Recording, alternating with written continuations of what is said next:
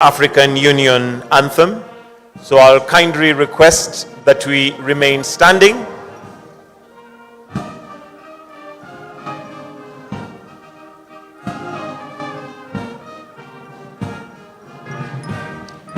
Let's please clear the front.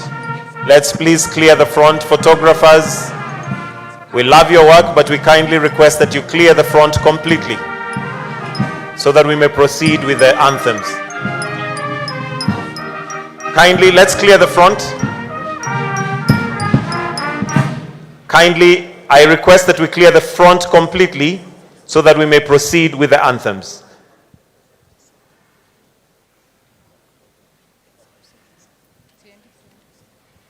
Former President, His Excellency Chisano, kindly your seat is right here in front, if you may progress to come this way. And for now, with all of us standing, we'll start with the Kenyan National Anthem, followed by the African Union Anthem, the Kenyan Anthem.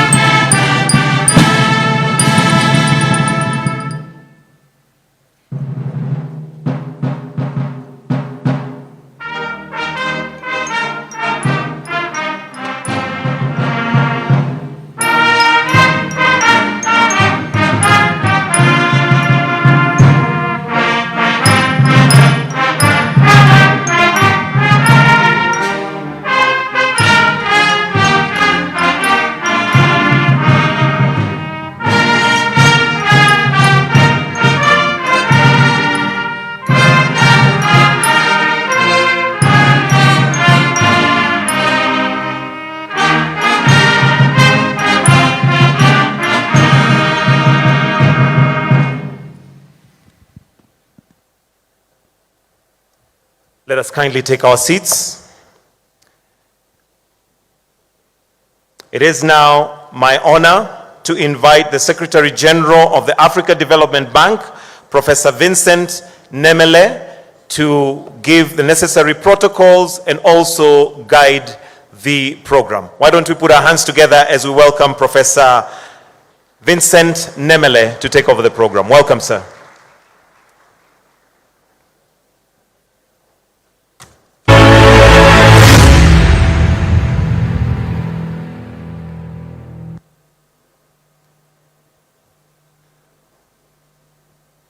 His Excellency Dr. William Samoei Ruto, President of the Republic of Kenya. His Excellency Mr. Denis Sassou Nguesso, President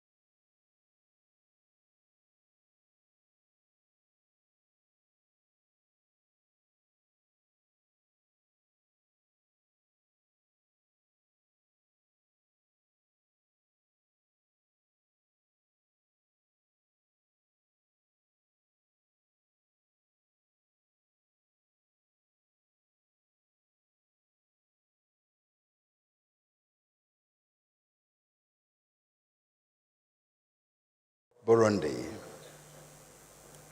Her Excellency Ms. Sarah Kungongelwa Amadila, Prime Minister of the Republic of Namibia. His Excellency Mr. Ali Lamin Zain, Prime Minister of the Republic of Niger. His Excellency Mr. Alexandre Barrow Chambrier, Vice Prime Minister of the Republic of Gabon.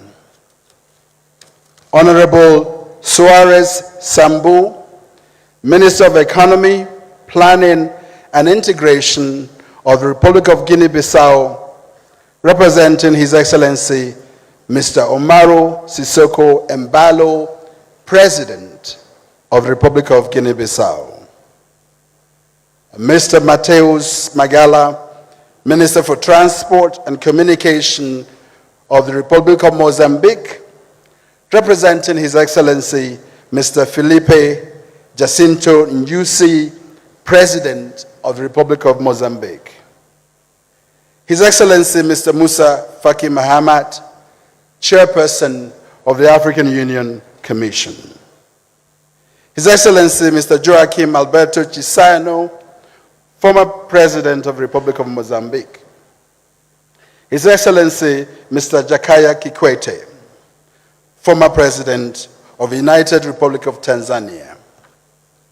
Honorable Professor Njunguna Ndungu, Cabinet Secretary for the National Treasury and Economic Planning, and AFDB Governor and Chairperson of the Boards of Governors of the African Development Bank Group.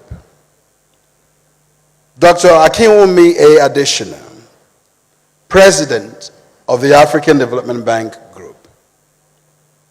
Honorable Governors of the African Development Bank Group, alternate Governors of the African Development Bank Group, senior officials of the Republic of Kenya, heads of regional communities and financial institutions, members of the diplomatic corps, executive directors of the African Development Bank Group, senior managements and staff of the African Development Bank Group, media houses, distinguished guests, ladies and gentlemen. My name is Vincent Mehele, Secretary General of the African Development Bank Group. I will be facilitating this opening ceremony. And it gives me great pleasure to welcome you to the 2024 annual meetings of the Boards of Governors of the African Development Bank Group. Also, the annual meeting of the African Development Bank, African Development Fund in this beautiful city of Nairobi, also fondly known as the Green City in the Sun. The annual meetings this year are significant in that they flag off the commemoration of the 60th anniversary of the African Development Bank. On this auspicious occasion of the annual meetings, as our shareholders meet once again to take stock of the bank group's activities and performance and to make decisions, I would like to express our profound gratitude to you all for kindly and favorably responding to our invitation. There is a lot in store for everyone during this week, as you will notice from the lineup of knowledge events, numerous side events, social and hospitality events. Before we delve into the heart of the event, allow me, ladies and gentlemen, to convey our deepest, and I mean deepest and sincere appreciation to the Honorable Professor Njunguna Ndungu, Cabinet Secretary for National Treasury and Economic Planning, AFDB Governor and Chairperson of the Boards of Governors, for his sterling work and dedication during his tenure at the helm of affairs of the bank's highest decision-making body, and for ensuring that Kenya, as host, held nothing back in ensuring that we had very successful annual meetings. Please join me to thank him.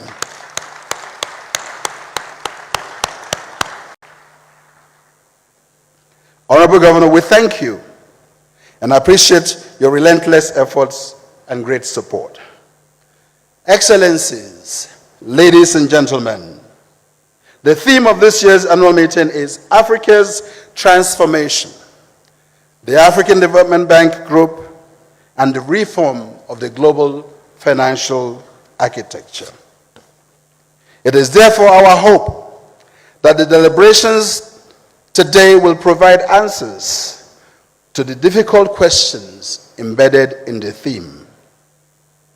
Excellencies, ladies and gentlemen, without much further ado, I'd like to present the program of the opening ceremony.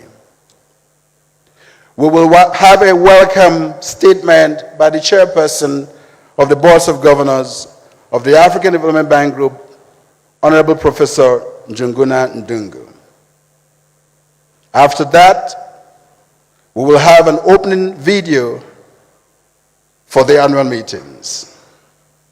And that will be followed by the keynote speech of the President of the African Development Bank, President Akinwumi A. Adesina.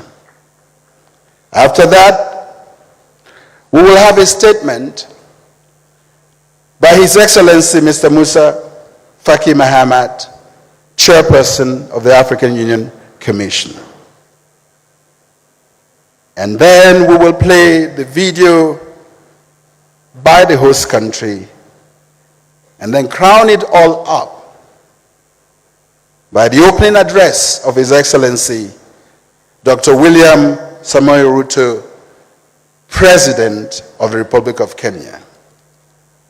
Ladies and gentlemen, it is now my privilege and honor to call upon the Honorable Professor Njuguna Ndungu, Cabinet Secretary for National Treasury and Economic Planning, AFDB Governor for Kenya, and the Chairperson of the Board of Governors of the African Development Bank Group, to deliver his welcome statement. Mr. Chairman.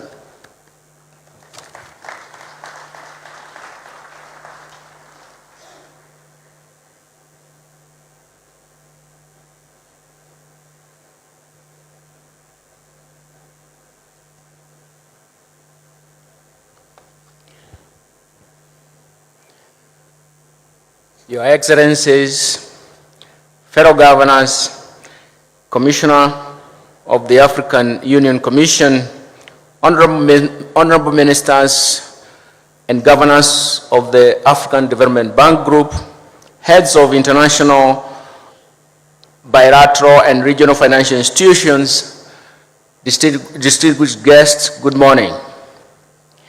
On behalf of the Kenya government and Chair of the African Development Bank Boards of Governors, allow me to take this opportunity to welcome you all to Nairobi for the 59th annual meetings of the African Development Bank Group.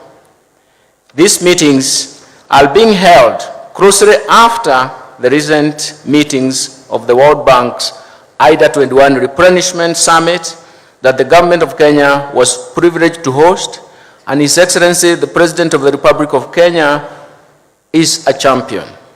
I'm therefore delighted to welcome you back here at home in Nairobi. First, I want to begin by expressing our deepest appreciation for the warm and cordial relationship that exists between the African continent and our premier development bank, the African Development Bank. The African Development Bank mandate remains relevant and important to the African continent as it supports a wide range of development activities that have supported in many ways the process towards economic vibrancy, economic growth, job creation, improved incomes, and better living conditions for the Africans and the African economies. We wish to reassure the bank of our continued commitment to this fruitful partnership and collaboration. Allow me also to convey my appreciation to the bank group for delivering a very relevant theme for this year's annual meetings, which is Africa's transformation, African Development Bank Group, and reform of the global financial architecture. This resonates quite well with the current global agenda and discourse on the need to reform the global financial architecture to be responsive to the dynamic needs of our continent. I'm glad that the annual meetings includes high-level plenary session for the launch of the bank's flagship publication, the 2024 African Economic Outlook, a presidential dialogue and thematic knowledge events on the theme. And this provides us with a unique opportunity to address Africa's challenges and opportunities at the highest decision-making levels. Consistent with the theme of the annual meetings, the focus of the knowledge event aims to fast-track structural transformation in Africa.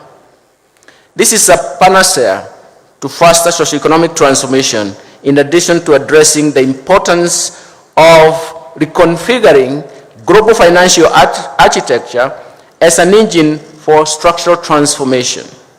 It is comforting to note that the bank's group's contribution towards Africa's socioeconomic transformation in 60 years of existence, especially on infrastructure, has been such monumental, with a significant and important mark in spite of the limited level of resources when compared to other global multilateral development institutions. Excellencies, ladies and gentlemen, as we reaffirm our strong support to the African Development Bank, I urge colleague governors to deepen their discussions around the increase of the general callable capital. This will protect the bank's AAA rating on a sustainable basis against recurrent external shocks, including downgrade of its AAA rated shareholders. This will enable the bank to maintain its rating trajectory and preserve its position as a strategic lender and the premier development finance institutions in Africa. But above all, reform that is consistent with the theme of the 2024 annual meetings. Excellencies, ladies and gentlemen, in the midst of the global and even regional challenges, we have opportunities to reboot our policy framework and efforts to develop a more competitive and integrated economies in Africa that will attract greater investment.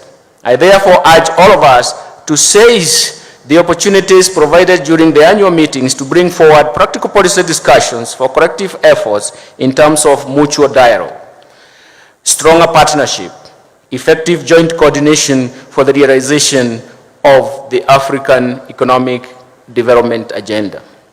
With these remarks, I wish all of you fruitful discussions and present stay in Nairobi, Kenya, which has many rich offerings outside your formal sessions that I would like to invite you to sample. Asante sana. Thank you very much.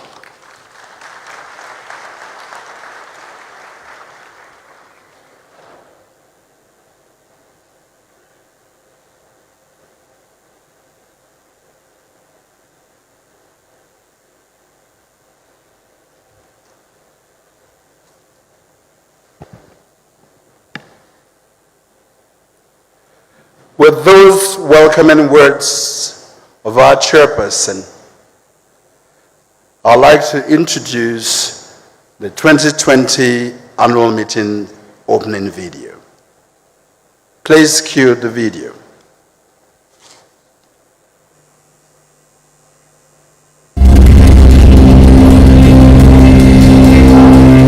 With all the minerals we have, oil, gas, metals, forest resources, carbon resources, and everything that we have, it's indefensible that Africa is poor. And I think that the wealth of Africa has been undervalued in many, many ways. Africa has the potential to drive global emissions down and grow sustainably as the world transitions towards renewable energy. Africa hosts the world's largest green energy sources, including solar, wind, hydropower, and geothermal. But Africa loses $7 to $15 billion a year from adverse climate conditions. The continent only accounts for 3% of global emissions, but receives about 3% of global climate financing. Africa receives only 0.5% of global development aid to fight against poverty, and African countries pay up to 5 times more in financing than most developed countries. Simply put, the cost of debt is drying up Africa's economic growth. Is it fair? To achieve the United Nations Sustainable Development Goals by 2030, the African Union's Agenda 2063 and the African Development Bank's High Five priorities, the global financial architecture needs to be reformed. If we choose transformative, new and right actions, if the global community starts accounting for the natural untapped capital owned by a country as a share of its GDP, African countries in particular would be able to access more affordable financing and better credit ratings. If the world simplifies global climate finance systems, it would increase access to global climate aid for the African countries that need it the most. If domestic resources are not used to pay the cost of debt, Africa could accelerate industrialization and develop green energies as industries. To do so, multilateral development banks have a critical role to play.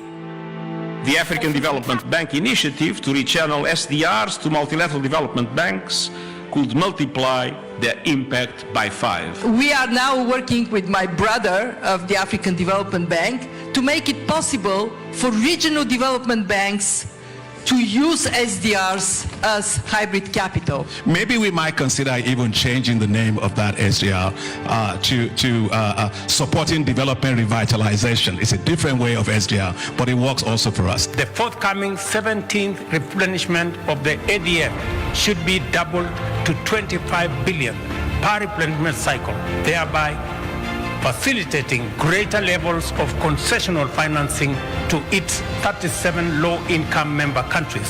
And when we say we want to deconstruct the risk that makes the lending to the global south prohibitively expensive as compared to lending in the global north, then I think we know what we mean. We are not talking about charity. Ultimately, the reforms to the international financial institutions will benefit all of us. We need to turn ifs into realities for the multilateral development banks to finance even more transformative, innovative and sustainable projects. It is to the African Development Bank Group's credit that it has tangibly supported more than 5,400 projects in 60 years and in the process improved the lives of millions of people. Je suis très heureux parce que je sais que mes amis, mes descendants, mes enfants, tout le monde va passer sur ce pont. Et ça rallie tout Abidjan. La Y4 est ouverte, le tunnel d'Abobo est ouvert, le canal est ouvert. On va aussi au tsunami. On s'en a pas non soleil. Et on s'en on ici à Ehonos. I'm very happy because this time I'm receiving a lot of customers from both two countries, Malawi and Zambia.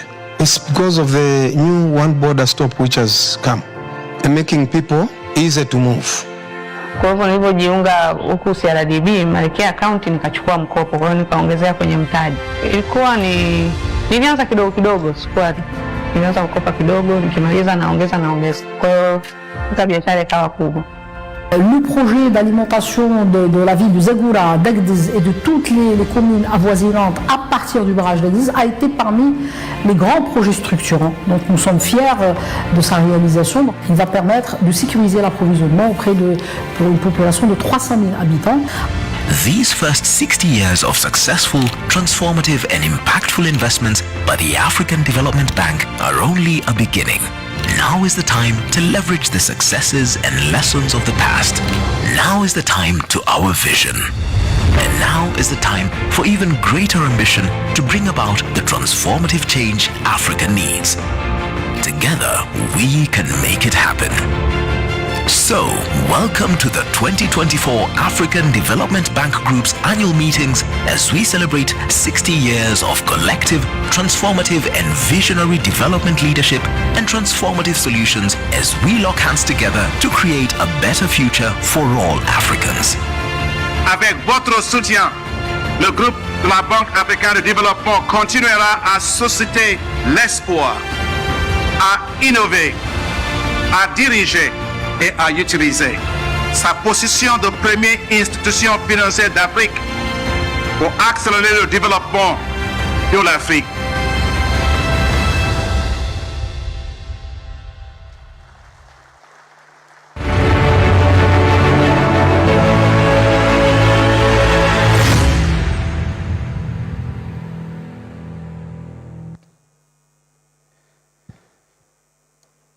Isn't that wonderful?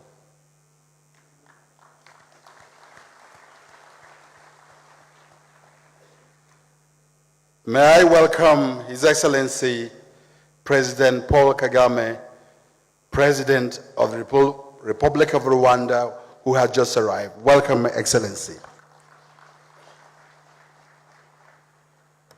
Excellencies, ladies and gentlemen, please join me in welcoming. They have given him so many names. Some call him the evangelist in chief, and others call him the optimist in chief. The president of the African Development Bank, Dr. Akinwumi A. Adesina, who apparently is the AAA president of a AAA bank. Welcome, Mr. President.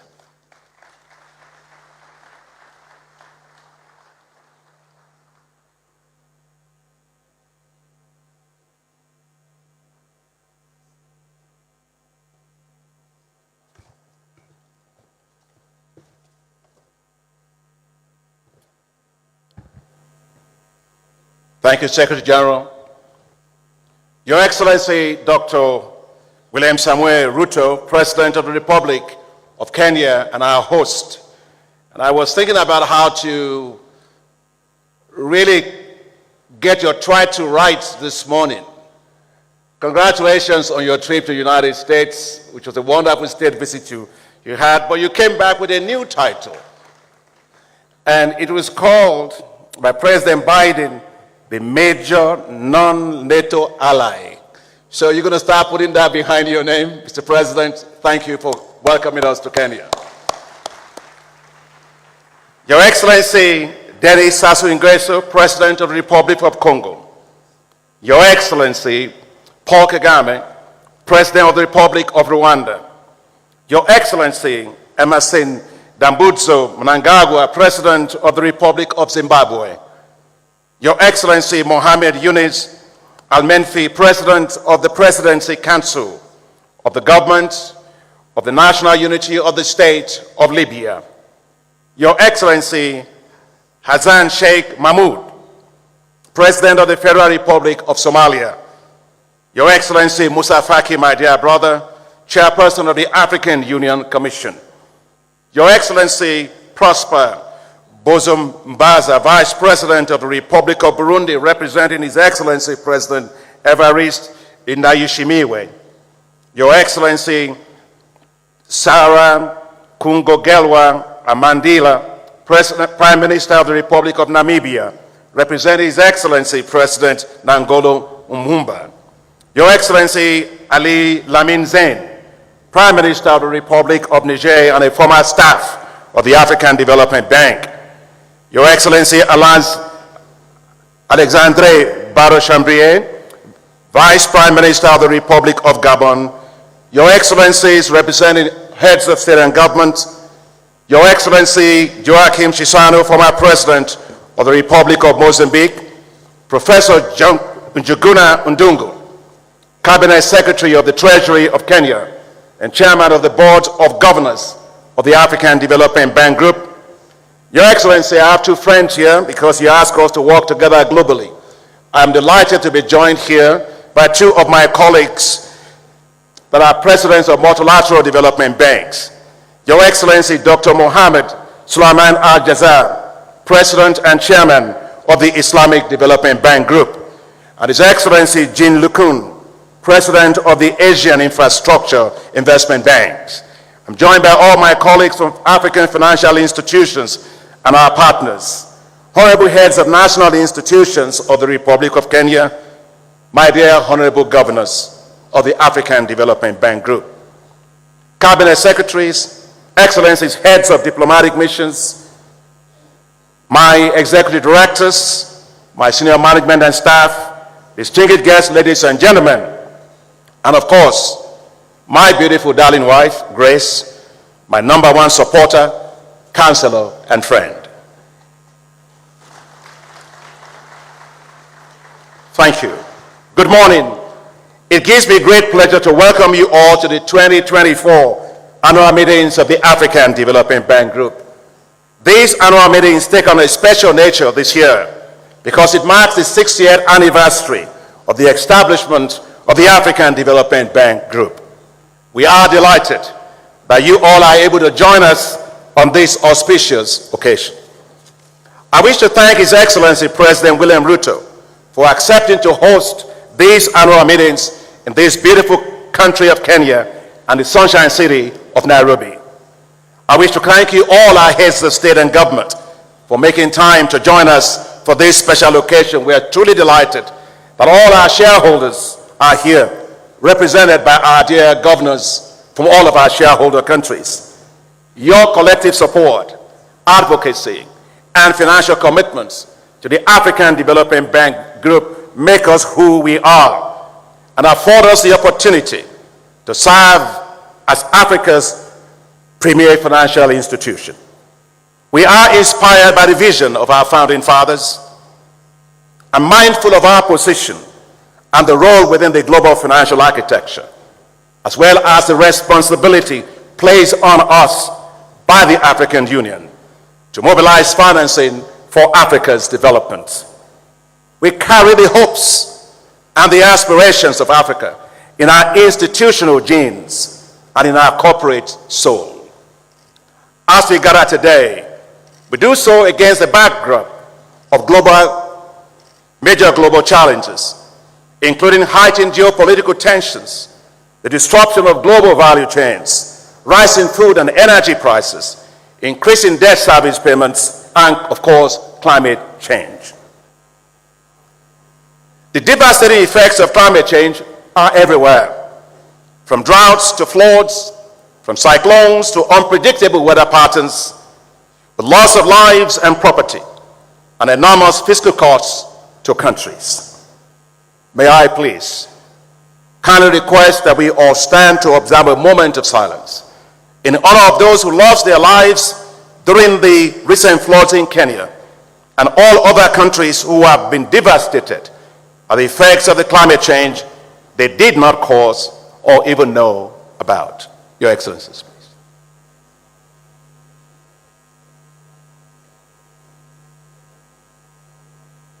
Thank you very much. May their souls rest in peace. Even as we remember them, we must be resolute about taking decisive action to build more climate resilient economies.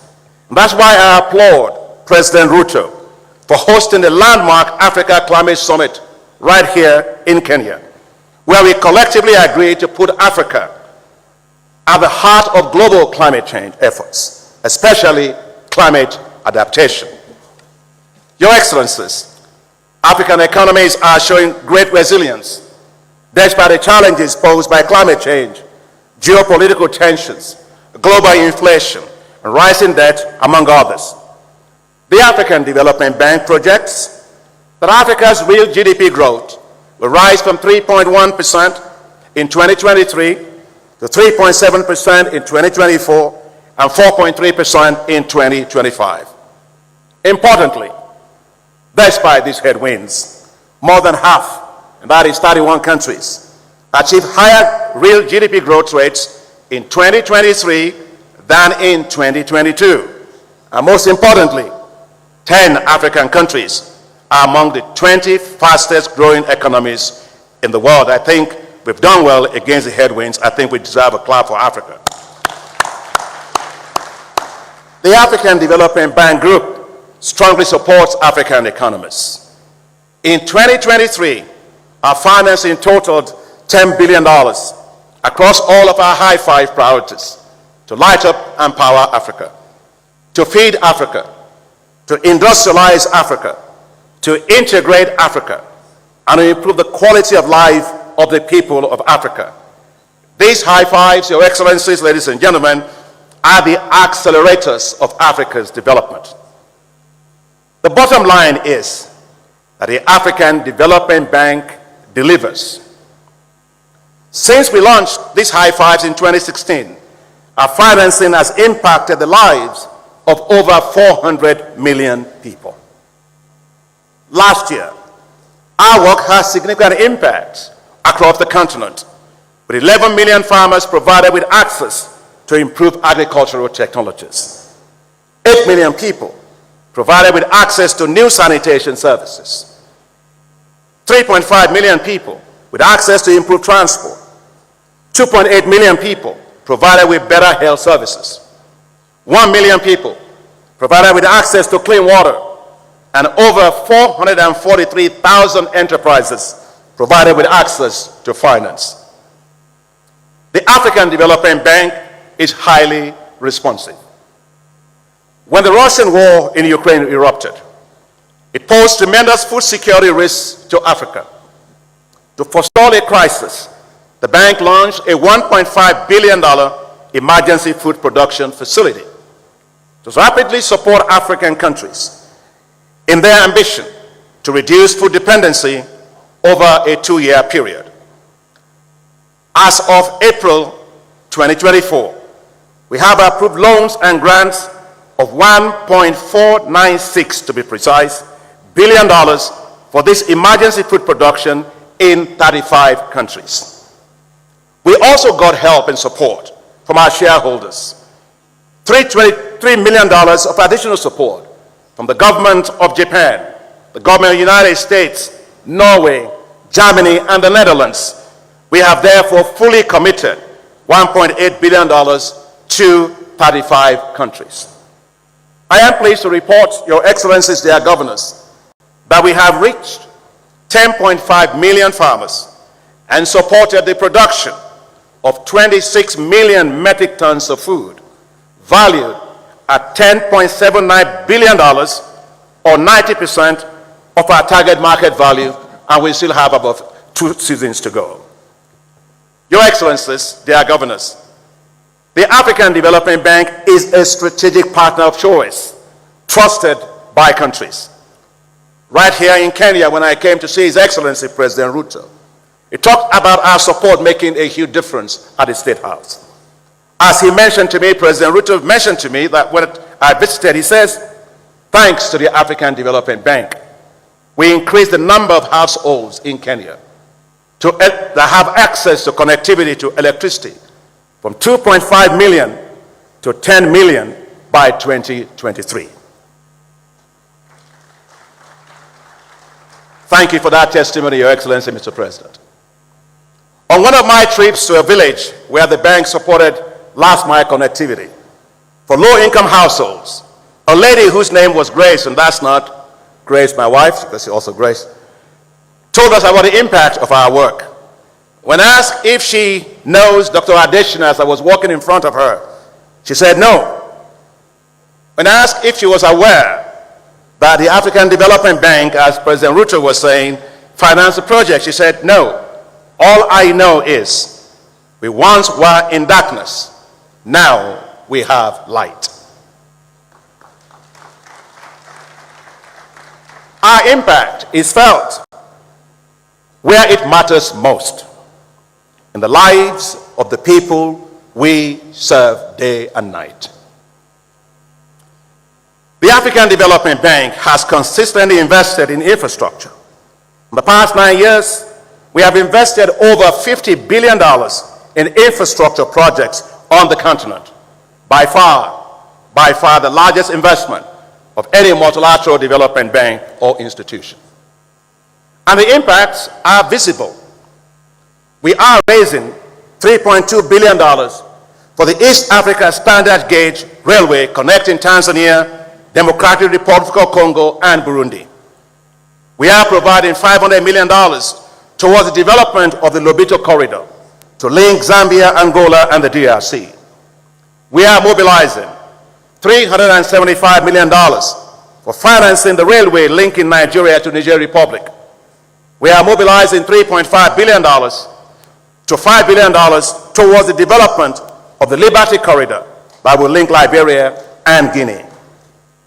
We have worked with our partners under the Africa Investment Forum to mobilize $15.6 billion of investment commitment towards the development of the Lagos-Abidjan corridor Together with Africa 50, whose board I share and is a great institution, we are mobilizing $630 million for the construction of the road and rail to link the Republic of Congo and the Democratic Republic of Congo. We are financing the Guasib-Nado Highway in Morocco and the 1,000-kilometer highway linking Addis Ababa to Nairobi and Mombasa, which has expanded trade flows between Ethiopia and Kenya by 400%. That's who we are, a solutions and impact-driven bank. The African Development Bank, your bank, is in very strong financial shape. We have maintained our AAA rating, the only AAA rated financial institution in Africa, by all global credit rating agencies. The bank posted strong financial records for the year 2023. First, income from loans and treasury investments increased from $775 million in 2022 to $1.73 billion in 2023, an increase of 123%. Second, the net income before distributions at $545 million is the largest ever in the history of the African Development Bank. Third, the amount that we allocate to reserve to build our liquidity buffers, $335 million, is also the highest ever in the history of the bank. I wish to thank the executive directors of the bank and their advisors, as well as my senior management and staff at the bank for their hard work and efforts, and please join me in thanking them. Yet, as we make these efforts, we recognize that a lot more financing is needed to accelerate Africa's growth and development. The calls for reforms of the global financial architecture is necessary to mobilize even more financial resources to achieve Africa's sustainable development goals. The G20 Capital Adequacy Framework called for multilateral development banks to optimize their balance sheets, to raise more financing to support countries. The African Development Bank, your excellencies, our dear governors, ladies and gentlemen, heeded that call. We have been at the forefront of several financial innovations to achieve this. Last month, the African Development Bank issued a hybrid capital on the global capital market, the first ever by a multilateral development bank, creating a new global asset class for investors. These $750 million hybrid capital will be leveraged 3 to 4 times to expand the bank's lending capacity. I am delighted that 2 weeks ago, the Executive Board of the International Monetary Fund, IMF, approved the use of the special drawing rights, SDRs, as hybrid capital, which is based on the proposal developed by the African Development Bank and the Inter-American Development Bank. If the approved limit of $20 billion of the SDRs is challenged to multilateral development banks like us, we can leverage these to deliver at least $80 billion of new financial support. I would like to use this time to thank you, our heads of states and government, for the advocacy that you have maintained on this particular issue at every single step, and also for the chairman of the African Union Commission, my dear brother Musa Faki, for all of the advocacy that you have also maintained, and for all of our governors for supporting us in this particular area. We are very grateful. Thank you very, very much. Now I wish to ask for the support of all of our shareholders to make this a reality. Your Excellencies, dear governors, ladies and gentlemen, to tackle climate change, the African Development Bank is well on its way to reaching our goal of mobilizing $25 billion in climate finance. Last year, we devoted 45% of our total lending to climate finance. Our climate action window, under 16th replenishment of the African Development Fund, with support from the governments of the United Kingdom, Netherlands, Germany, and Switzerland opened its first call for proposals. The response was amazing. It received over 2,000 proposals, and the 359 shortlisted application requests were close to $4 billion. The bank, your bank, is building strong and effective global partnerships to deliver more for Africa. Through the support of the G7, we are accelerating women's access to finance through what we call the Affirmative Finance Action for Women in Africa, or AFAWA, in partnership with the Africa Guarantee Fund, which is now working with 169 financial institutions in 43 countries. And I would like to say that Africa will go faster when we make sure that it flies with two wings. No bird flies with one wing. When we support our women, they actually run most of our economies. I think Africa will go faster, more inclusively. AFAWA, Your Excellencies, their governance is the first ever gender-focused collateralized significant risk transfer with counter guarantees provided by the government of Netherlands and France in support of scaling of finance for women.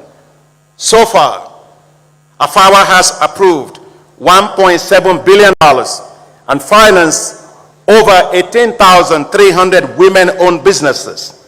And by the end of this year, AFAWA will have reached $2 billion in support of 30,000 women-owned small and medium-sized enterprises. Your Excellencies, their governors, to support youth entrepreneurship in Africa and to create youth-based wealth, the bank has established Youth Entrepreneurship Investment Banks in partnership with the French Development Agency, Agence Française de Développement, and other partners with support from the bank's multi-donor Youth Entrepreneurship Trust Fund. Ever since our board approved the first two Youth Entrepreneurship Investment Banks in Liberia with $16 million of funding, and Ethiopia recently with $12 million of funding, several countries, including Nigeria, Rwanda, Cote d'Ivoire, Tunisia, Togo, Egypt, South Africa, Zambia, Botswana, DRC, are working on submissions of their request. Your Excellencies, the bank is working with several partners to ramp up support for digital and creative sectors to create more jobs. Together with Islamic Development Bank, and my brother Al-Jassar is here, and the Agence Française de Développement, we financed $618 million IDICE program called Initiative for the Development of Digital and Creative Enterprises in Nigeria that will create 6 million jobs and add $6.4 billion to the economy. The African Development Bank, Africa 50, and the African Union established what's called the Alliance for Green Infrastructure in Africa, or AGIA, which will mobilize $10 billion for green infrastructure in Africa and speed up Africa's green transitions. I am delighted that at the G7 Ministerial Conference in Italy just a few days ago, they gave global endorsement for AGIA. Together with the Islamic Development Bank, the International Fund for Agricultural Development, the OPEC Fund, the Arab Bank for Economic Development in Africa, the Africa Export and Import Bank, and the West African Development Bank, we are establishing what's called special agro-industrial processing zones in 11 African countries, including a $3 billion facility by the African Development Bank, Afri-Exim Bank, and the Arise platform. Your Excellencies, they ask us to work together as multilateral development banks, and we are doing that. At the spring meetings of the World Bank Group, President Ajay Banga and I launched a joint bold effort to connect 300 million people in Africa to electricity by 2030. We will host this year, together with Your Excellencies, an Africa Energy Summit later this year. I must say, this marks the first time for our institution. So not only are we reforming, but we are also changing how we work together as a system to deliver greater impacts at scale. That's because together we can, and we will achieve more. Your Excellencies, for generations, women in Africa have borne the brunt of risks and hardships associated with cooking. Nothing could be more important than ensuring 1.2 billion people, majority of whom are women across Africa, have access to clean cooking solutions. I didn't start using glasses because I went to university and got smart. I started using glasses because as a kid I was blowing charcoal into the cooking stoves of my mother. And when she bought a cooker for which we can turn on the gas, it was blue, I had to invite my friends to come and see it. In fact, I was turning it on because of the smell, because it was so different from the kind of smell that I used to have. So when we are talking about energy transitions, that is the kind of transition some of us have gone through. And therefore, I believe no woman and no child should ever have to die from the risk associated with smoke inhalation and other hazards. Because today, we lose 300,000 women for trying to cook a decent meal. Another 300,000 of their kids dying for trying to cook a decent meal. Enough is enough. It's not just about lighting a stove, it's about life itself. It is about dignity for women. And it is about protecting the environment from massive deforestation and a reliance on biofuel, biomass, firewood, and charcoal. And that's why I was honored and privileged to co-chair the Clean Cooking in Africa Summit with Our Excellency Samia Suluhu Hassan, the President of the Republic of Tanzania, who did a marvelous job, His Excellency Jonas Thor, the Prime Minister of Norway, and Dr. Birol, the Executive Director of the International Energy Agency. The African Development Bank led the way by committing to provide $2 billion towards clean cooking solutions for women over the next 10 years.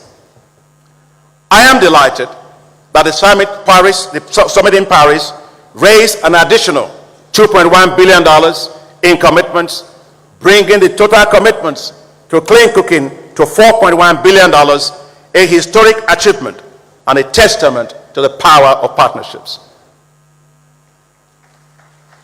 Thank you very much. I thank you, all our shareholders across all 81 member countries, for providing us the support and the resources we need to serve Africa better. With your continued support, we will drive a bolder, bigger, and better agenda for Africa. I thank you, our partners, for joining your hands with ours as we deliver more together for Africa and as we have done for the last 60 years. I thank you, our dear heads of states, your excellencies, heads of state and government, as you lead and as you show passion and commitment to the African Development Bank Group, to our continent, and for your generosity towards our efforts with you in your countries.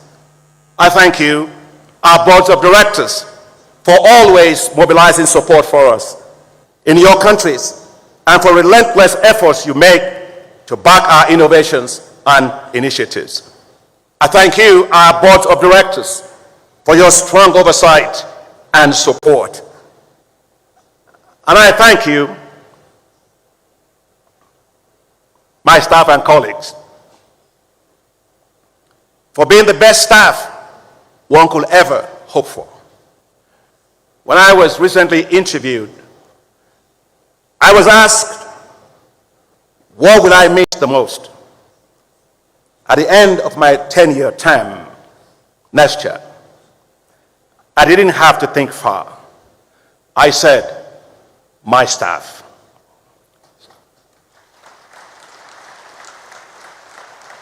So I'd like my staff to please stand. All my staff to stand.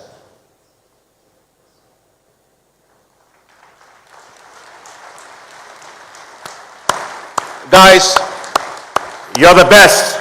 Thank you for all that you do every single day. Please sit down. Together, let's all drive Africa's development forward, relentlessly, innovatively, and in more impactful ways. I remember when you elected me in 2015, I said at the time that this is not a job. This is a mission. After all, nothing could be more important than somebody being given the responsibility and the resources to go and change the place of our birth. So let's continue to make a difference, and let's continue to make Africa proud. Thank you all. God bless you all. Asante sana.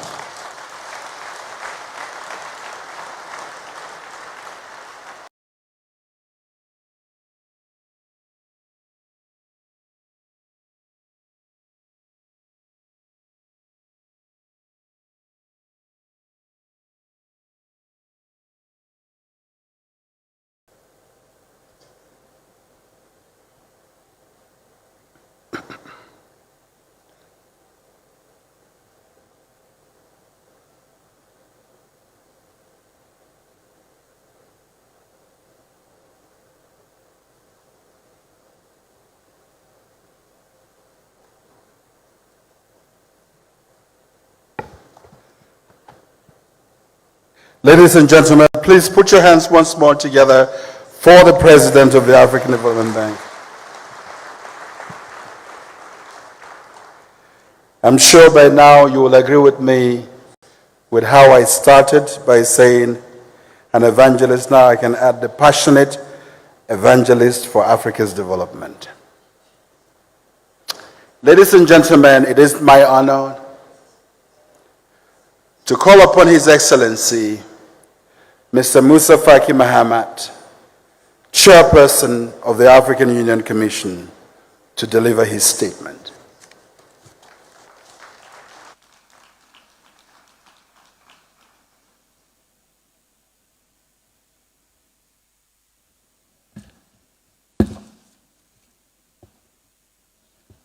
Your Excellency, Dr. William Samoei Ruto, President of the Republic of Kenya, Your Excellencies, Head of State, Government and Delegations, Excellencies, former Head of State, Honorable Ministers, Dr. Hakim Adesina, President of the African Development Bank Group, distinguished representatives of African multilateral financial institutions, distinguished representatives of the diplomatic corps and development partners, ladies and gentlemen. It is with real pleasure that I address this August Assembly gathered here for the annual meetings of the African Development Bank. I would like to take this opportunity to express my sincere gratitude to President William Ruto, the government and the people of Kenya for the brotherly and warm welcome accorded to me in this beautiful and the large city of Nairobi, which has warmly accustomed me to it every time I return. Indeed, Nairobi has forged a formidable reputation as a premier hosting place for conferences at which key issues concerning the future of our continent are discussed. The African Union is grateful to you. I also wish to express my thanks to the President of the African Development Bank, my brother and friend, Dr. Hakim Adesina, whose passionate commitment to Africa's development, present and the future, has never wavered. Mr. President, thank you for your invitation to the African Union to this important meeting. Excellences, Mesdames et Messieurs, cette rencontre se tient dans un contexte marqué par un enchevêtrement de crises géopolitiques et économiques, aggravé par ailleurs par les effets de la pandémie de la COVID-19, dont la rémanence est loin d'avoir encouragé la stabilité sociale et politique de nos États membres, en dépit d'une résilience africaine à la catastrophe mondiale. Pour y faire face, tous nos États membres ont été pris dans l'engrenage d'un endettement toujours pernicieux qui les maintient sous le joug des créanciers aux exigences étouffantes malgré les nombreuses promesses d'allègement de ce fardeau. Ces recours, parfois excessifs à l'endettement, bien qu'ils puissent être expliqués par un ensemble de facteurs endogènes, est également imputable à un modèle de financement extérieur combinant l'aide au développement, l'allègement du fardeau de la dette, les promesses du financement vert et l'attractivité des États africains pour les IDE.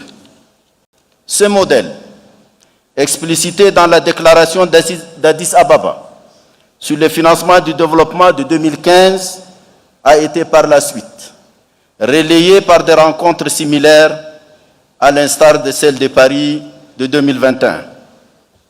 Les limites de ce modèle ont été établies sur la base de données objectives.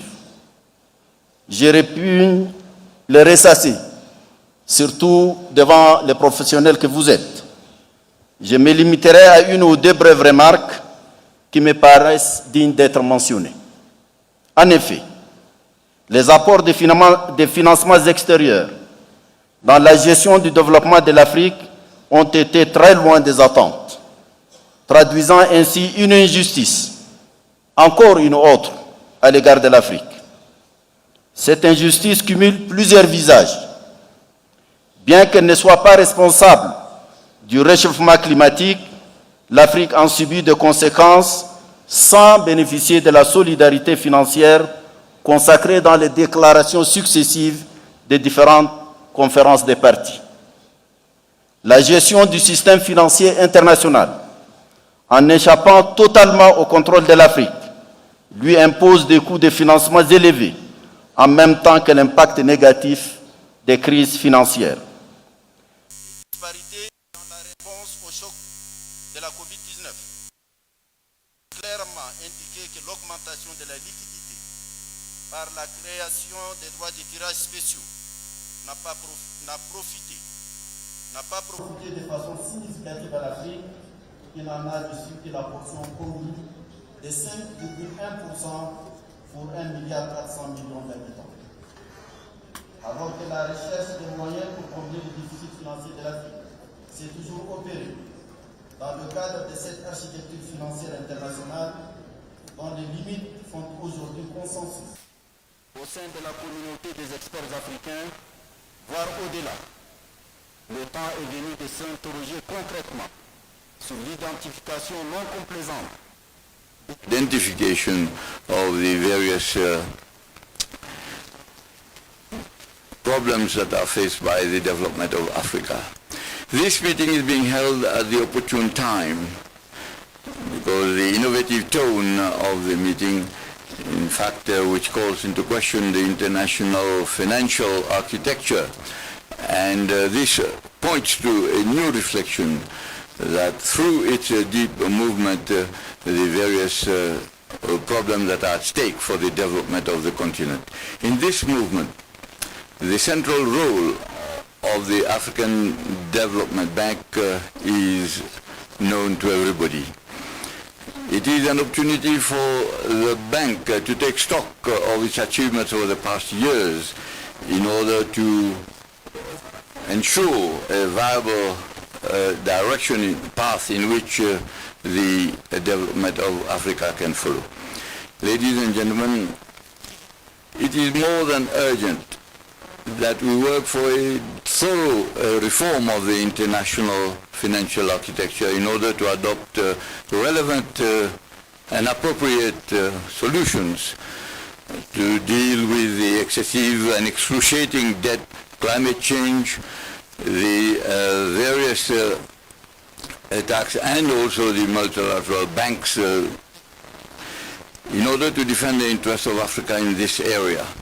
It is logical that all the African financial institutions present here and those which are absent to support the African Union in its movement that is to ensure a change, a reversal of the economic situation in the world. I welcome the accession of the African Union to be a permanent member of the G20. It is a decisive turning point, and it is a new hope for Africa, but it is to be involved in the process of the reform of the economic and financial governance of the world. It is an appropriate forum for our institutions and our countries to initiate together the process of formulating and working out the African common position on strategic issues, which is at the heart of the world financial institutions.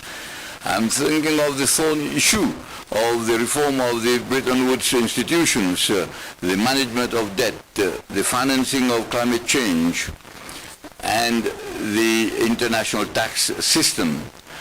When you look at, in the light of the ongoing development and also the preparation of the UN Convention, framework for a convention, to prepare a response to this international financial architecture, we have to carry out immediately our own financial and economic reforms with the establishment of African financial institutions, which have been established more than 20 years ago. I think it has been delayed for too long.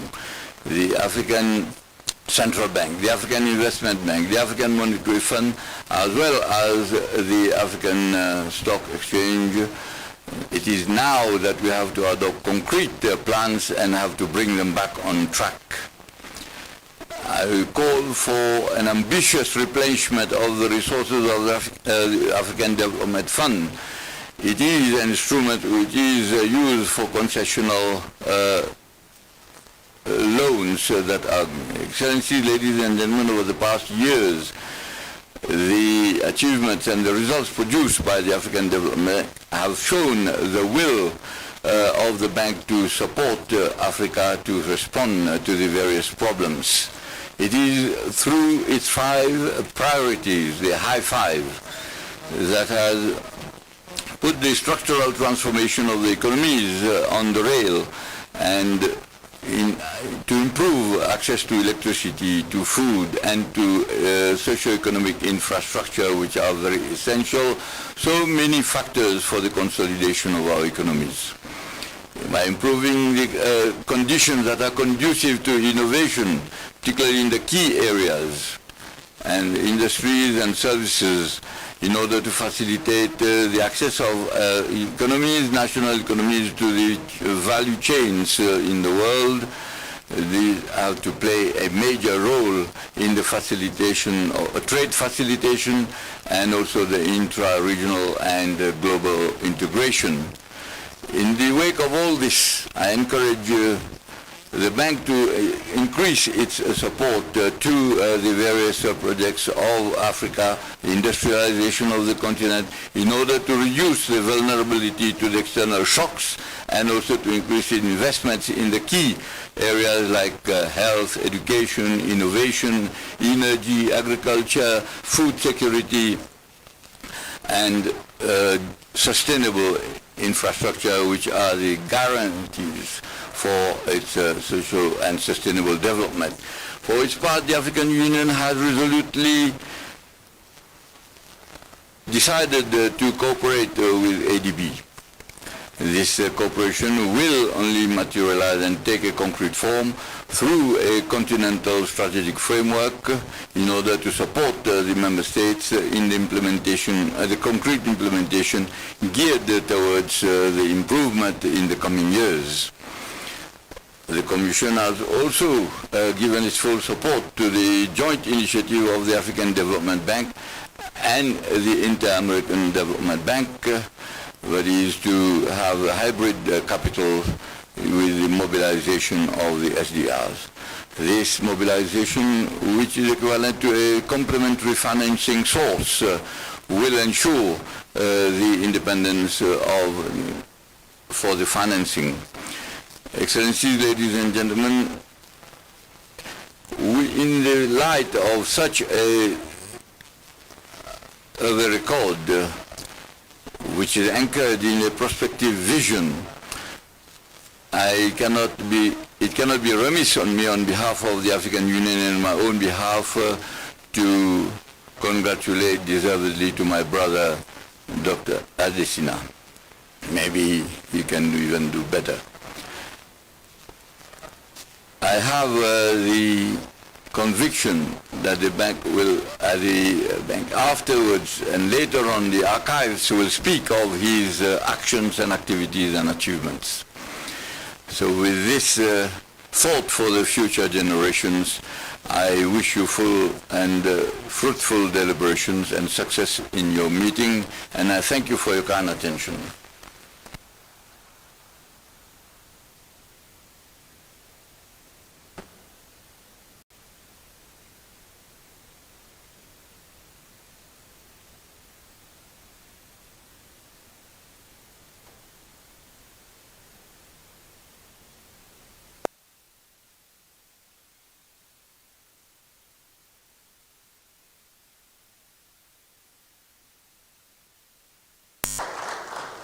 We are very close to the moment where we will hear from the chief host of the annual meetings.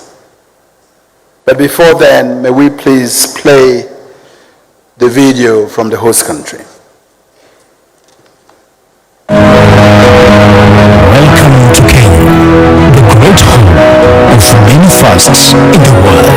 Sitting comfortably in a small corner of the eastern side of the African continent, Kenya is the economic powerhouse and the hub of East and Central Africa, and steadily realizing its full potential as a global player on the world stage. With a growing and youthful, creative and innovative population of about 54 million people, Kenya is the fourth largest economy in the sub-Saharan Africa, strategically located as a gateway to Africa, with strong growth prospects supported by an emerging urban middle class and an increasing appetite for high-level goods and services. Kenya is ranked 56th out of 190 economies in the Ease of Doing Business Index and boasts of a large pool of young, talented, highly educated, skilled and sought-after workforce in Africa. As an influential member of various trade blocs including East African Community EAC, COMESA and Africa Continental Free Trade Area, Kenya as a channel in providing seamless access to almost 560 million people across the region and potentially millions more through further integration into bigger economic communities across the continent and the world. It is the region's logistical hub, playing a big role as a transshipment hub for goods moving to landlocked countries in East and Central Africa through the expanded Mombasa and Lamu port. Kenya is also renowned for its coffee, flowers, fruits, vegetables, nuts and many more quality products, and continue to leave millions of international consumers in awe of the treasures of her fertile soil.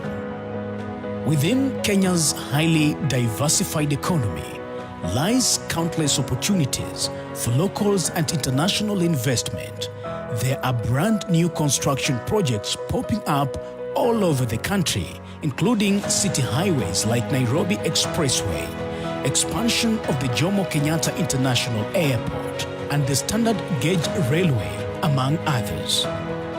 This exponential infrastructure development, coupled with political and economic stability locally and regionally, highlight enormous growth potential for several sectors including mining, agriculture, manufacturing, energy and the blue economy. Kenya has come a long way in its journey to become Africa's Silicon Savannah, from being just another outpost for multiple multinational companies to spawning revolutionary apps, softwares, and digital innovations that are the envy of even the most advanced economies in the world. And when the local and foreigners are not busy bolstering Kenya's economy, they're enjoying her bountiful natural beauty and vibrant city life. World-famous sites and attractions are dotted all over the country, on pristine beaches, wild plains, beautiful lakes, and towering mountain peaks. Not only is Kenya the home of some of the world's most beautiful sights and wildlife, it has also given rise to a number of prominent global figures who have shot to global stardom in international football, athletics, entertainment, and even world politics. So, as Africa and the world head into an uncertain yet promising future, Kenya continues to rise and sets the pace as a pioneer across the board with big, bold, and brave steps. This is Kenya. For more information, visit www.makeitkenya.go.ke.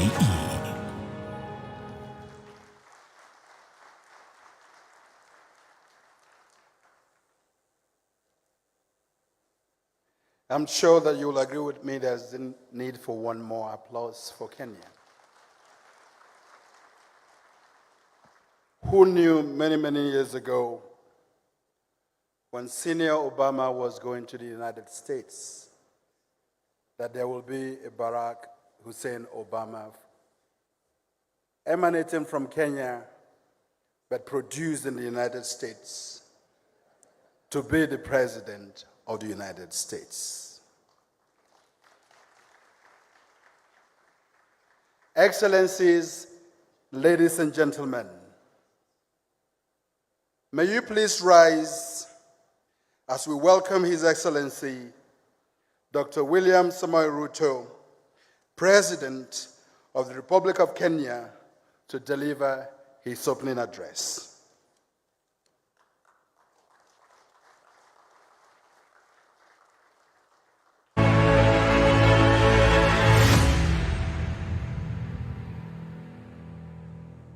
Thank you very much. Please take your seats.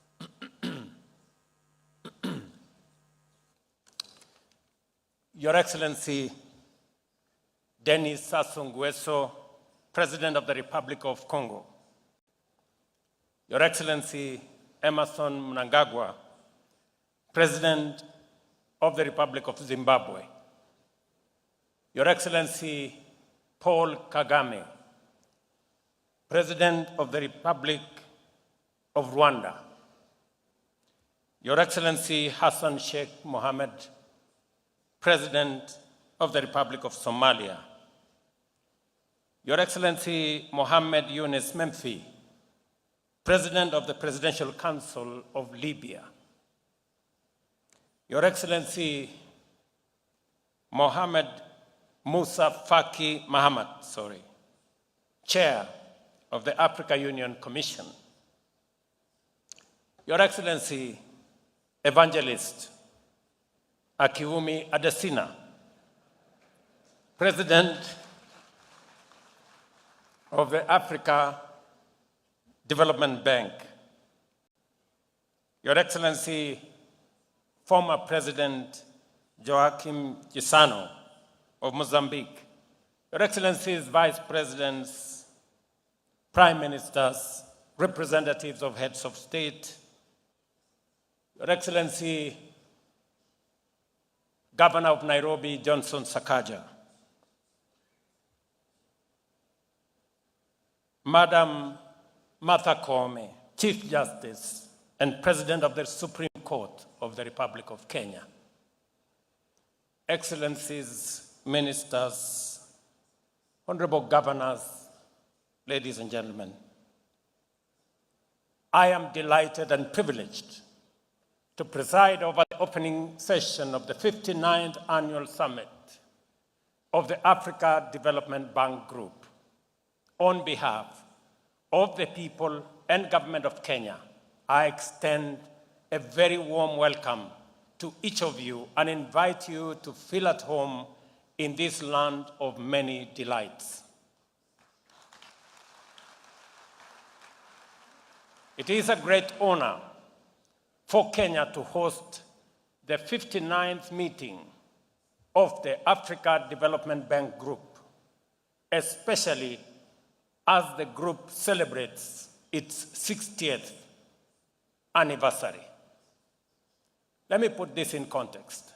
We had also the privilege to host the 30th anniversary of the Africa Development Group in 1994.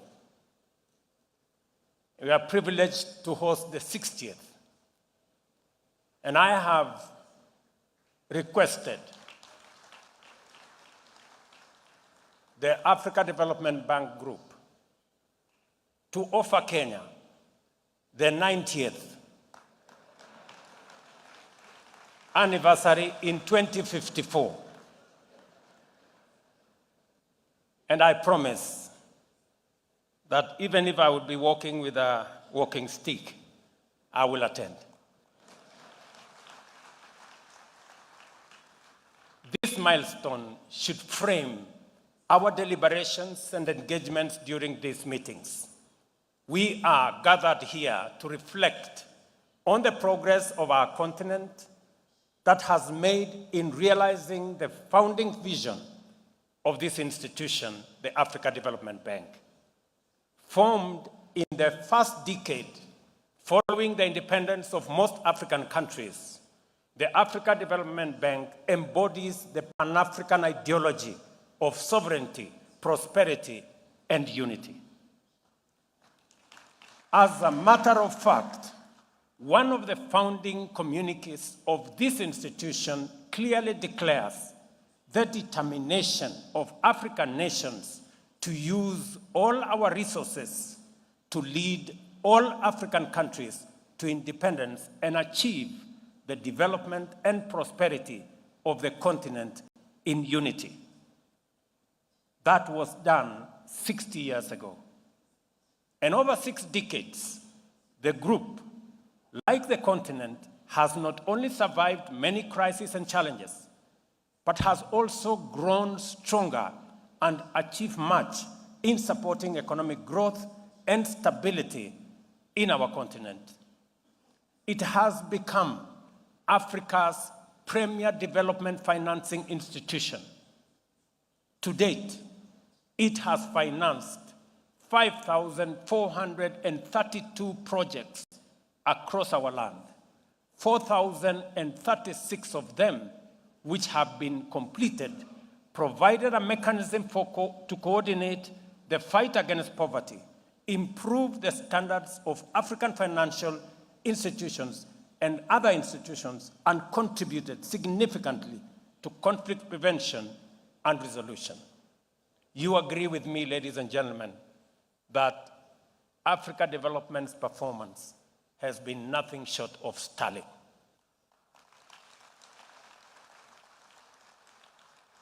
I think they deserve a better round of applause.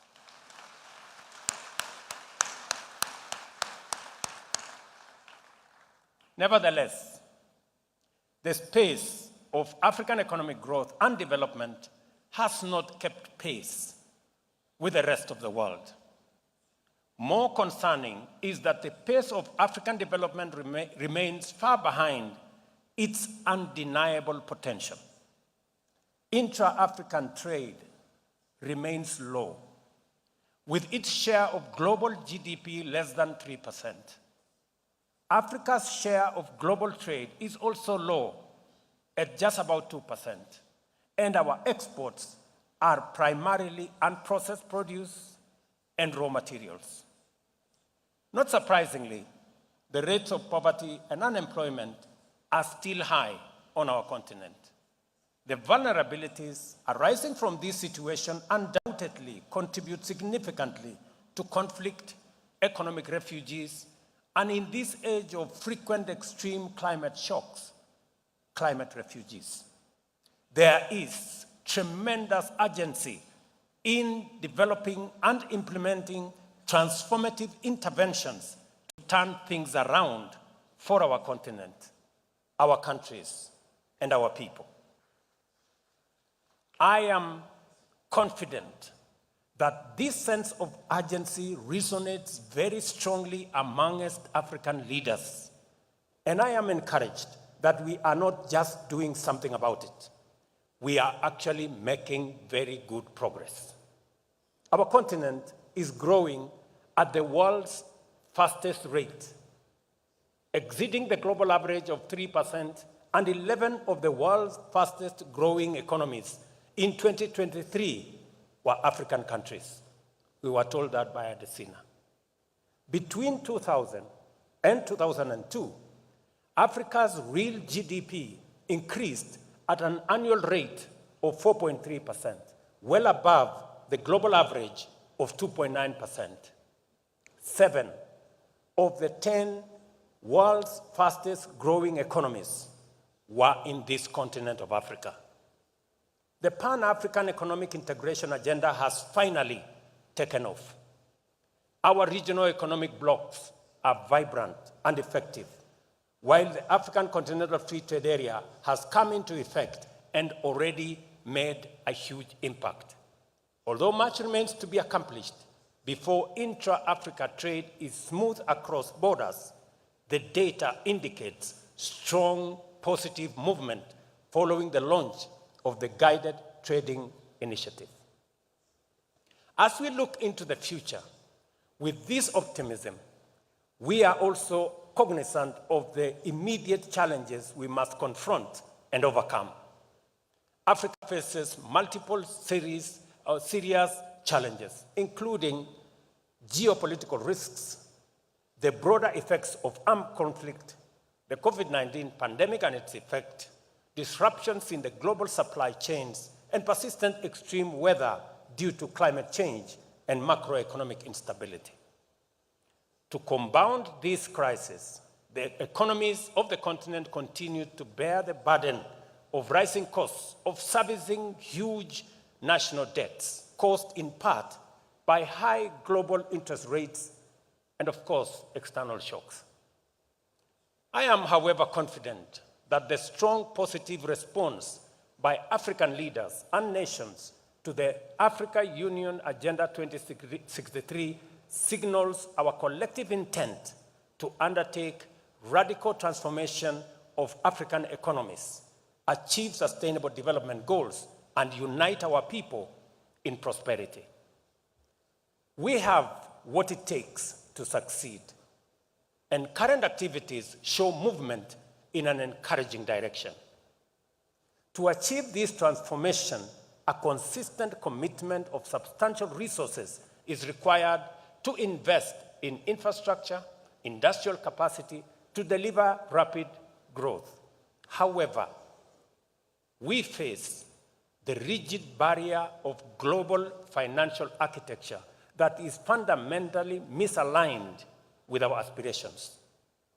We routinely borrow from international markets at rates far above those paid by the rest of the world, often up to 8 or 10 times more. These rates are said to factor in something arbitrary called risk profile that is notably not applied when considering mineral extraction, even in areas of active conflict.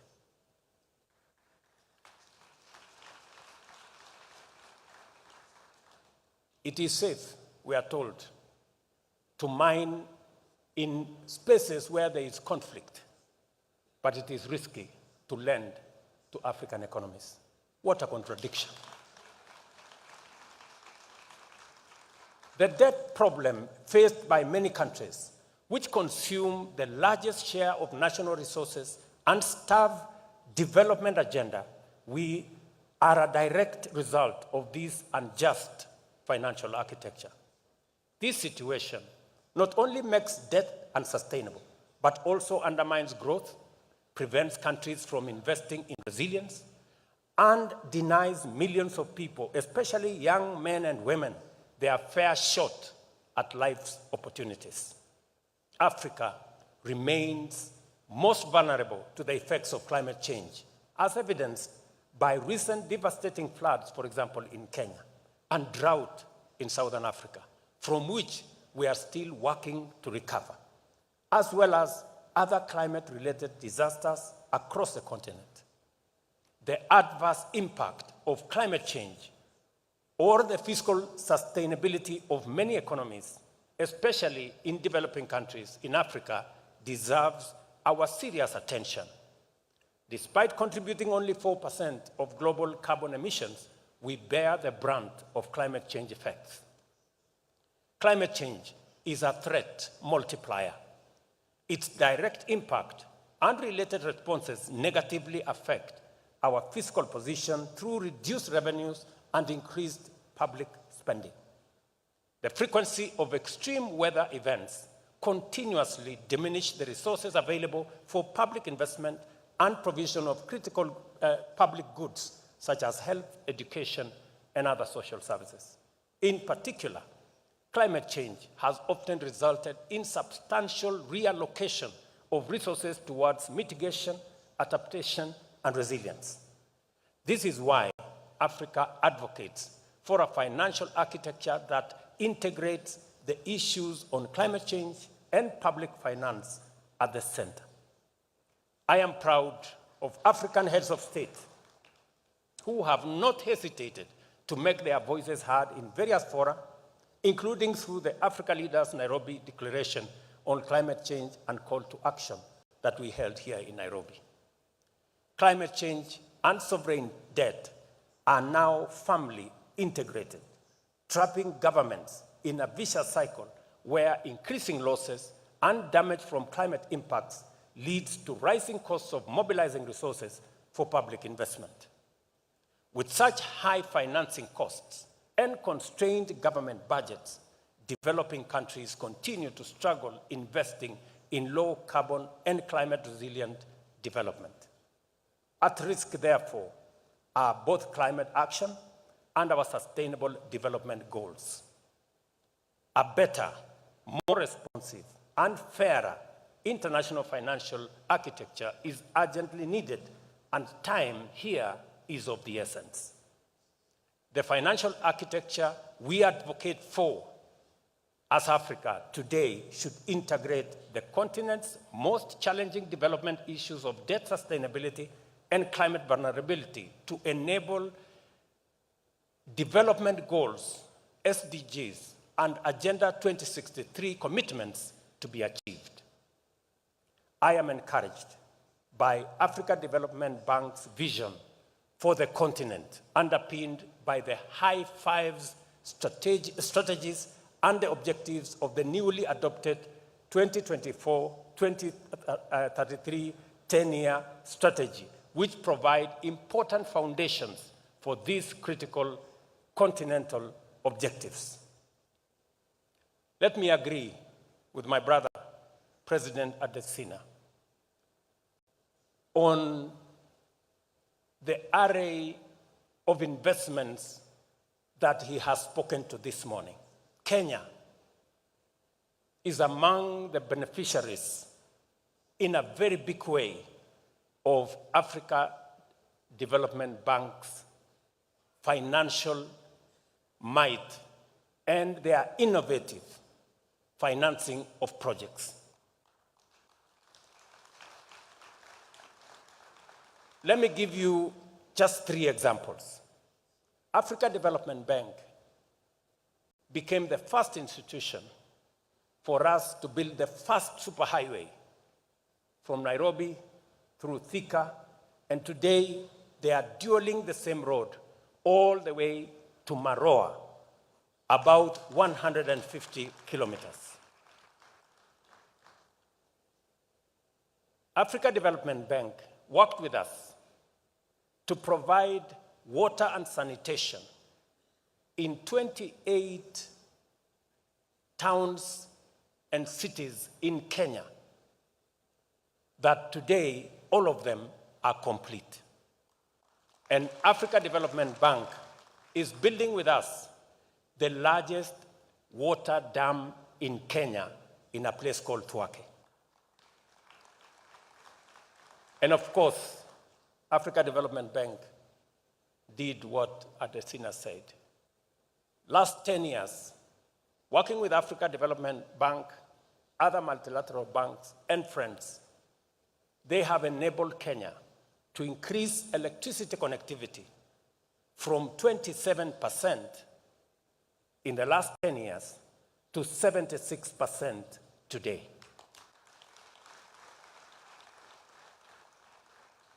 We have been clear and consistent in our advocacy. Africa is neither seeking handouts nor asking for charity. We are a continent of sovereign people who aspire to grow in a just multilateral system and access development financing on fair terms. Ladies and gentlemen, that is not too much to ask.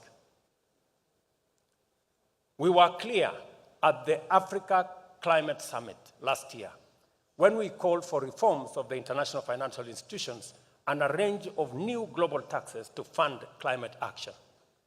We were clear at COP28 in Dubai last December when we once again emphasized the urgent need to mobilize investment for climate transition in developing countries from public and private sources globally. We also agreed to support the creation of markets that can mobilize resources at scale and called for the reform of the international financial architecture.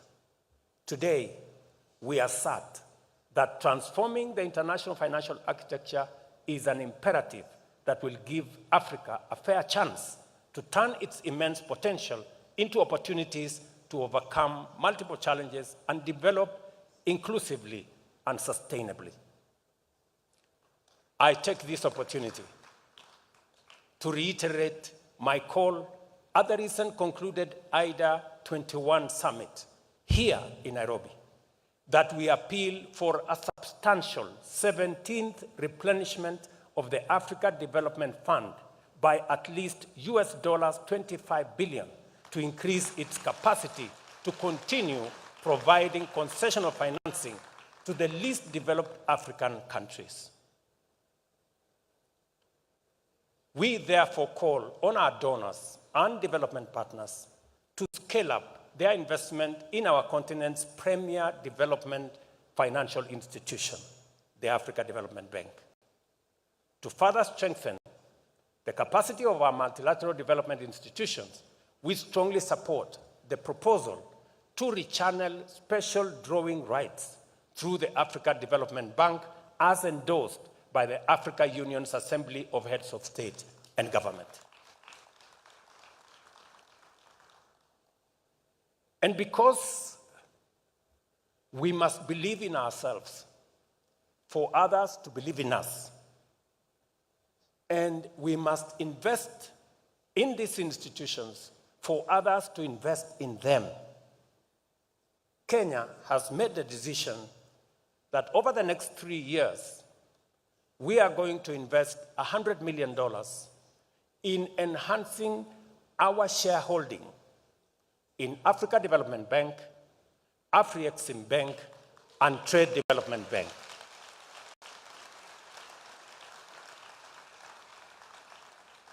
We have already made the investment in Afri-Exim Bank.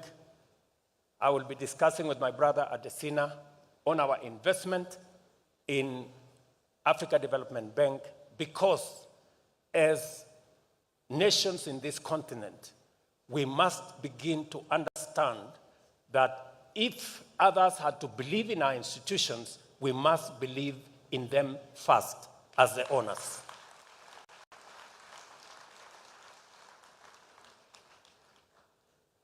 The multiplier effect of the rechanneled SDRs will significantly increase the lending capacity of the Africa Development Bank. This initiative has the potential to unlock additional financing for high priority and transformational development projects which are currently constrained by available resources. Kenya pledges to continue championing SDR rechanneling through the African Development Bank. And Mr. President, as a demonstration of Kenya's confidence in the Africa Development Fund, the concessional window, we are making a commitment of $20 million as Kenya into that kit.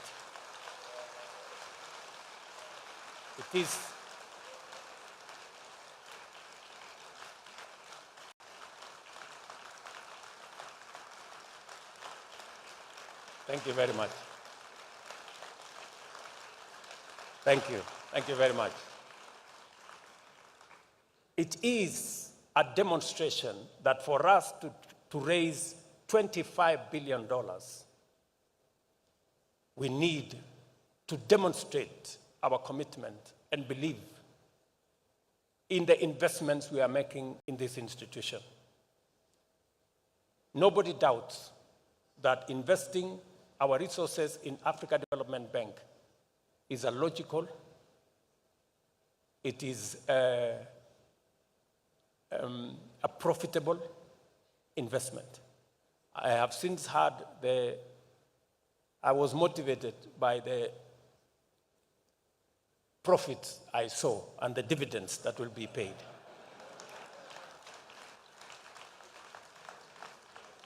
And I think it's a very worthwhile investment. I want to encourage public and private entities to equally invest. I promise you it is a worthwhile investment. Given the glaring shortcomings of the current climate financing ecosystem, we need to fundamentally reconfigure prevailing financing patterns and adopt more innovative financing structures that eliminate access barriers. I commend the Africa Development Bank Group for developing innovative financial instruments tailored to our continent's unique needs. These instruments are more ambitious in financing and are our significant development projects, including heavy investments in smart agriculture and clean energy generation. However, more financial resources need to be channeled towards climate adaptation in Africa.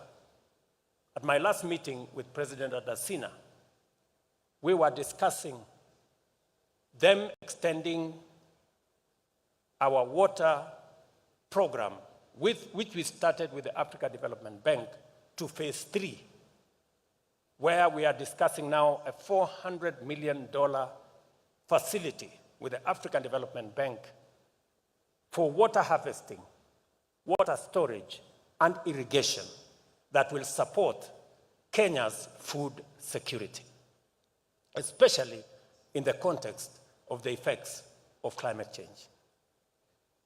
Ladies and gentlemen, at this juncture, I wish to underscore the critical role of the Africa Development Group's annual meetings in advancing progressive discourse, structured dialogue, and knowledge events. These engagements provide an opportunity for collective deliberation and facilitate the dissemination of relevant knowledge among high-level decision makers in Africa from different sectors, including government leaders, academics, and the private sector, among other key players. The 59th annual meeting takes place at an important juncture in our continent's developmental history. I am confident that all of us gathered here are able, willing, and ready to apply ourselves accordingly and do justice to our common agenda of taking Africa to the next phase of transformation through constructive deliberations. Let me say this finally. My colleagues, the heads of state and government in Africa,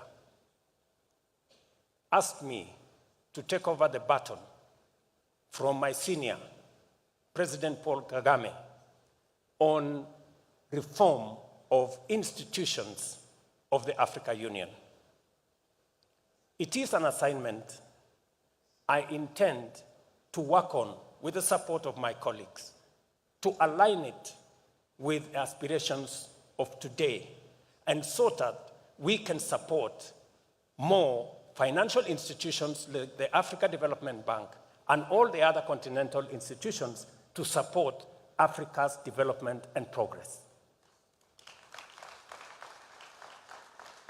As I take over the assignment from President Kagame, let me make 4 points on that reform.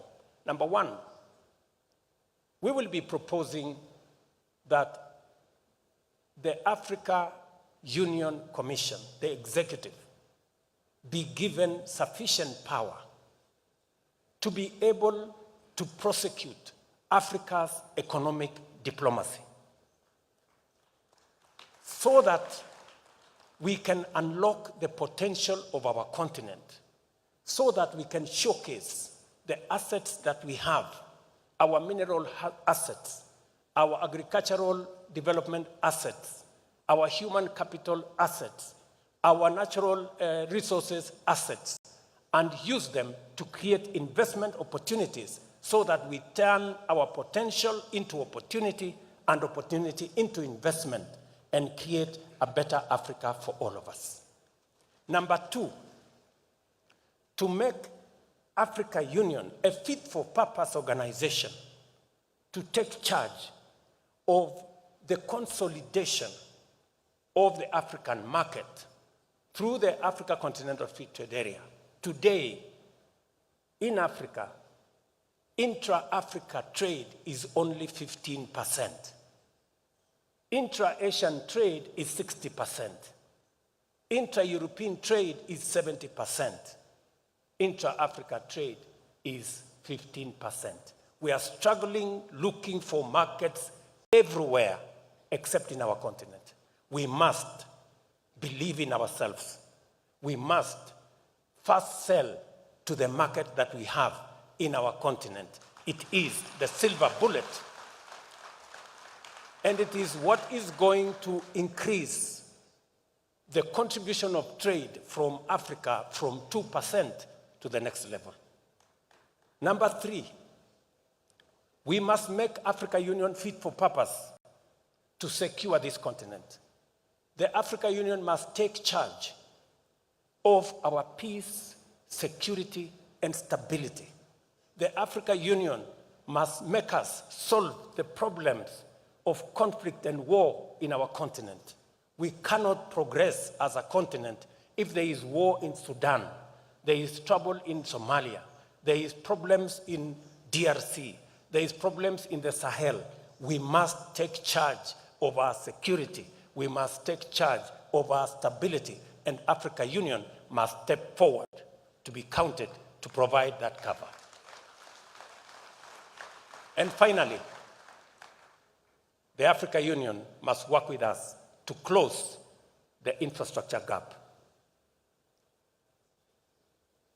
We will be proposing 4 assignments. The Africa Union was initially a liberation movement. We must repurpose it. We must re-engineer it so that it addresses the challenges of the moment. We will also be making a proposal to have a much more accountable Africa Union. Today, the Pan-African Parliament has no connection to the Africa Union executive. We are proposing that we are going to reduce the size of the Pan-African Parliament to make it much more cost-effective from 275 members to 100 members. 1 woman, 1 man from every country. And make it a full-time organization. Let it approve the budget of the Africa Union. Today, the budget of the Africa Union is approved by people who are not people's representatives. We want the people of Africa to take charge of this continent. And finally, we must bring about the Africa Court of Justice so that we can sort out our issues. We don't want any African to be dragged to courts elsewhere to sort out our issues.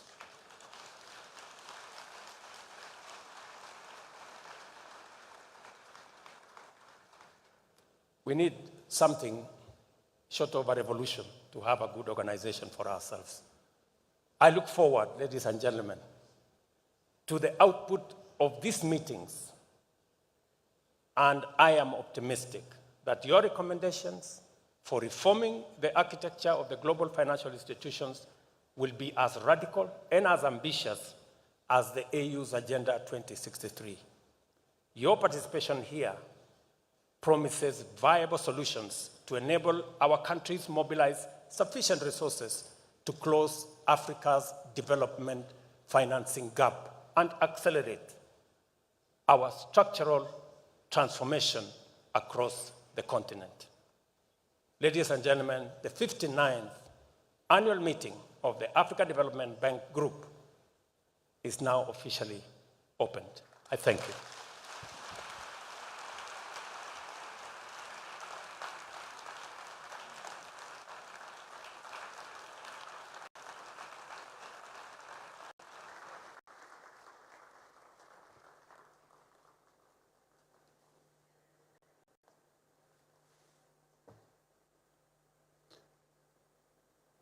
If you don't mind, please keep standing and let's give one more big round of applause to the President.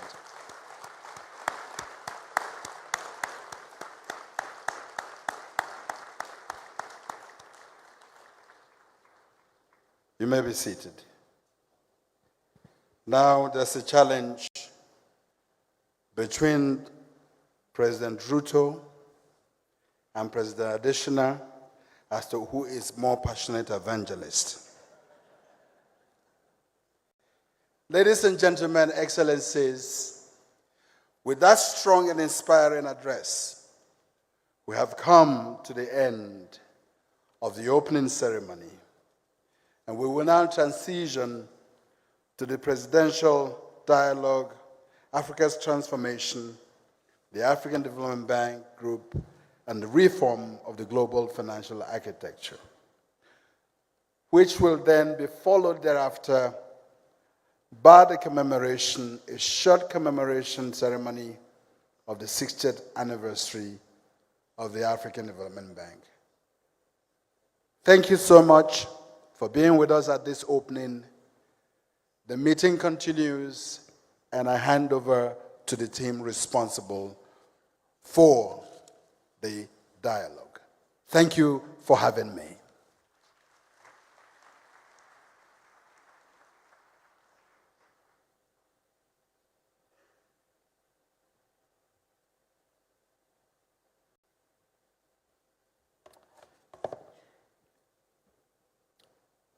Your Excellency, Dr. William Samoei Ruto, President of the Republic of Kenya, Excellencies, heads of state, representatives of heads of state, governors of the bank, distinguished ladies and gentlemen, kindly permit me to stand on already established protocols. Once again, Karibu. Wow, that's the first time Karibu has been met with silence, so I'm going to say that once again. Karibu. Now that's a little bit more enthusiastic. I think we're getting into it. Thank you very much, President Ruto, for those really, truly inspiring and passionate words. Very, very heartfelt. Thank you very much.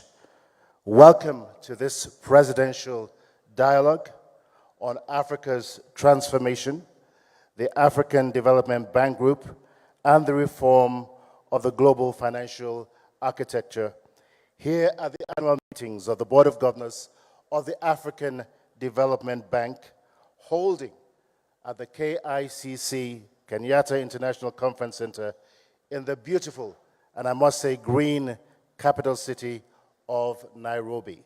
My name is Victor Oladokun. Yes, you can clap for Nairobi and certainly for Kenya. Kenya is green and has had a long history of being so. My name is Victor Oladokun, and it really is an honor to moderate the two presidential dialogues that are ahead of us this morning. Our conversations will revolve around what must be done in a fast-changing, dynamic global environment to kickstart and transform Africa's economies, as well as ensuring that they do remain sustainable. But first, permit me to invite to the podium a global leader who has a reputation, actually two reputations. One for not believing in the word impossible, and two, for being dubbed Africa's optimist-in-chief, a very well-deserved tag. Not because he is unaware of the continent's many challenges, but because he strongly believes that under any circumstances, change is possible. Please join me in welcoming to the podium once again the President of the African Development Bank Group, Dr. Akinwumi Adesina, as he comes forward to provide opening remarks.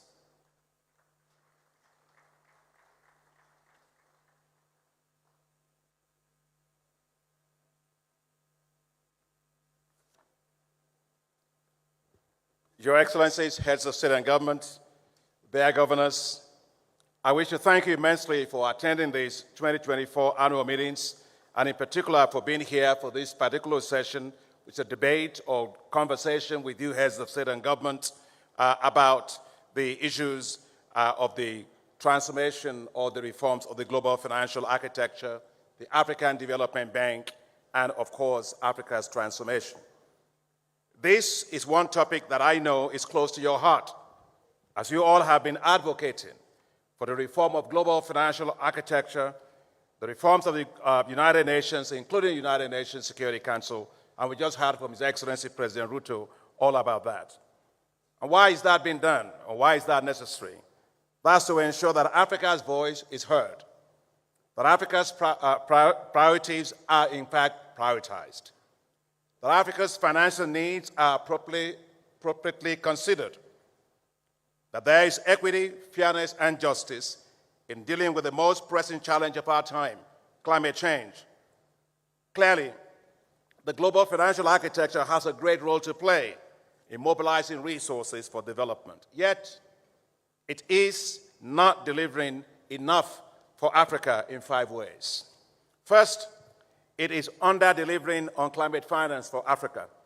Today, while Africa's climate finance needs are in the order of $277 billion annually, the global financial architecture delivers only $30 billion for Africa, a continent that contributes the least to climate change and which suffers disproportionately from its negative effects, as we have seen in several countries. Second, the global financial system is not delivering financing at scale needed for accelerated development to meet the SDGs. United Nations Secretary General Antonio Guterres has noted that the financing need now has moved from $2.5 trillion to $4 trillion annually. Africa alone will need $1.3 trillion. With SDGs, of course, due to lack of adequate financing, Africa will not be able to meet SDGs by 2030 under the current trajectory. Third, the COVID-19 pandemic showed the huge divergences in financing capacities to deal with global pandemics and its effects between developed countries and developing countries. While developed countries provided over $19 trillion to support their economies during this pandemic, equivalent to roughly 18% of the global GDP, African countries provided only $83 billion, or 3% of their GDP. No wonder there is economic divergences between Africa and developed countries and even emerging market economies, because we hear something about COVID, that people have long COVID. But now also in terms of fiscal space for African countries, it's a long COVID in terms of fiscal space because it takes a long time to be able to recover from such pandemics like that. Fourth, the global contingent financing facilities have not been fair and equitable. Take the case of the special drawing rights, as President Ruto has mentioned. Out of the $650 billion of Asia allocation, Africa got $33 billion, which is roughly 4.5%. In other words, those that needed it the most got the least. However, I want to really thank the IMF. I want to thank my sister, Kristalina Georgieva, and all our team at IMF, and of course the IMF board, for recently approving the use of SDRs as hybrid capital, which of course multilateral development banks like us can leverage 3 to 4 times and deliver greater impact based on the model that the African Development Bank and the Inter-American Development Bank have developed. We're very grateful for that support. I also like to commend the IMF for providing a third seat for Africa at the board of IMF, as the chairman person of the African Union Commission mentioned the importance of having more space around the table for Africa, and we're grateful for that as well. The admission of African Union to G20 is also a commendable development, long overdue. Fifth, the global financial architecture is failing in dealing with the high rising debt burdens of African countries. While the G20 Common Framework is working to address these challenges, and we support it, to achieve equal and comparative treatment between official creditors, private creditors, and commercial lenders, the process, however, is taking way too long. Unfortunately, we shouldn't forget that Africa went through things like that in the 90s. The Multilateral Debt Relief Initiative, also the Highly Indebted Poor Country Initiative, that just dragged on, and unfortunately, we had a lost decade because of that. There's therefore a need for speedier, comprehensive resolution of debt burdens of countries. It's hard to run up a hill with a backpack of sand behind one's back. So while globally the Debt Service Suspension Initiative helped to defer due debt service payments, it only postponed it. It did not solve the problem. There is need for more timely, comprehensive debt treatment, debt restructuring, and debt resolution for African countries. And finally, Your Excellencies, the rules of global taxation, as President Ruto rightly mentioned, need to be modified to ensure that they are serving developing countries. Cooperation across jurisdictional tax rules is needed to avoid Africa losing taxes to multinational corporations that do illicit capital flows. And sometimes I hear a lot about illicit capital flows. It's not just African countries. In fact, quite a lot of multinational corporations have more lawyers, they have more accountants, they have more people than the whole country has. And therefore, we have to make sure that the whole issue of profits, tax avoidance, and profit-based shifting is addressed. In my view, if you do business in Africa, you should pay taxes in Africa. Your Excellencies, we look forward to hearing your views and perspectives, especially what the African Development Bank and all of us can do in the reforms of the global financial architecture. I'm particularly delighted that my dear brother and friend and colleague, His Excellency Dr. Mohamed Al-Jazal, President and Chairman of the Islamic Development Bank Group, is here with us today at our annual meetings, and he will also be sharing with you some thoughts ahead of your conversation. Once again, thank you, Your Excellencies, for your participation. It's a great honor for us to have you. Thank you very much.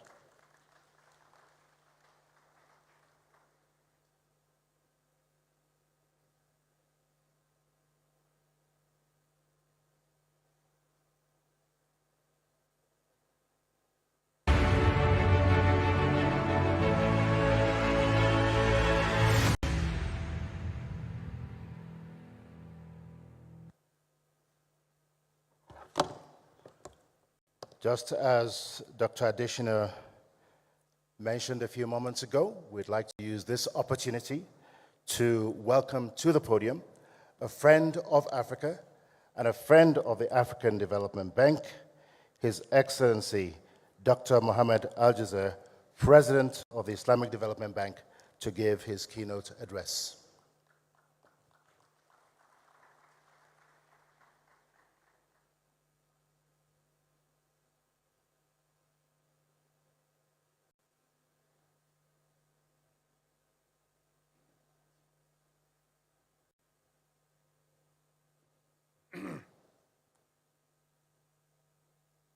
بسم الله الرحمن الرحيم. Your Excellency, President William Ruto, the President of the Republic of Kenya, Your Excellencies, Heads of State, Your Excellency, my dear brother and friend, Dr. Adesina, President of the African Development Bank Group, the honorable heads of international and regional institutions, honorable ministers, ladies and gentlemen. It is indeed an honor to be part of this special gathering to celebrate the African Development Bank Group's 60 years of remarkable contributions to Africa's development journey. I am delighted to address such a distinguished audience today to share my thoughts on Africa's transformation, the African Development Bank Group, and the reform of the global financial architecture. Let me also take this opportunity to highlight the exceptional value we at the Islamic Development Bank place on our strategic partnership with the African Development Bank Group. It is a commitment to a shared dream of transforming the African continent and helping it deliver on its hopes and aspirations. Your Excellencies, ladies and gentlemen, Africa, a continent full of promise and endowed with abundant resources. Africa, a continent that holds the dreams and aspirations of hundreds of millions of its people. Africa, a continent full of potential, yet grappling with critical challenges on its road to structural transformation. Since the turn of the century, many African countries have exhibited strong economic growth. A significant portion of this growth is the result of better macroeconomic management, higher investment and trade, larger regional markets, and to a lesser extent, some degree of structural transformation. Despite this progress, the core components of human development, including income levels and formal employment, remain low and vulnerable to shocks. This leads me to the key question that the region and its governments need to tackle in the coming years. What will it take to ensure that this higher growth is sustainable and inclusive? To foster and sustain development gains, economic growth alone is insufficient. African countries need to deepen their structural transformation to ensure a prosperous and secure future for all Africans. The priority will be on transforming natural resource-driven economies into knowledge-driven ones, while taking advantage of the region's demographic dividend. Reforms ought to focus on fostering a more conducive business environment to enhance competitiveness and encourage initiatives that take advantage of regional growth opportunities. In this regard, the African Continental Free Trade Area offers a huge potential for building regional supply chains, developing intra-African production networks in manufactured goods, and enhancing competitiveness. Excellencies, ladies and gentlemen, Africa is on the ascent, and I am optimistic about its development prospects. However, recent estimates suggest that Africa will require an additional $200 billion annually to achieve the SDGs by 2030. Moreover, it is becoming increasingly evident that the current global financial system will not be able to provide the necessary support to achieve the ambitious transformative agenda of Africa. It is thus not surprising that there are calls for a rethink of this framework to make it more efficient and just, giving a greater voice to the global South. Additionally, significant resources are being diverted to debt servicing at the expense of critical investments in health and education. This situation clearly demands urgent reform. Excellencies, ladies and gentlemen, over the past 5 decades, the Islamic Development Bank Group has remained steadfast in its commitment to Africa's socio-economic development, By the end of 2023, our financing to Africa totaled approximately $74 billion, including $45 billion specifically dedicated to enhancing trade. Our efforts have been significantly strengthened through long-standing cooperation with development partners, including the African Development Bank. Between 2017 and 2023, we achieved a record co-financing volume of $2.9 billion with the African Development Bank, enabling us to co-finance 22 operations across diverse sectors, and some of them have been mentioned by my brother, Mr. Adesina. I am pleased to announce that during the Islamic Development Bank's Golden Jubilee celebrations in Riyadh last month, we further enhanced our partnership with the African Development Bank by expanding its scope and setting a higher co-financing target over the next 5 years. In this quest, where collaboration is paramount for success, the role of the Arab Coordination Group, or the ACG, in fostering development and progress across the African continent cannot be underestimated. To this end, the ACG has been a long-standing supporter of African countries and has cumulatively invested over $220 billion in the region to date. Bolstering its support for African partner countries, in November 2023, the ACG pledged a $50 billion financing envelope over the next 7 years to help build resilient infrastructure and inclusive societies in the African continent. Excellencies, ladies and gentlemen, we share common dreams for Africa, a continent free of poverty where no one is left behind, a continent of hope and prosperity driven by innovation and entrepreneurship, a continent providing meaningful employment opportunities for its youth. We remain steadfast in our commitment to work with our development partners to rekindle hope, to realize Africa's dreams of transformation, especially when we recall the wise words of our host, His Excellency President Ruto, and I hope he doesn't mind me quoting him, who said recently, only very recently, that Africa is neither facing east or west, but is facing forward.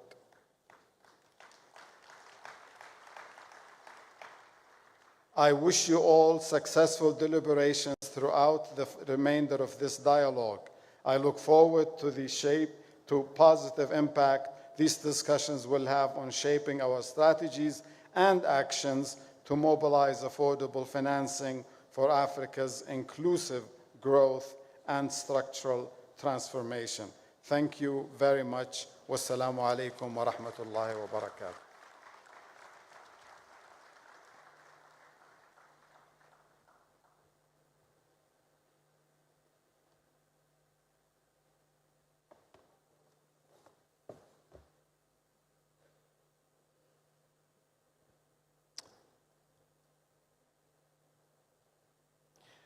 Many thanks, Dr. Al-Jazeer, for your keynote address and for framing many of the issues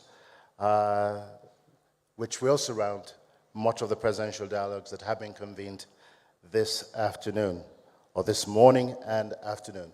At this point, I would like to invite members of the first presidential dialogue panel to take their seats on the platform. So, distinguished ladies and gentlemen, please welcome His Excellency Mr. Musa Faki Mahamat, Chairperson of the African Union Commission.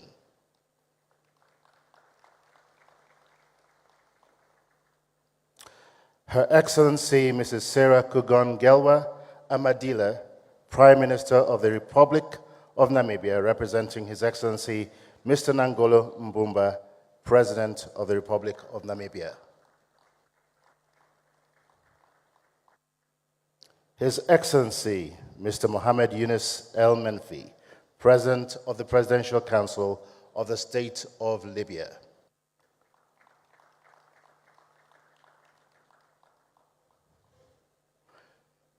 His Excellency, Mr. Paul Kagame, President of the Republic of Rwanda.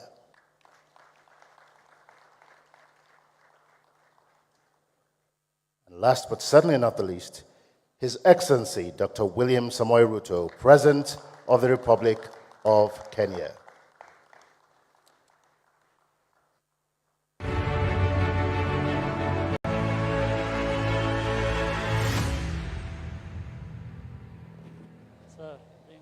Thank you, Excellencies, for joining us on this panel. Just a few rules here. One, because we are running behind time by probably almost 50 minutes, each one of you will have about 3 minutes to respond to each of the questions that are posed to you. But I'd like to kickstart this dialogue, first of all, with a question for President Ruto. Just last week, you took America by storm. You were the talk of the town for a considerable amount of time in Atlanta and in Washington, D.C. The first African leader to go on a state visit to Washington, D.C. in 50 years. From all indications, a very, very successful mission, and we say congratulations to you and to Kenya.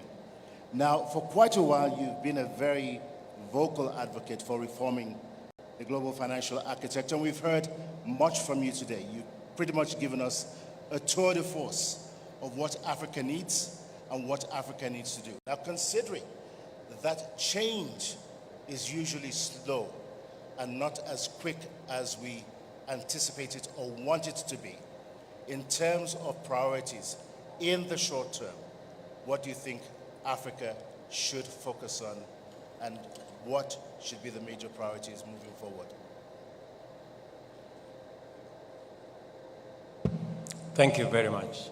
And again, let me take this opportunity to welcome all of us to Nairobi and Kenya. It is said that half the solution to a problem is identifying that there exists a problem. For a very long time, many people did not admit that there was something fundamentally wrong with the international financial architecture. In fact, initially, when voices were raised, they were dismissed. But I want to say today we are very proud, those of us, especially from this continent, who raised our voices, that today the conversation in the world is no longer whether we have a fit-for-purpose international financial architecture. Everybody admits that there is something fundamentally wrong with it. The issue in conversation now is where, how do we reform it? So the issue of reform is settled. It must be done. And I think it begins with, once we understand the problem, then it begins with where do we start? I think what we are saying is we need a financial architecture that has the following characteristics. Number one, long-term financing. 40 years, grace period, 10 years, or something in that order. Number two, low interest rates, concessional financing, including, where possible,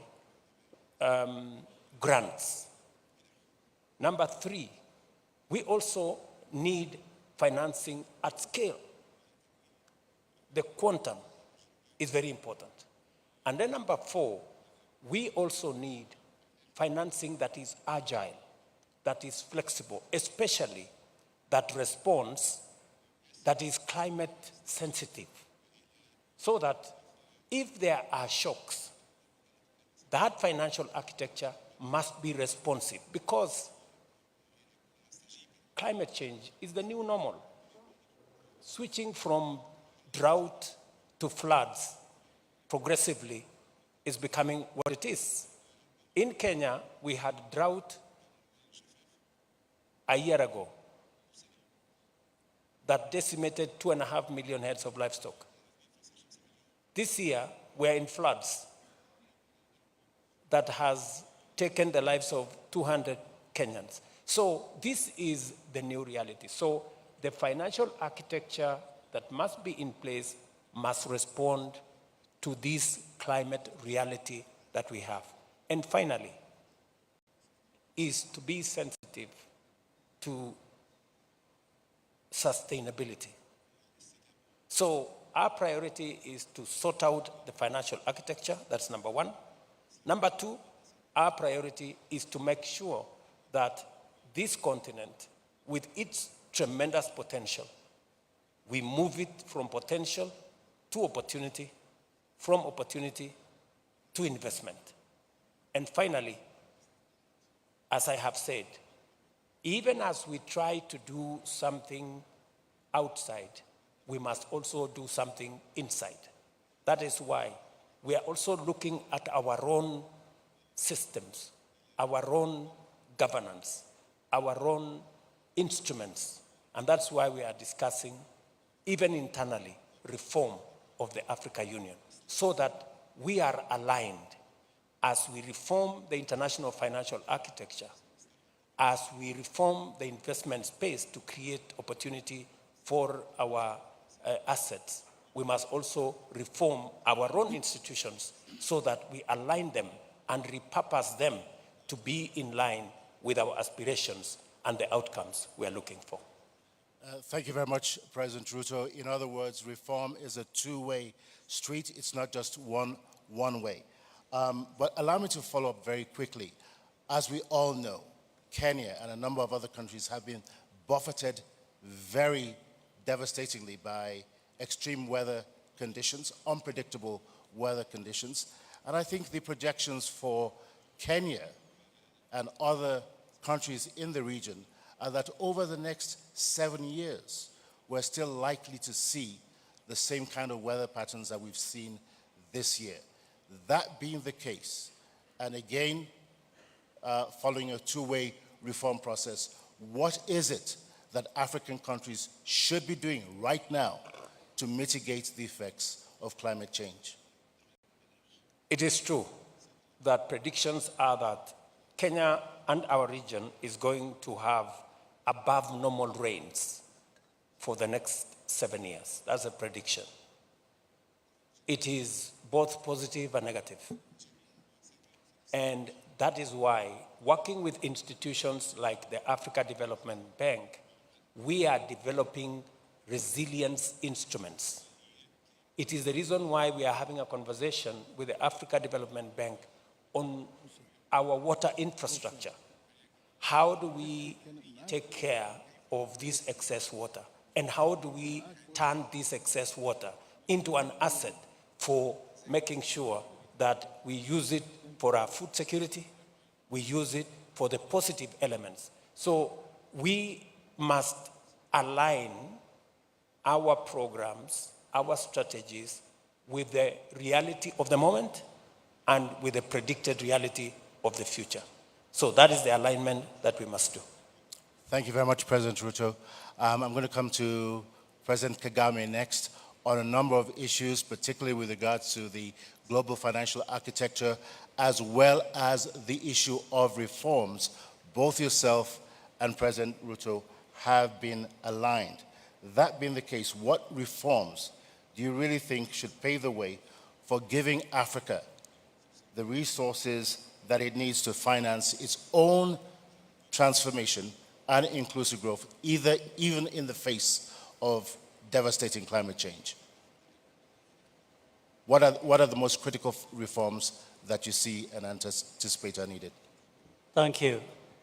Let me quickly, first of all, and more importantly, thank our hosts, President Ruto, His Excellency, and also the President of the Africa Development Bank Group for inviting us here.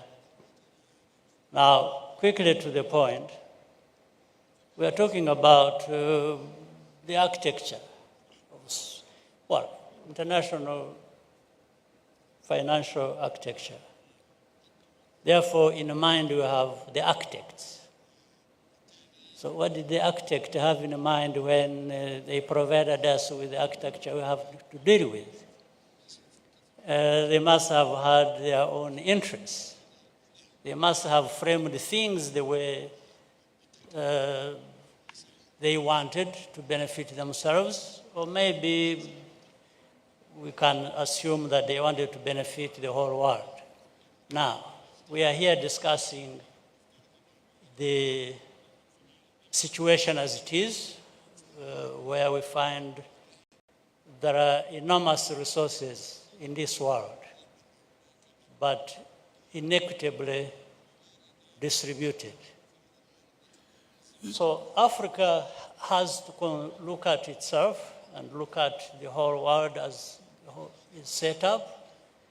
And we know in this world, people, countries, work for interests, their own interests. Africa's interests and the countries of our continent interests must be taken care of, beginning with ourselves. So, and we talk about speaking with one voice many times. It has to be one voice. It has also to be loud and clear and effective. For that to happen, we think about working together. We think about representation. And representation is not also just numbers. It's being able to speak out loudly and representing ourselves rather than having other people represent us. So it starts from what has been talked about, that is very important, when it was in the speech of His Excellency President Ruto and His Excellency Musa Faki. Therefore, the reforms we are talking about is how do we disrupt, if you will, the current architecture as we have it, so that it includes significantly and visibly the interests of our continent. Our continent, whether it is human resources or natural resources or any resources we are thinking about, how can anyone interested in the well-being of the people of this world sideline our continent?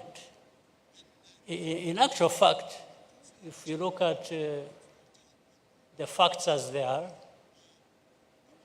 in a few decades, the only place in this world that will be having a growing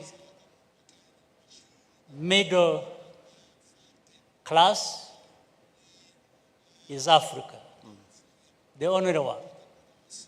So it is even in the interest of the rest of the world that has marginalized Africa to contribute to the well-being of our continent, because the growth of Africa, based on this middle class, feeds into the growth of the rest of the world. So they should even be accepting some of these proposals in self-interest, because Africa grows, the whole world grows. But Africa cannot wait to be handed this opportunity by anybody else. We therefore must be on the front line, really fighting for this right, and therefore for ourselves, but also which contributes to the well-being of the rest of the world. President Kagame, I want to be a little bit provocative here. I've been coming to Kenya for probably 30 years. And there are places that I used to know that I no longer recognize. Why? Because the city's architects have changed the landscape.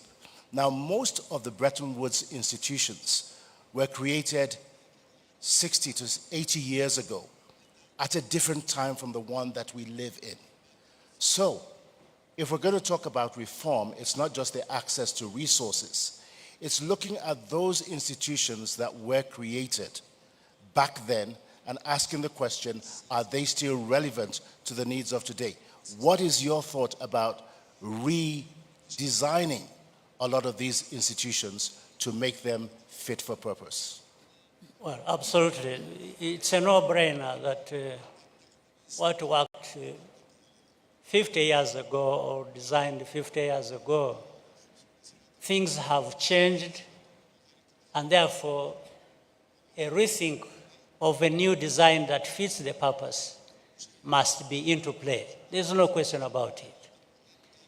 But here what we are talking about is not simply an argument of whether, this is fit for purpose or this. I think everybody understands that point. But there are philosophies, if you will, or interests or that operate behind that. For us in Africa, we are hard-pressed to see that there is a change of these and in the design of these institutions. But maybe the way the institutions are set up, benefiting some parts of the world, those in those parts of the world are not interested in having the change happen because it gives them control, it gives them say over other people's resources even. So it's not that people don't understand. Especially for Africa, we understand it better because of how we are affected. But the other parts of the world that have the power and control, it's also not because they don't understand, but it is because that it serves them very well, benefits them, that they are not interested or they are slow in allowing change to happen. So it's not a very complicated thing to understand. Everybody understands that. What is complicated is to reach this understanding and compromise that we don't lose anything by having everybody benefit as we should benefit all of us. That's where the issue lies. And therefore, the reforms are based on this thinking. We are only looking for the pathways to having the reforms implemented that provide us with less costs than having to fight so much over what is obvious that actually benefits all of us, as I say. Thank you very much, President Kagame. I'm going to come next to President Al-Menfi. Let me bring it closer home. Obviously, your country has had quite a number of challenges economically in recent times. What areas do you think that the African Development Bank can support Libya in the best to help you reach that last mile of reaching economic transformation in your country?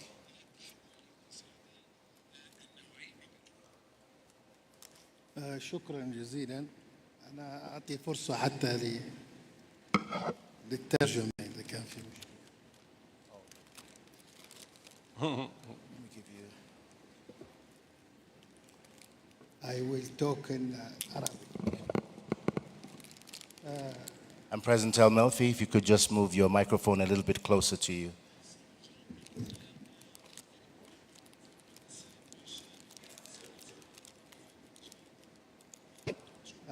في البداية أحب أن أشكر فخامة الرئيس روتورو على الضيافة وحسن الاستقبال والشعب الكيني، وأيضا على مجهوده الكبير الذي يقوم به في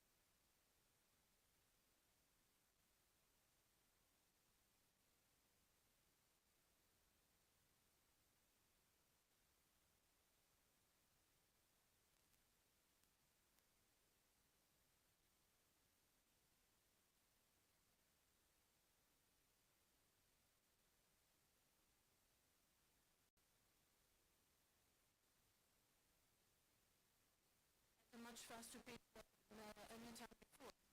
And we would like to, this connection, to underscore the role played by Libya in various periods of time au pays africain. Et la Libye est disposée aujourd'hui à appuyer cet investissement.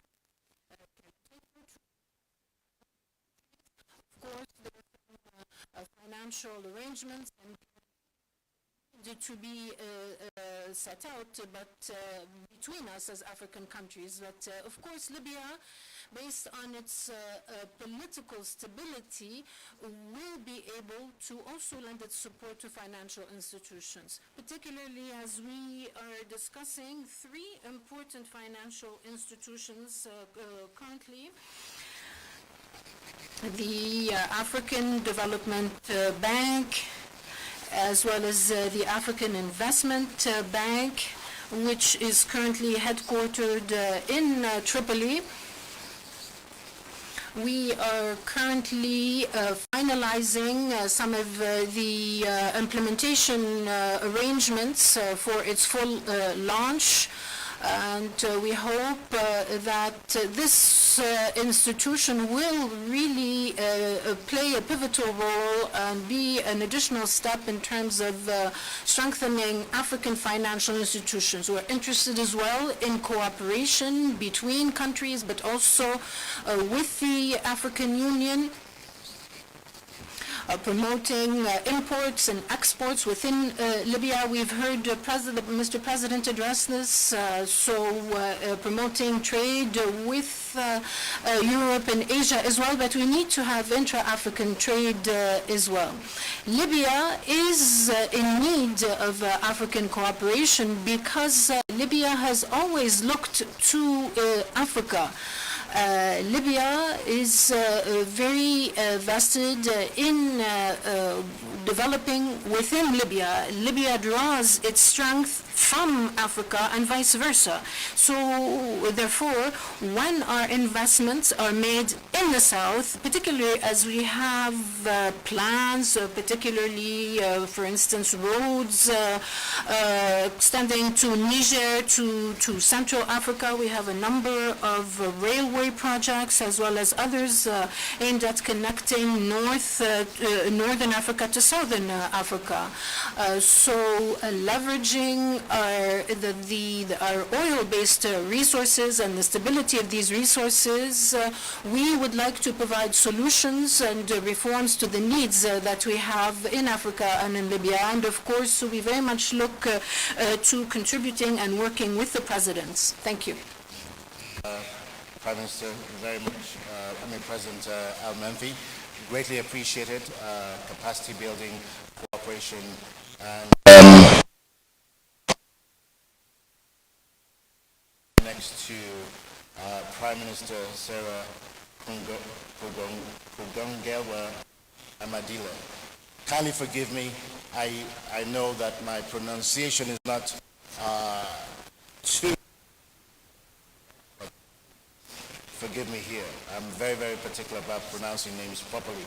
Now, your country, Namibia, was one of the first to attain upper middle income status in Africa.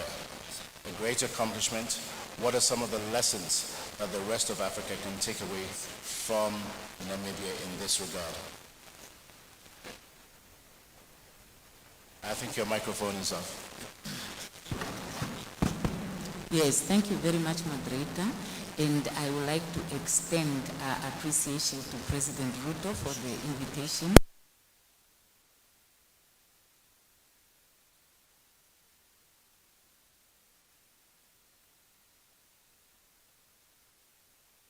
Namibia has achieved the status of an upper middle income country. We decided right after independence, which came after a prolonged bloody armed struggle, that we are going to promote peace and stability so that we can inspire the confidence of investors to come to the country, and we can create an environment where economic activities can be pursued so that development is achieved. We also adopted economic policies that ensured macroeconomic stability and also incentivized investors, both local and international, to come to the country. We invested significantly in infrastructure and in the development of the human capital. We have a very youthful population. We still have challenges in that regard, but education and training continues to be a priority. In spite, I must say, of the fact that we have managed to record positive economic growth almost every year since independence, except in a few years when we were faced with emergencies like COVID, droughts, and floods, and we are very prone to these disasters. We, however, still face challenges of inequities. The bulk of the population, who are the indigenous communities, living in poverty, and much of the wealth is owned by Namibians of European extraction. So that is one of the serious challenges that we have to address. The second challenge is the fact that because we are a commodity-based economy for the most part, the growth in GDP did not necessarily translate in proportional growth in employment and poverty reduction. So although we have reduced poverty, we still have significant number of people that are poor, and also many of our young people are still struggling to find employment. So we consider it a priority to diversify the economy, to promote value addition, so that we can create jobs and also reduce the vulnerability of the economy to external shocks, including the shocks to droughts and floods. And actually, as we speak now, Namibia is experiencing one of the worst droughts that we have faced. About 1 million people are depending on government support to be able to survive, because the harvest was very poor, the rains were late and grossly inadequate. So we do have those challenges. And we are also prioritizing, because we are a small population, we are only 3 million, and we are vast in terms of infrastructure. It's very costly to put them up. We are prioritizing integration with the rest of the continent so that we are not limited in what we produce by our small population. Well, thank you very much, Prime Minister Madila. Very much appreciated. I'm going to come next to His Excellency Musa Faki Mahamat. Now, in your position as AU chairperson, you have a front row seat on what's going on in different parts of the continent. What's your assessment of the progress that we're making in terms of structural reforms on the continent? Are we on track, or is there much more that we need to do? Merci beaucoup. Je voudrais rappeler qu'il y a 4 jours, nous avons célébré le 61e anniversaire de l'Organisation de l'Unité africaine, qui est devenue en 2002 l'Union africaine. La BAD également a 60 ans. La BAD est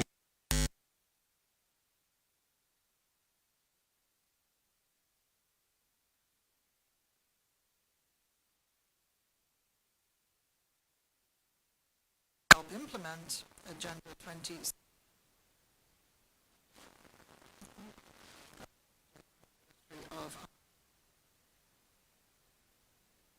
In June, in Kigali, the Conference of the Heads of State took stock of the situation on the continent and decided to undertake institutional financial reforms in the African Union. This was a task that was put expressly to Paul Kagame, who did an excellent job. And we heard about this at the last summit. We can't think only about the international arena. We, within the continent, need to undertake reforms. We have a very ambitious agenda, Agenda 2063. And we first must undertake reforms in our own institutions so as to be able to speak in unison. We know that we have resources in Africa, human resources, 1.4 billion inhabitants, 3 million square kilometers, numerous natural resources, and we have yet to live up to the expectations of African population. So the first thing we need is endogenous reform within the continent so that we have the wherewithal to be able to then discuss these matters on the international arena. This reform is underway. There's been significant progress. We still have things to do. This has to be said honestly. We still often think only about sovereignties linked to states. We need to be more united, or integrated. That's what Agenda 2063 wants, a prosperous, integrated Africa. In terms of the international arena, the Bretton Woods institutions, the United Nations, all of these, of course, arose after the Second World War. The winners set up these institutions, and all of these years later, it is painfully obvious that these institutions now face different challenges. The demographics have changed, politics has changed, financial markets have changed. We need to reform our institutions.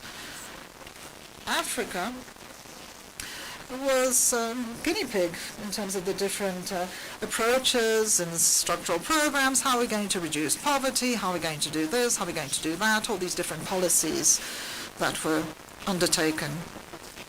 Today, we have priorities. We have clearly defined planning, and we're talking to the international community, not asking for charity. We're asking to be taken on an equal footing, asking to be accepted as having a voice. We need to be able to develop. I think there's important work to be done. I think that partners, those who are in the lead, need to understand that this is a world where we need to stand united, and in order for that to be possible, Africa needs to be looked upon in a different light. We ourselves need to improve our governance, whether this be political, institutional, economic, financial. But we need the international community, if we want a world full of stability, we need the international community to revisit rules that were set up for 80 years ago and no longer correspond to the reality on the ground. This is what we need. Very much, Your Excellency. And I'm going to go just from the point you just made right now over to President Kagame. Now, no one is in any doubt that reshaping and reforming the global financial architecture is going to be a walk in the park. It's going to have its own challenges. And it would seem that doing so, the reforms that we need are going to be both short-term and long-term. This being the case, what must Africa do to ensure that it strengthens its voice and it is able to engage in ongoing conversations on reforming the global financial architecture, what is it that we need to do on a consistent basis? So this isn't just a one-off conversation. What are the things that we need to do in the global space? We must walk the talk, because we have discussed these issues for many years, as I can remember, and we are saying the right things. So we must start doing the right things that we know how.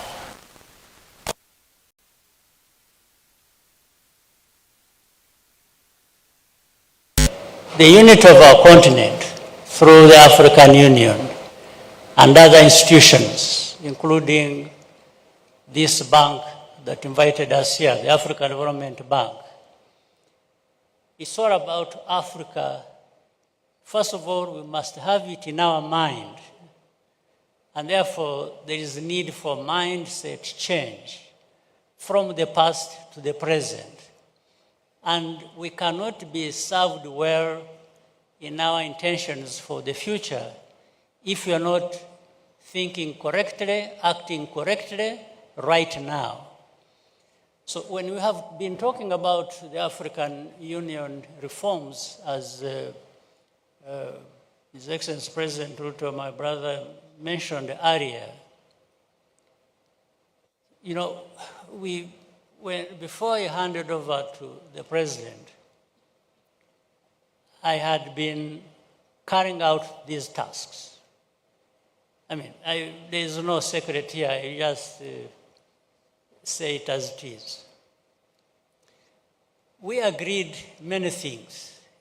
Most of the countries were represented in the room, heads of state and government.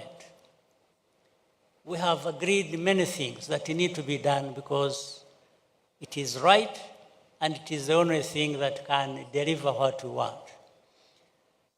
Few years later, 2 years maybe from the time we decided, we have discussions in Addis at the African Union headquarters. You find some of the, 50% of the things we agreed have changed. And you're asking the same leaders in the room, you say, what happened? What we are saying now that we must be doing is what we agreed 2 years ago. Why have we not done exactly what we agreed? And nobody gives an answer. So we cannot escape this. We cannot escape doing the very things we have agreed to do because we know that is what is going to deliver what we want for our continent. There is no other way I can put it. There is no magic wand that is in anybody's hand to bring the change that we want. So when we are here discussing and everybody is listening and we are listening to ourselves, we must get out of this room with a commitment, a conviction that we can actually deliver what the continent wants, and we are the ones to do that. The rest will continue to be discussions back and forth, speeches back and forth, but we will not get the results. But some progress has been made. It is a slow progress. Even then we are saying we can't afford to move slowly. It's urgent. It's long overdue.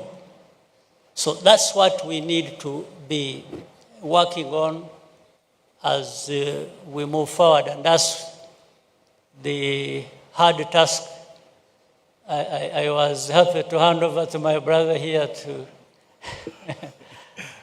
he's younger, so I think he has what it takes to do that. But he will need our support, all of us. And I believe that President Ruto indeed will move with speed, as he has shown even here in Kenya, and we believe that he will do the same for the continent. I just want to quickly touch base with Your Excellency Musafaki. With regards to the global financial architecture,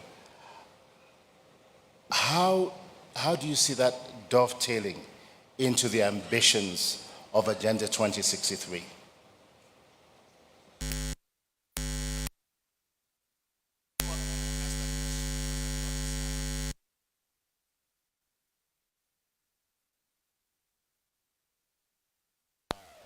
Agenda 2063 came into place, and that's still a long way off.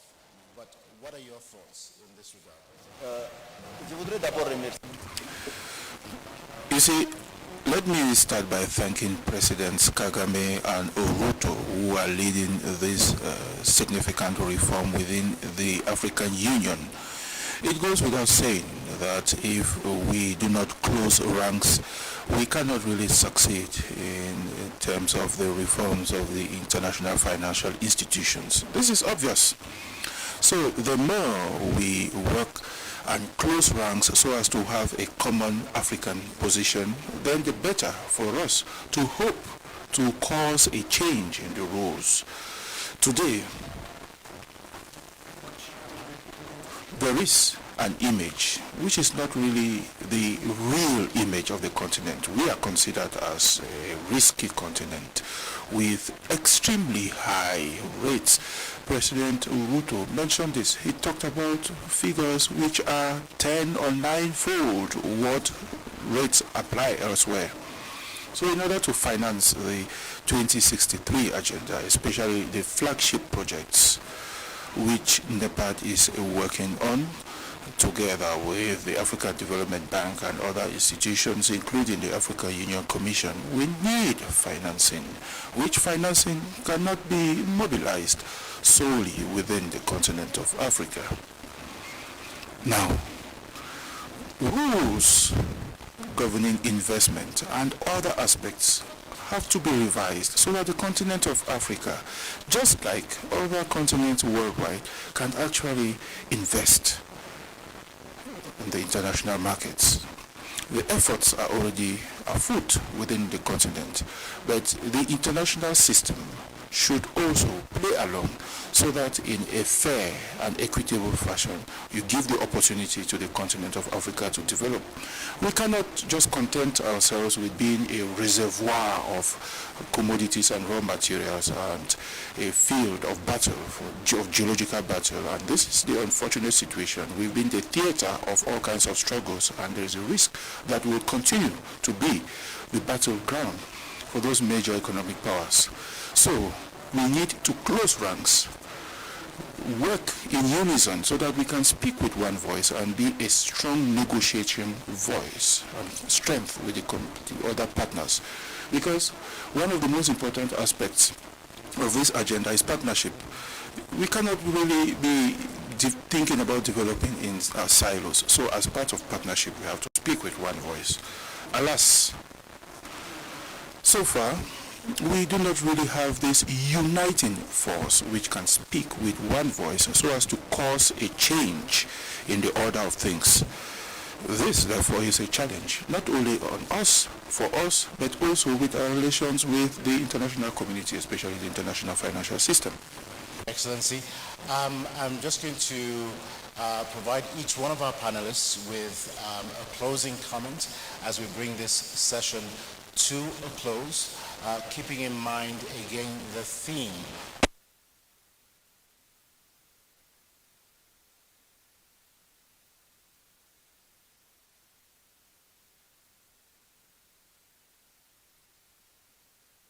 Do to help achieve the agenda.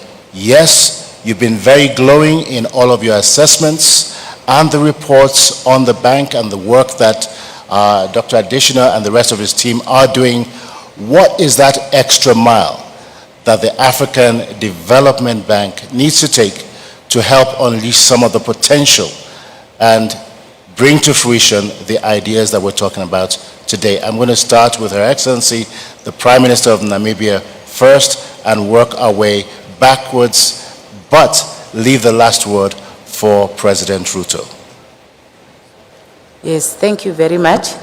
I would say first we applaud the ADB for the work that it has done in terms of mobilizing funding and the good governance that is prevailing at the institution that inspires the trust of the partners to work with the bank to raise funds to support development in Africa.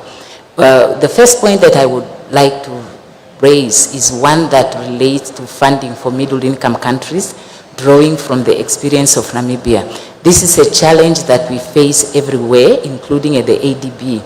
Because of the higher per capita income, in spite of the inequities that I have referred to, the high unemployment and high levels of poverty, we get funding that is quite pricey, making it difficult for us to raise the adequate resources to fund development. Secondly, I would advise the bank, and I think it is amenable in that regard, as we do also advise other funders, to look at how their support can assist countries to develop their local capital markets. Because Namibia is one of those countries that have a relatively developed capital market, but not optimally developed, to be able to ensure intermediation. We actually export capital, whereas we borrow externally. So that is an aspect that is very important for us.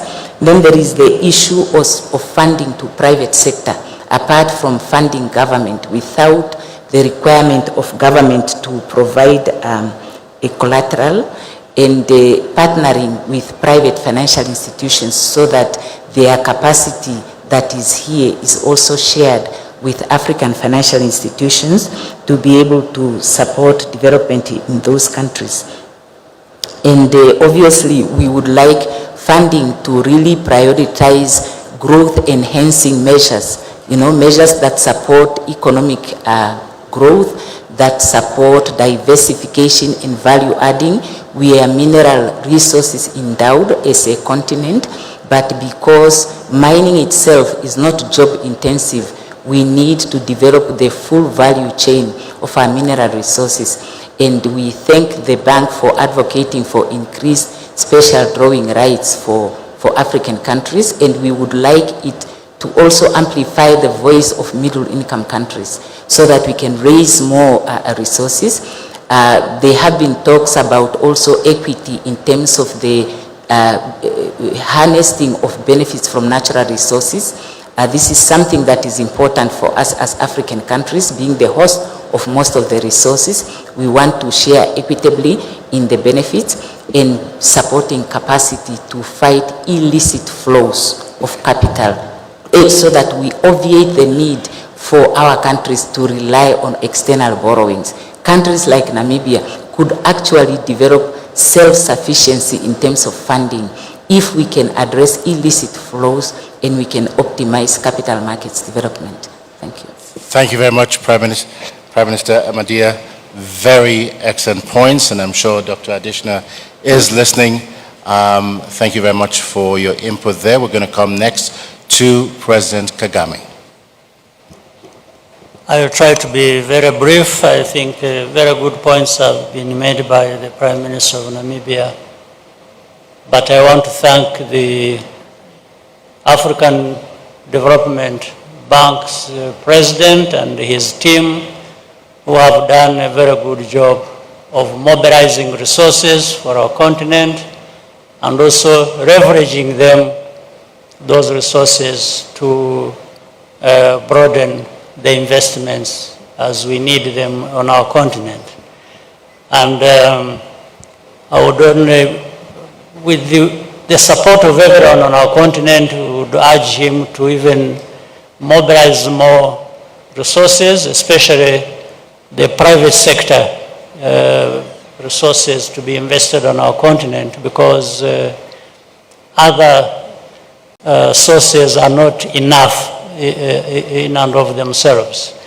We have seen, for example, the time of COVID and towards the end, when the SDRs that were mobilized, we had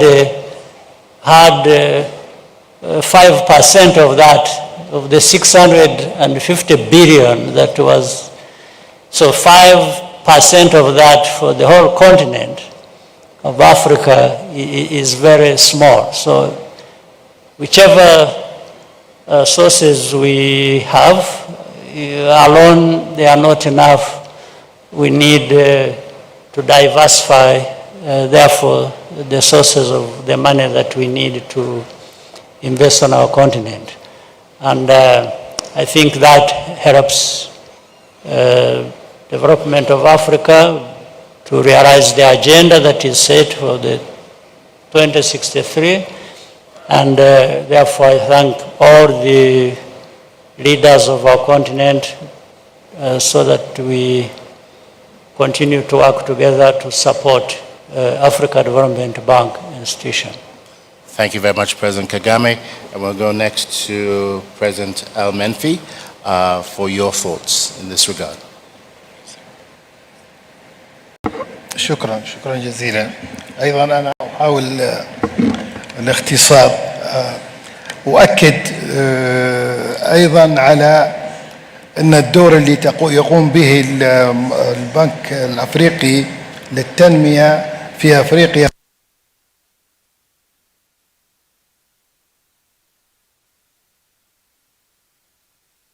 is of crucial importance. We're very much in support of the role played in this institution, and we hope to see also more cooperation between Libya and the African Development Bank as we move forward, for the sake of Libya's development and Africa's more broadly. I think it's important, of course, to focus on the issue of reforming financial institutions. I think that it's crucially important to have a unified African voice so that we can move towards establishing more African financial institutions. I referred earlier to the African Investment Bank, and in fact we call on countries which have not yet acceded to this institution to do so, because this will be a stepping stone in the construction of a stronger Africa. It will also be an opportunity for us to implement the decisions and resolutions of the AU, which are a unified position. Thank you. President, and last, well, not last actually, because we're going to come to President Ruto later on. I'm going to ask the AU Chair, Musa Faki, for your thoughts in this regard.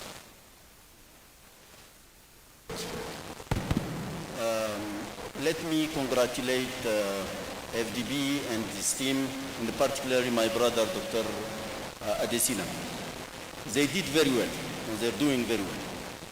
I hope they will act in the future in complementarity and also in coordination with other partners in the continent.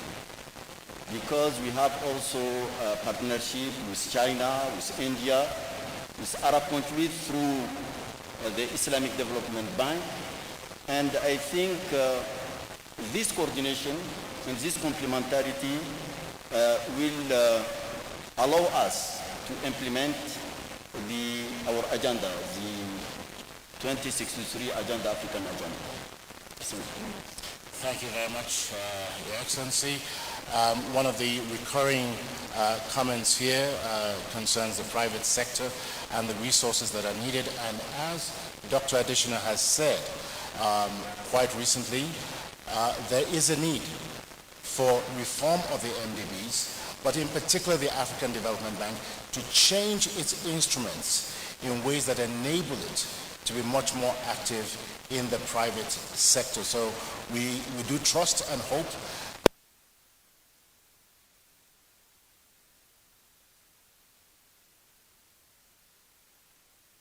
for it to do a whole lot more. We're going to give the last word at this point to our host, President William Samoei Ruto. Over to you, sir. Thank you very much. Let me thank fellow panelists here for all the very positive and informative comments they have made about this very important subject. Let me pick up from where President Kagame left. He told us, let's begin by believing in ourselves. I think it's a very important issue that we must believe in ourselves first. And we must stop outsourcing problems we have created or outsourcing solutions we can provide for ourselves.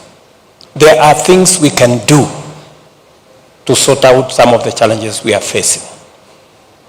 And in the context of Africa Development Bank, we all admit that Africa Development Bank has demonstrated understanding of our financial needs, and they have developed innovative instruments to work on food security, infrastructure, water development, youth entrepreneurship, women. They have demonstrated.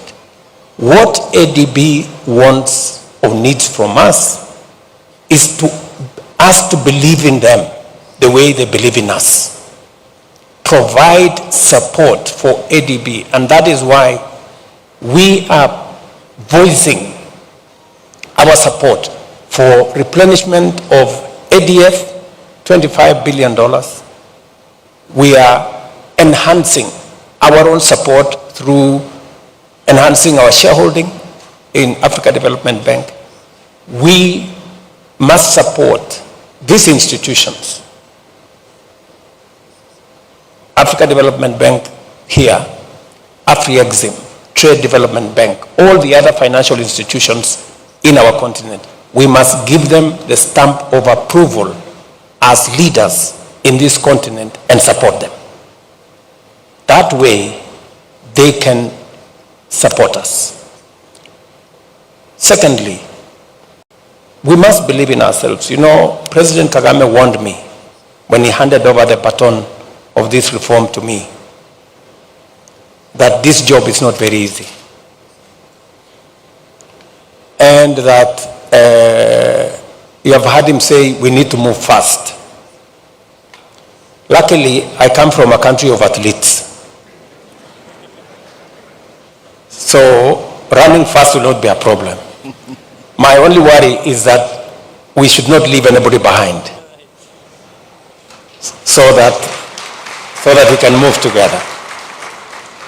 And hopefully, we are all listening as leaders here that we need to believe in ourselves. Whatever, we must walk the talk. We must believe in ourselves. We must do this because it is necessary for us.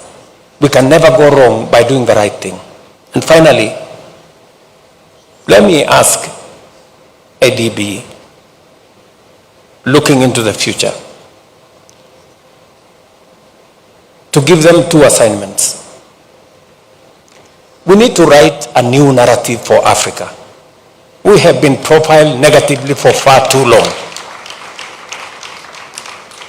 Please, if you can support an Africa Credit Rating Agency that will be factual about the situation in Africa. Let me give you an example. We went to the market as Kenya. And then there was a situation in Niger. And we were told, you are going to pay 2 points more because there was a situation in Niger. Niger is very far from Kenya. You know? But somewhere, somebody sitting in Washington or some other place thinks Niger is in Nairobi. You know? So please, if you can work on an Africa Credit Agency that will help put factual information into the financial architecture so that this unnecessary risk profiling is reduced. Let me ask you for one more thing, which you believe in, Mr. Adesina, before you leave office next year, before you move on to another assignment. You have talked about undervaluation of our GDP as a continent. That in the calculation of our GDP, the huge resources, mineral resources that we have are not factored. The huge energy resources, renewable energy resources are not factored.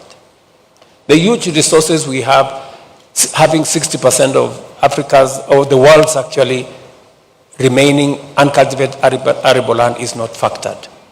Our provision of natural carbon sinks is not factored in our GDP. And that is why most of the time we are told our debt is not sustainable, because our own GDP is not correctly evaluated. Please, if you can work with us to get the true valuation of our GDP so that we can drive Africa's development in a positive manner. I don't think those are too many assignments, Desina. I'm very optimistic that these are assignments you can undertake on all our behalf as we drive the continent's prosperity into the future. And thank you very much. Excellent closing thoughts from President Ruto. Support the bank strongly, stop outsourcing problems, and stop outsourcing solutions that we have answers for. Believe in ourselves, write a new narrative, develop, as a matter of urgency, an African credit rating agency, as well as re-evaluate our resources. Excellent closing thoughts. I want to say a very big thank you to all of our presidential delegates, our panelists during this session for your excellent thoughts. You've given us much food for thought. Again, we thank you, President Ruto, President Kagame, President Al-Menfi, Prime Minister Kugon Gelwa Amadia, and AU Commission Chair Musa Faki. Thank you for enriching our conversation this afternoon. Ladies and gentlemen, could you kindly give our distinguished presidential panelists a warm round of applause and thank them for their leadership of our continent.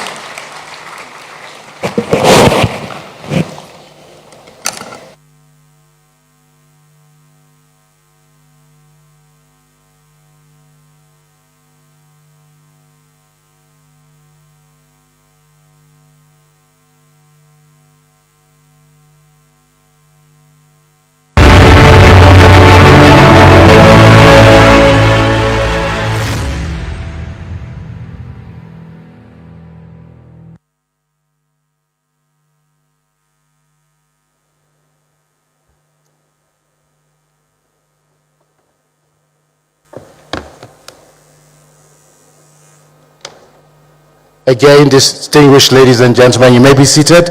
Kindly give our presidential panelists really a warm round of applause once again. Now, in less than 5 minutes, the technical crew will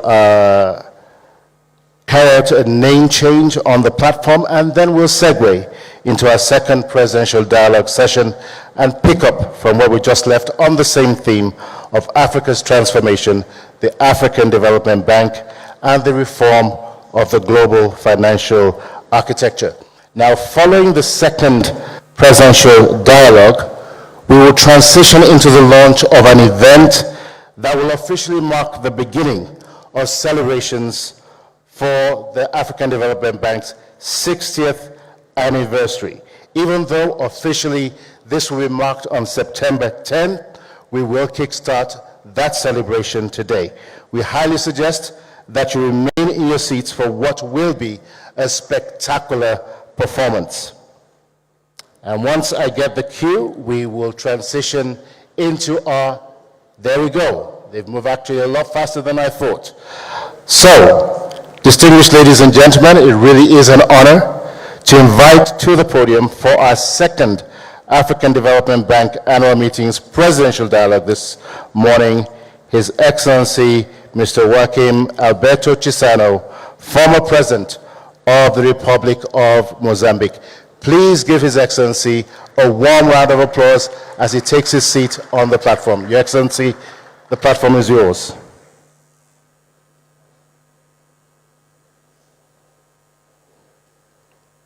and President Chisano will be followed by His Excellency Mr. Prosper Bazombanza, the Vice President of the Republic of Burundi, representing His Excellency Mr. Evariste Ndayishimiye, President of the Republic of Burundi. Please give him a warm welcome.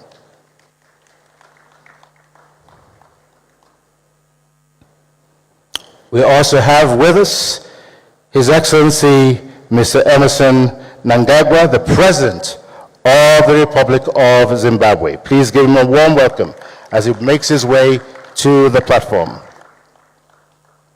And last but certainly not the least, His Excellency Mr. Denis Sassou Nguesso, President of the Republic of Congo. Please give him a warm welcome.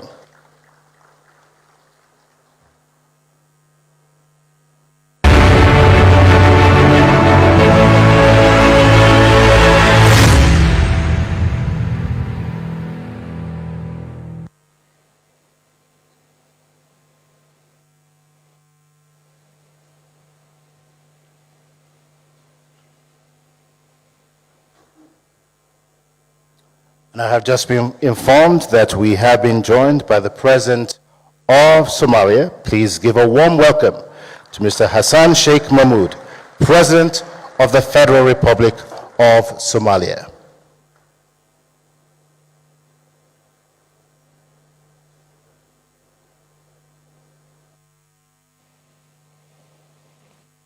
Your Excellencies, welcome to the second presidential dialogue session. It's a pleasure having you with us this morning. Now, our first question goes this morning to Your Excellency President Nguesso. Several leaders, including Dr. Adesina, have called for new metrics for measuring the wealth of our respective nations. And President Russo just spoke about that a few moments ago. And that this should not just be based on GDP alone. What, to your mind, will be the benefits of properly valuing natural capital of African countries? What difference would that make, Your Excellency?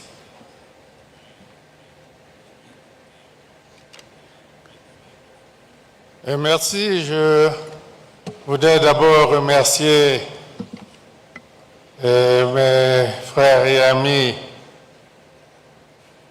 le président Ruto et le président Adesina qui ont eu l'amabilité de nous inviter à prendre part à cette importante rencontre. En réalité, nous n'aurons pas beaucoup de choses nouvelles parce que tout a été dit. Et je crois que nous nous accorderons tous pour dire que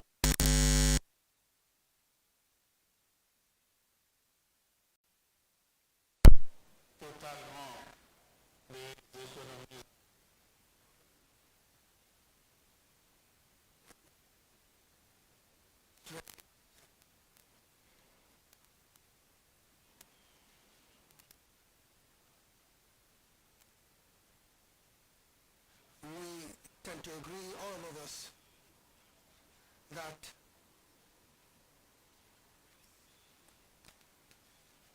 if Africa doesn't have basic infrastructure such as roads, railroads, waterways, how would they help promote the African trade zone? This cannot be done without the necessary infrastructure.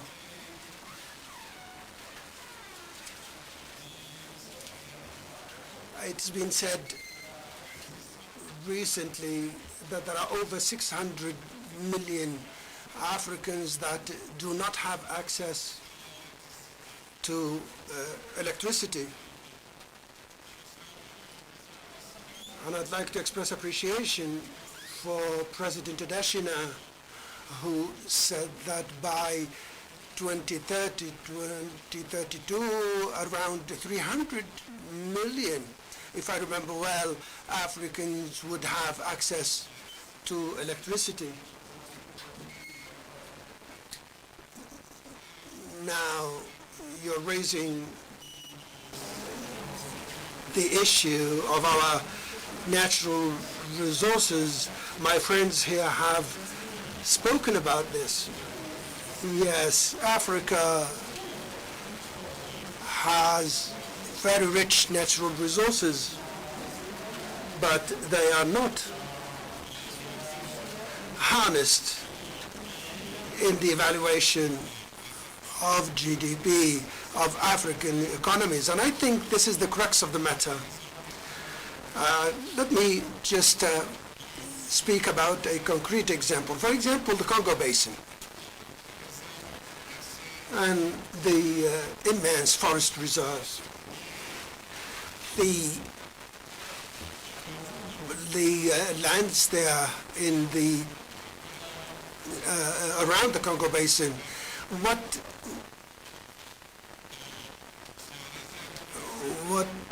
would be the value of these resources if they were taken into consideration in the evaluation of the wealth of the countries concerned? The GDP of these states will be placed at a level that would allow the states concerned to have access to more loans and to have a greater means to promote development, and especially with regard to infrastructure. Infrastructure is quite costly, and the African Development Bank has done its best. The figures were displayed before us, and here we would like to appreciate the work of our brother and friend, President Adesina, that has placed the African Development Bank at a very high level. But this is not enough. How could Africa be lacking in electricity?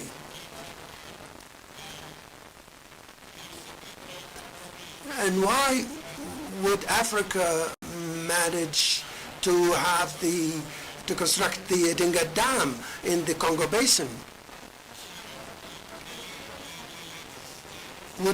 which would bring electricity beyond the Congo Basin and even as far as Cape Town in South Africa?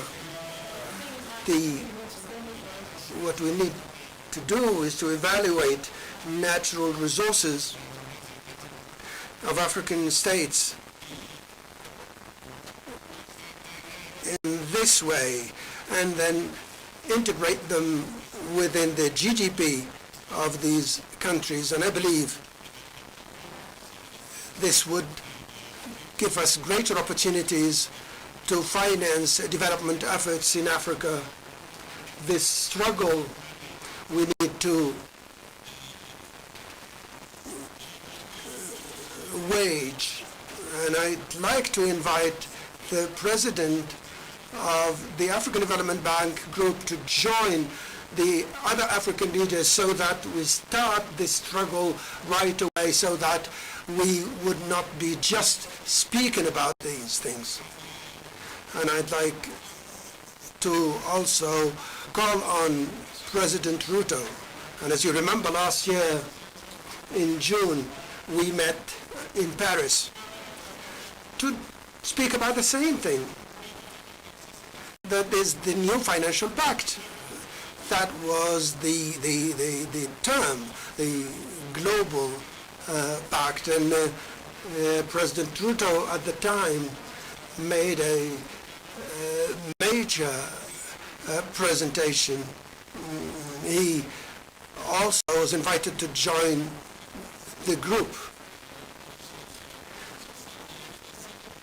to reflect on these reforms, I call upon President Ruto, and maybe he could take the floor again to assess the progress made so that we can move beyond speeches to concrete actions. Thank you for your attention.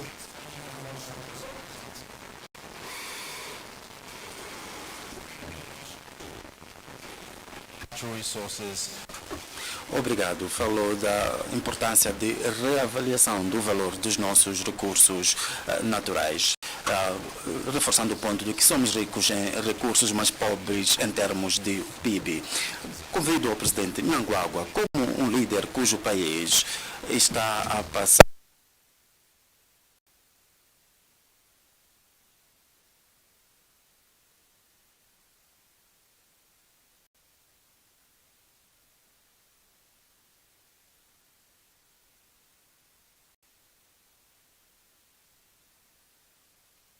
repeat your question? The question is, as a leader whose country is going through a debt resolution process. Still, I don't understand. Oh, sorry, Your Excellency. I was saying that as a leader whose country is going through a debt resolution process, in your view, what is the main weakness of the current framework for debt resolution, particularly as it concerns African countries? And in particular, your circumstances in Zimbabwe. Well, thank you very much. May I first express, on behalf of my delegation, the warm reception we've received since our arrival here, this beautiful city, Nairobi.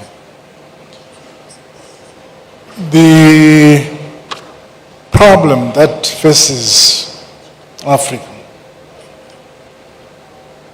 We have the history of colonialism.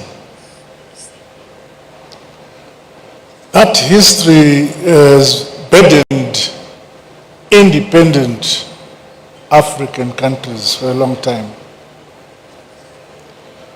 I believe that very few countries have shaken off the burden of colonialism after independence.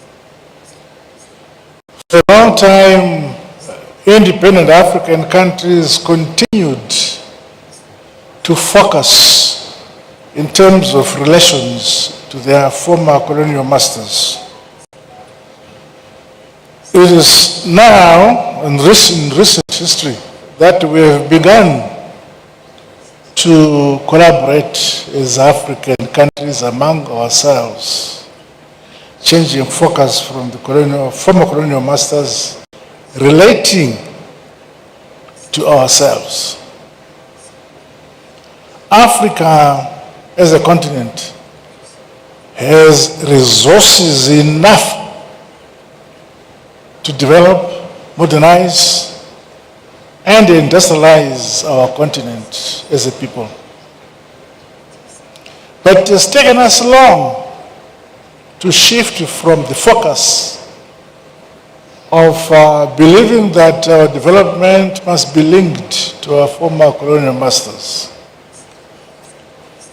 Africa has resources that if we correctly focus on the domestic resources we have on the continent, we have the resources to develop our countries. Most importantly, in my view, since the Second Republic in Zimbabwe, we have decided that to develop our country,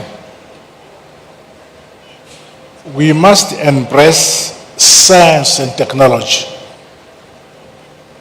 All our universities in Zimbabwe now have a serious bias towards science and technology, because we realize that the countries that have developed have done so on the basis of science and technology. we have introduced focus that in the past we had graduates from our universities who spoke English very well, but did not produce a product. So it is critically important that our younger generation must have the pride either to produce a product or a service. In the same manner, our universities must produce products where, when they leave university, they contribute to their country by producing a product or a service. The first world is the first world because they have produced products for themselves. They have produced a service which services their own demands for their own communities. So that's what we must do. So Africa must shift its focus towards science and technology which brings about a service to the people, a product to the people. The things that we need, yes, there is the philosophy or the understanding that you cannot invent the wheel. But it is necessary that we change our approach to development and modernization by embracing, in fact, as a continent, we have everything at our disposal to modernize, mechanize our agriculture, our education system should produce students who, when they leave university, they should have the pride that they have the capacity to produce a service for their country. They have a pride that they are producing products for their country. And that way, without much reliance on Europe, Asia, whatever, but exchanging scientifically the resources and knowledge among ourselves as African countries, I can see our country developing very, very fast. It is in my belief that those countries in Africa, on the African continent, who are doing well, they are doing well because they have internal domestic focus. What do they have? What can service their needs at the domestic level, as a country, as a people, both in terms of products and in terms of services? And if we all collaborate as an African country, as a continent, I believe that our pace for development and modernization will be faster. But if we continue to develop our countries in silos, it will take longer. In the past, for instance, in the past, which our founding fathers were able to move away from, if a delegation was leaving Mozambique wanting to come to Angola, they would first go to Portugal, to Europe, and then come down to Angola. And yet we should have the means to fly directly from Mozambique to Angola. If we wanted to go to Ghana, we would first fly to London and then come back to Africa to Ghana. That shows how disconnected Africa was. And we must begin to have internal connections by ourselves. And as a continent, I believe that my dear brother here, Sesengeso, spoke about the possibility of generation of power in the Congo, which would service the entire African continent and even have access for Southern Europe on the Congo River. But to achieve that will require the collaboration of the entire African continent to put resources to achieve that which is possible to service Africa. But now, we work in silos and look forward and look up to Europe or some other former colonial powers to service and develop our own region. Okay. I'm happy that now there's a crop of African leaders who now focus on the collaboration of the developing of our respective countries by collaborating among ourselves. It could be in agriculture, it could be in education, and so on. For instance, in Zimbabwe, for all along, we were relying on importing wheat from Ukraine throughout. And yet, it is possible to grow enough wheat for ourselves. When we looked at it and said, how much wheat do we need per year and how much hectares of land do we need per year to grow the wheat we want? That same application, that same approach can apply to every single African country. The continent has land enough, arable land enough to produce food for Africa and surplus. But we don't do it. You still have countries in Africa who import food from Europe. Why? Because we have not broken that link between past colonialism and independence. It is still lingering in the minds of those who have not been able to move away.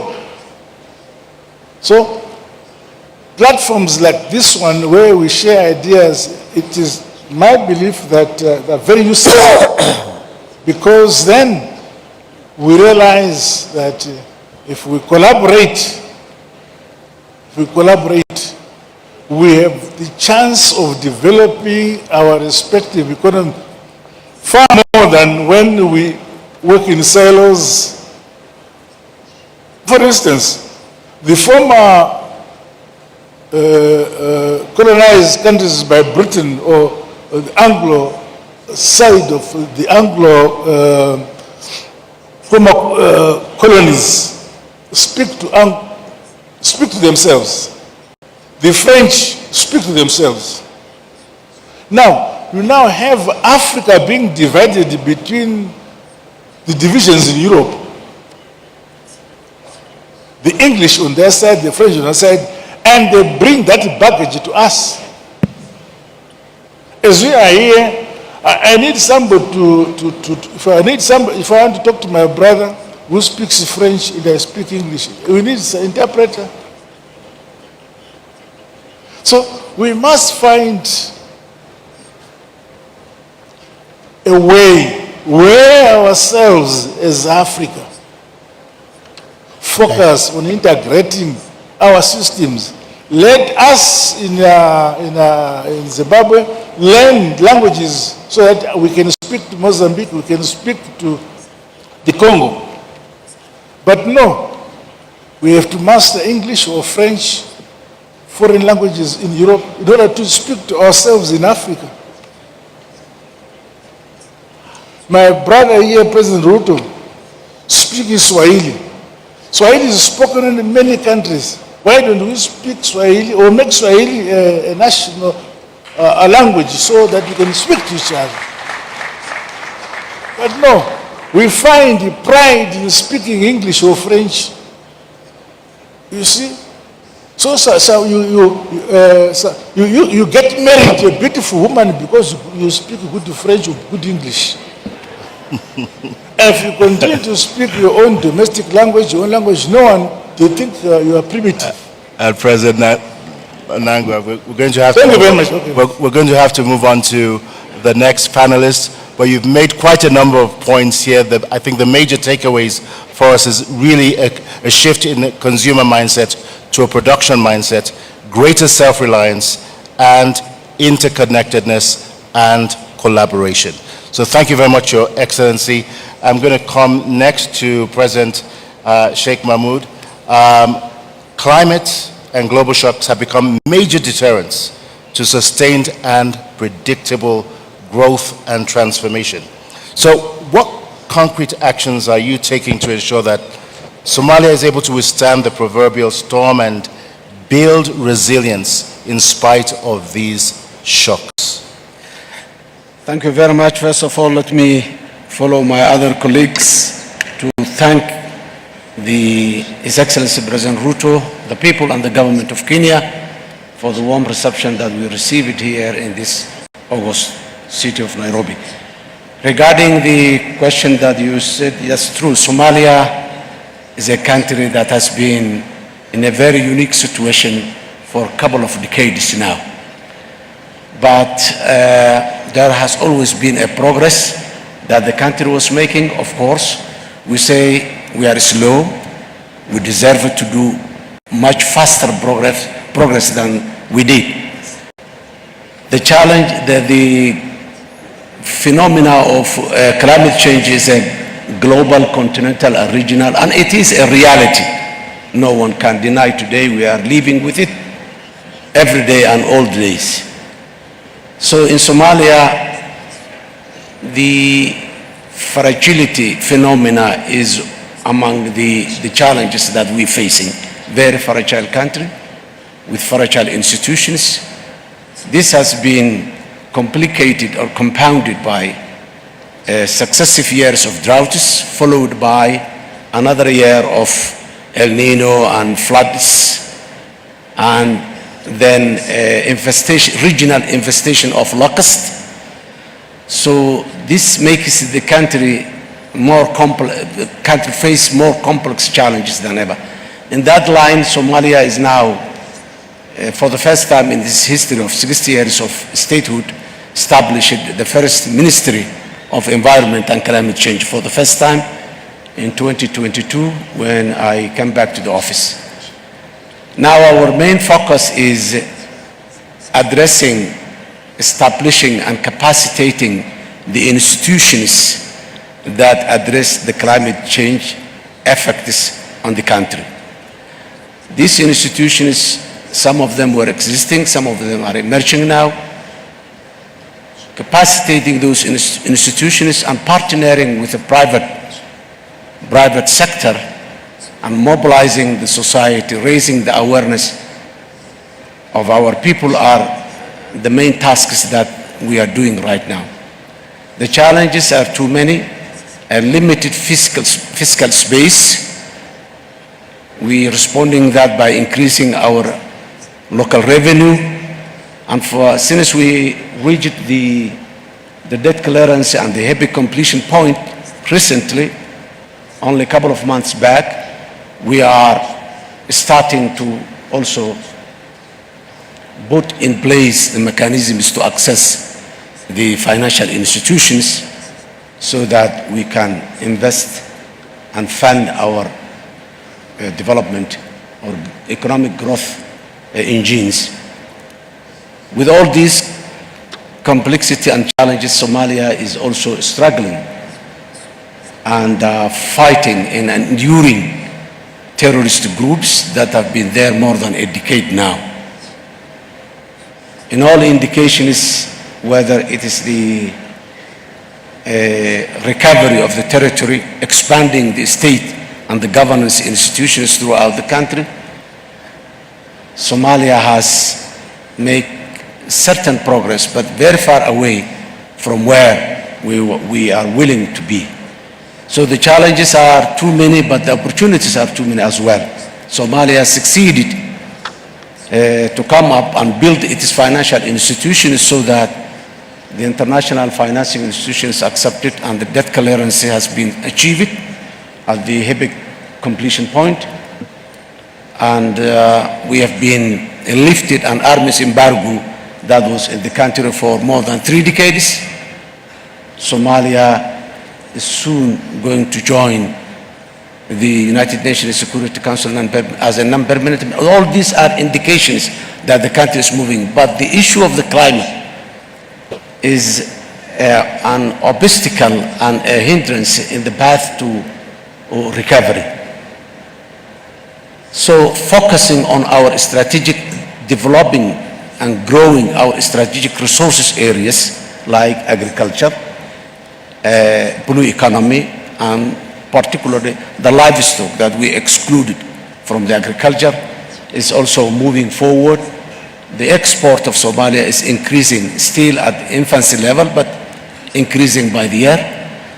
That all are indications that our institutions and state building is improving very fast. Still, the challenge of fragility is still there. Somalia making all those steps just to address the challenge of the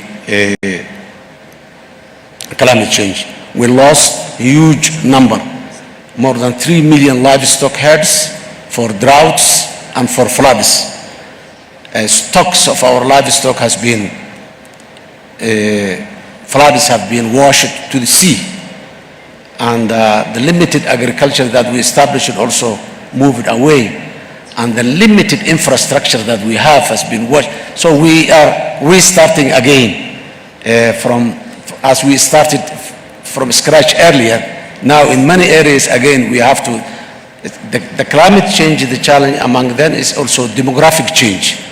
A lot of rural people are losing their livelihoods and they are just coming in the urban areas as IDPs. Many of them will never go back because there is no reason to go back, and there are no life to go back because they lost the livestock, they lost the facility. So climate change is not only hindering, but it's changing the demographic structure of the country as well.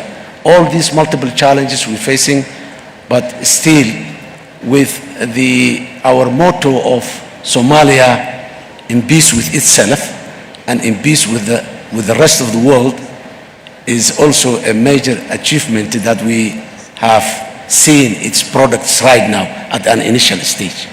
We brought our people together back. We're moving forward as achieving a common purpose. That is the Somalia of today. Thank you. Thank you very much, Your Excellency, and congratulations on the resilience that Somalia continues to show in spite of tremendous, tremendous challenges. What an inspiration. I'm going to come next to Vice President Bazombanza to speed up the process of structural reform in your country. What initiatives is Burundi taking at the moment?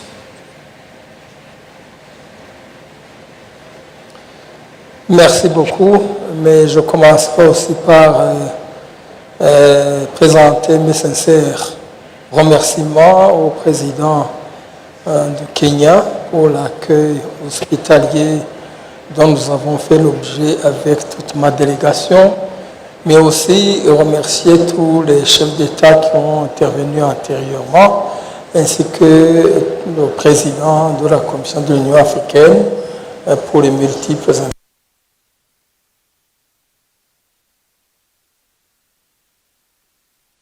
and for all that they did to by saying that Burundi, under the vision laid down within the framework of activities at the African Development Bank,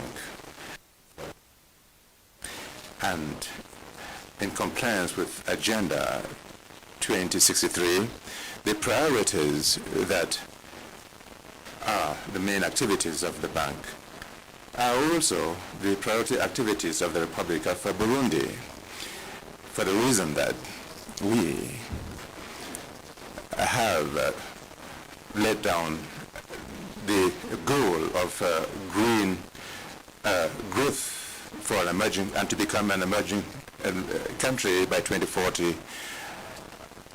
And of course, we are trying to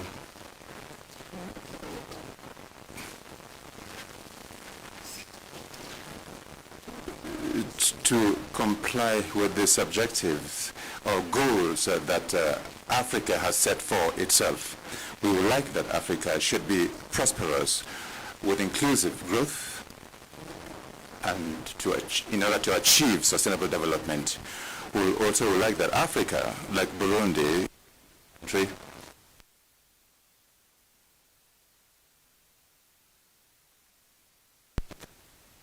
and that they should advocate the ideals of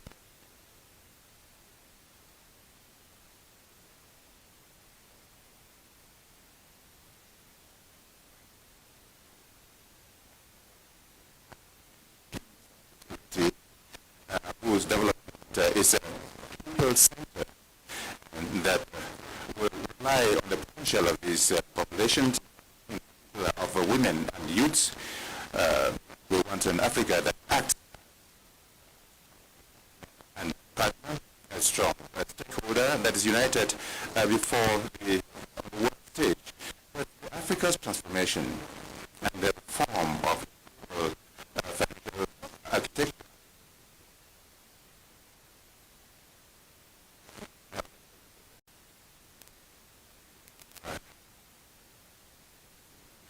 we are trying to economic challenges our country is facing. Burundi here is facing significant major, but we depend a lot on agriculture. We encore limité. That is not well developed, and with development initiatives that are supported by the African Development Bank and other development partners that are crucial in stimulating economic growth and reducing poverty in the country. We also should like to point out the participation of the ADB in other regional initiatives and how the African Development Bank has been participating in these development initiatives and programs. It could also be involved in other development initiatives that are meant to strengthen the economic integration and development in Africa, that is in Eastern Africa in particular. So as an activity, we would like to point out that the portfolio of ongoing operations of the African Development Bank that is co-financed by the government of Burundi involved some 20 projects in the public sector that total a commitment of about $500 million, but has witnessed a rather low disbursement rate, which is at 37.5%. The sectoral distribution of this portfolio indicates that the predominance of infrastructure, because they represent 76% of the investments, that is 37% for energy and 35% for transport, followed by agriculture at 29%, and social 6%, governance 0.5%, finance at 0.9%. The portfolio of the public sector, of national public sector, includes or comprises 12 projects totaling a commitment of about 140 million units of accounts, with a disbursement rate of about 44%. Furthermore, the portfolio of the regional portfolio comprises 8 multinational projects amounting to about 60 million units of accounts for a total disbursement rate of about 33%. For the regional projects are designed to ensure connectivity between Burundi and other countries of Eastern Europe, Central Africa and Southern Africa, especially in border countries like Rwanda, Tanzania, DRC, and beyond, right up to Zambia. Now, in the private sector, the portfolio comprises virtually, well, projects for facilitating guaranteeing transactions of the Central Bank of Burundi, for instance, representing about 4 million. And here, I should point out that there's been improvement in the indicators of the portfolio because as I said earlier on, the disbursement rate is still low, but it's improving year by year. There's a lot that is taking place in your country, lots of transformations, but just because of the limitations of time, we do have to move on to our next panelist. I'm getting a signal in my earpiece, so I do have to come to His Excellency President Joaquim Chissano for the next question, and we'll provide very short comments to close out this round. Unfortunately, we've run out of time. President Chissano, you've played a globally recognized and acknowledged and much appreciated role in championing debt arrears clearance for countries facing debt challenges on the continent. To your mind, what can and should Africa do to improve its debt situation? You've been involved in several negotiations, several discussions.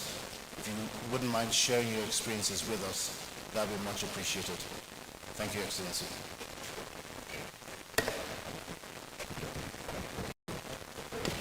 Thank you very much.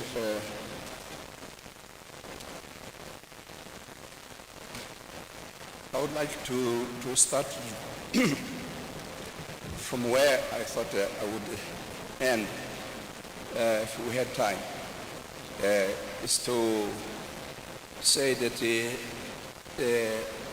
ADB has to be congratulated. As far as what regards Mozambique, is for what they have done since 1977, when we established partnership. At that time, the other institutions were more powerful, were shy, were shying away from us. And there were many reasons why. It's because we never had stability in the country after independence proclamation in 1975. And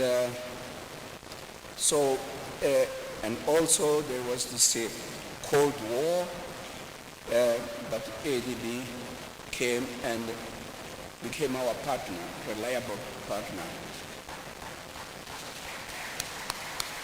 And I congratulate ADB also because of what they have done for Africa in general. And at present, we see the role played by President Adesina, who is my younger brother.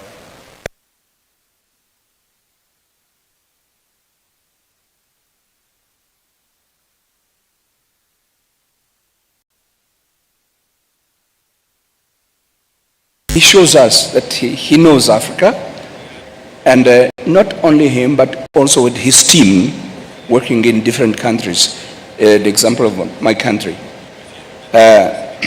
So I would like to take this opportunity to say congratulations, but we are celebrating 60 years of ADB, and it was not always additional.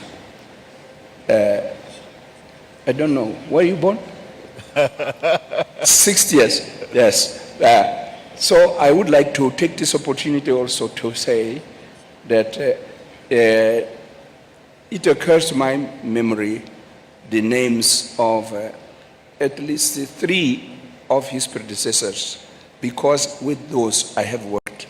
And so I think that it's worth evoking their names here.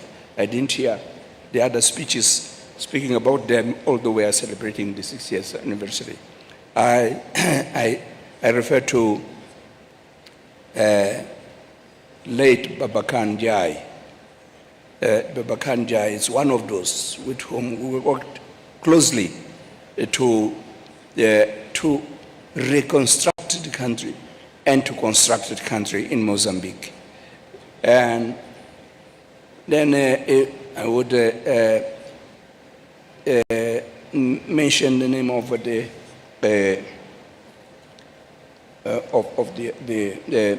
Omar Kabaj. Omar Kabaj from Morocco. We worked also together. And then Donald Kaberuka. All this worked not only for Mozambique, but for the region, SADC region. And at that time, we were having this spirit of collaboration, and infrastructure were mentioned here by President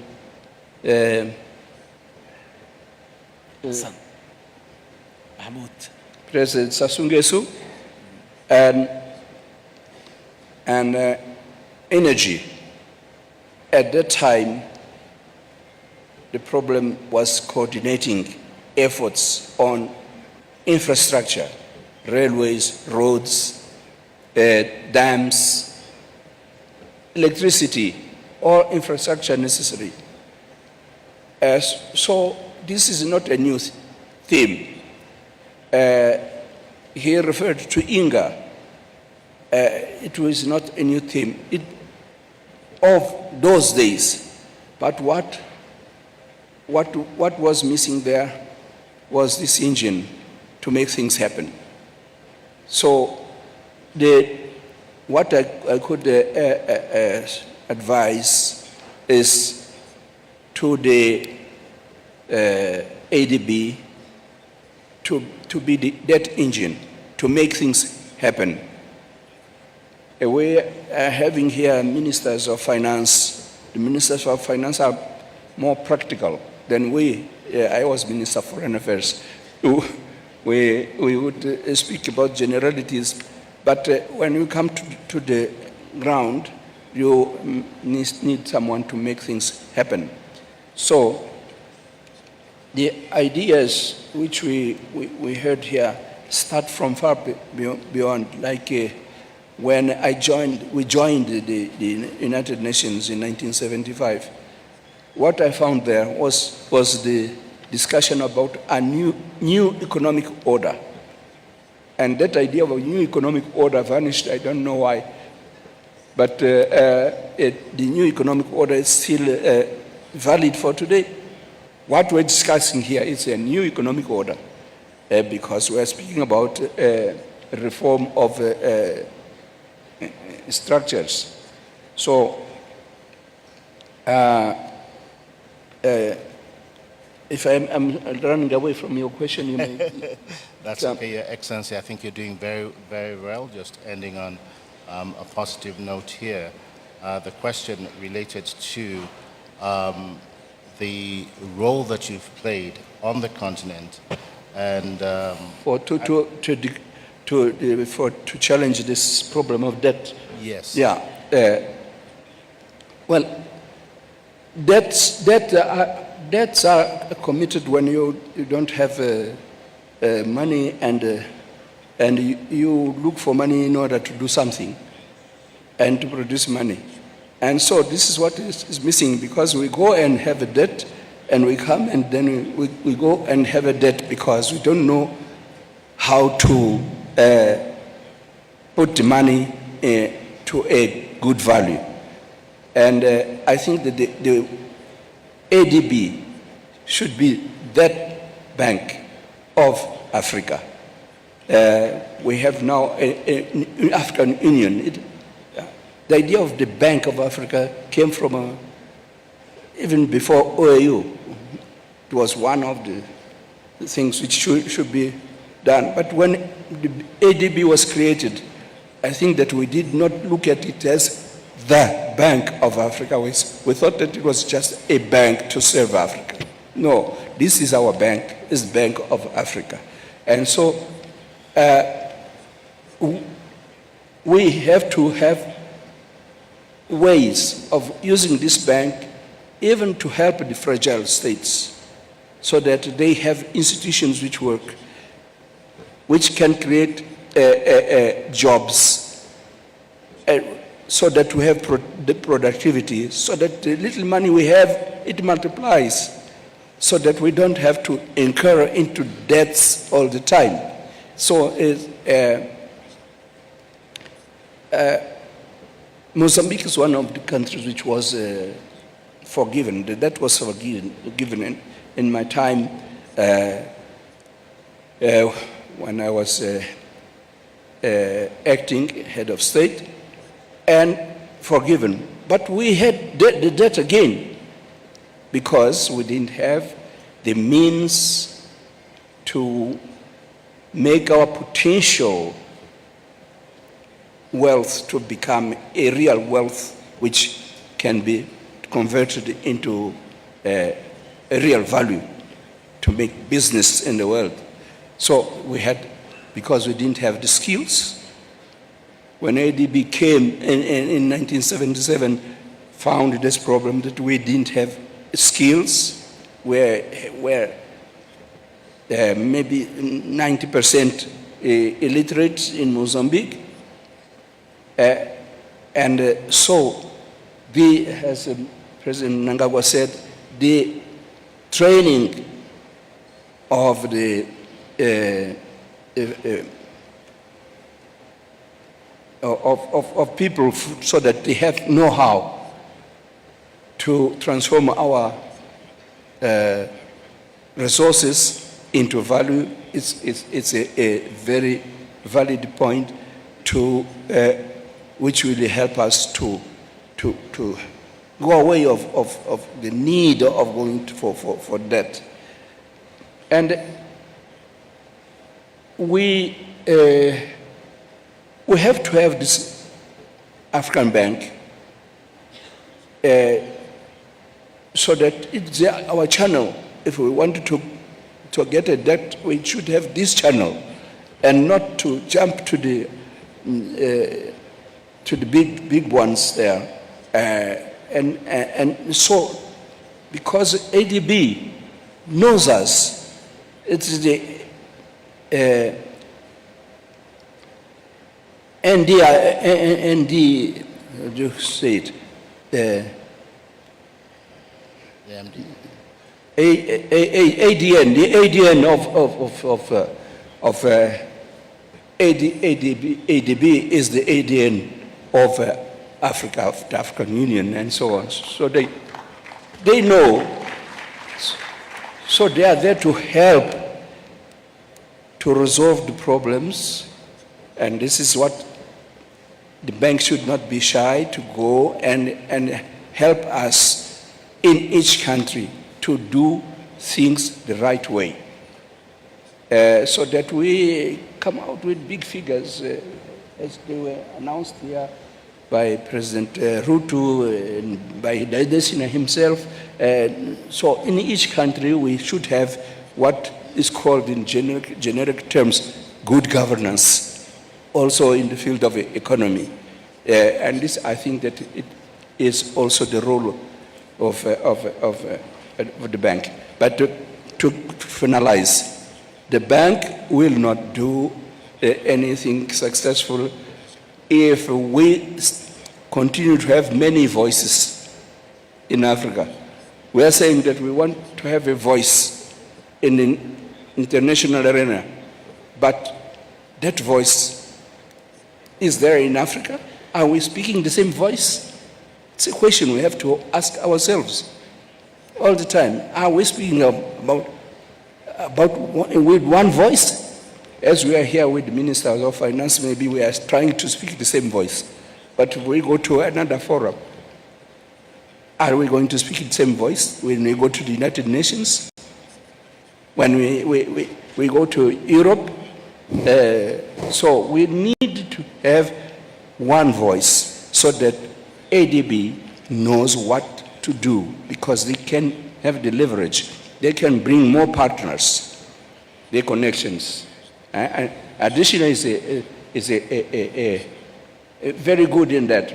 But I think that all the others were good to create new partnerships. And so this is what I can tell you, that this would do away with this problem of the debt, because we would be ourselves doing ourselves to improve on the development of our resources so that they become a real wealth. Thank you very much, Mr. President.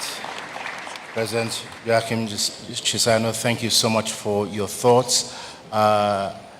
Distinguished presidents, unfortunately we've run out of time and we do have to go on to the next panel, but we want to thank you most sincerely. One, for gracing this occasion, for taking time out, and for your very thoughtful ideas about moving Africa's agenda forward. We do not take it lightly. We appreciate your presence here and the excellent ideas and thoughts that you have provided us with in your respective countries. We wish you all the very best as you continue to lead and transform your countries. At this note, I'd like to say a big thank you to President Sassou Nguesso, President Emerson Mnangagwa, President Hassan Mahmoud, Vice President Prosper Bazombanza, and our dear President Joachim Chissano. Thank you very much, gentlemen and Mr. Presidents. We really, really appreciate your contributions today, and we wish you all the very best. Thank you so much.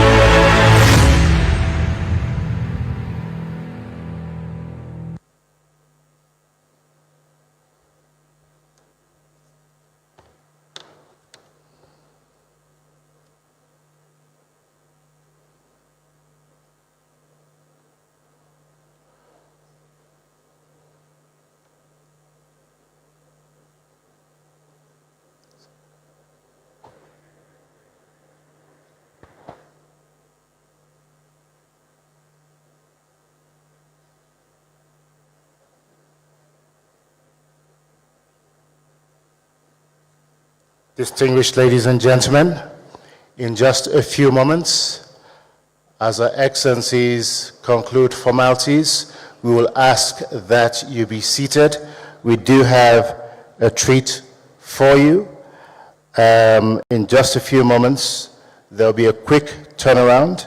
I believe that arrangements are being made for the next segment of the program.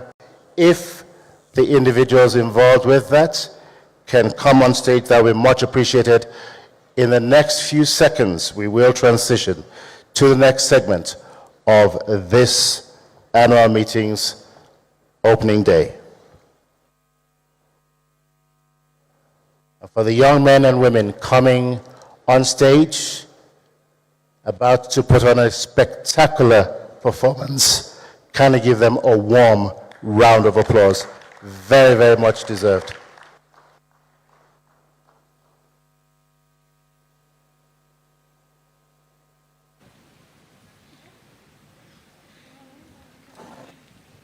Good evening.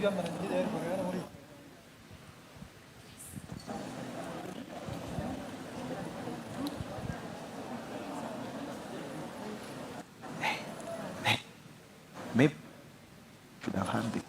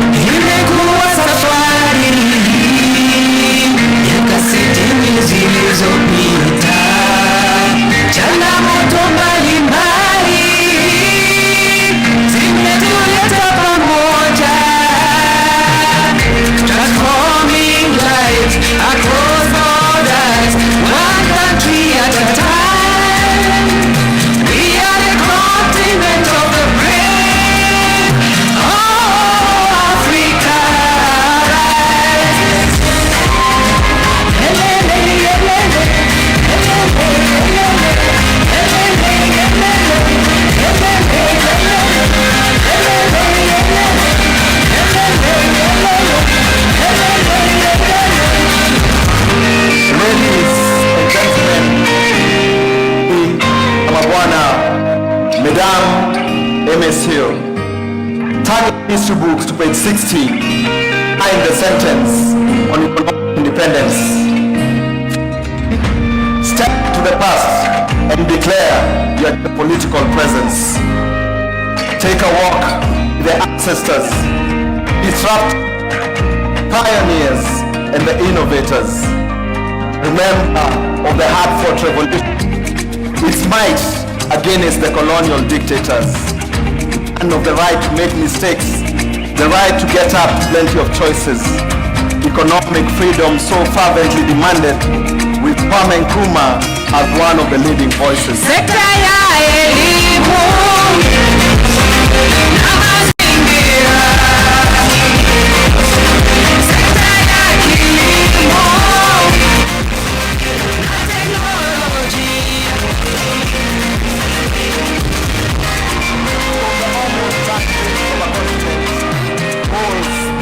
A development bank promoting the fair sharing of resources that each one of us could rise in rank.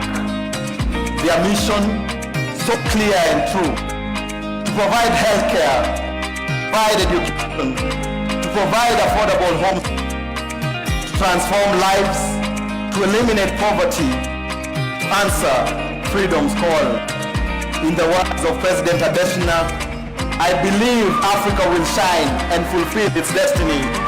I still believe that we shall be who we are meant to be.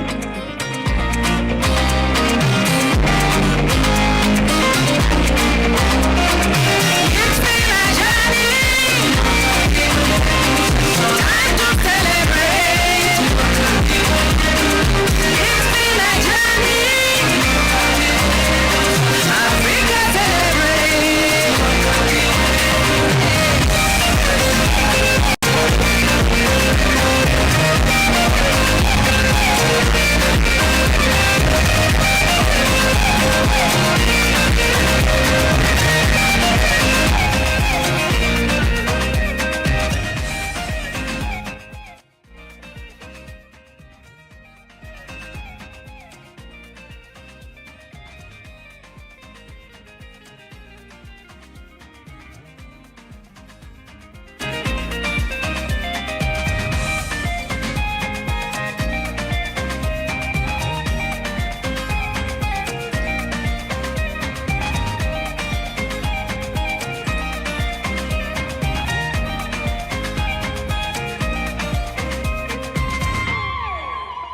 Okay, we can.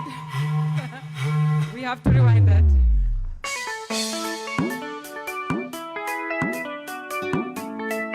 Okay.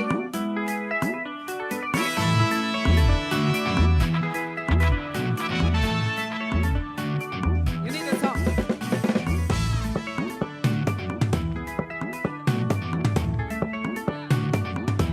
Okay.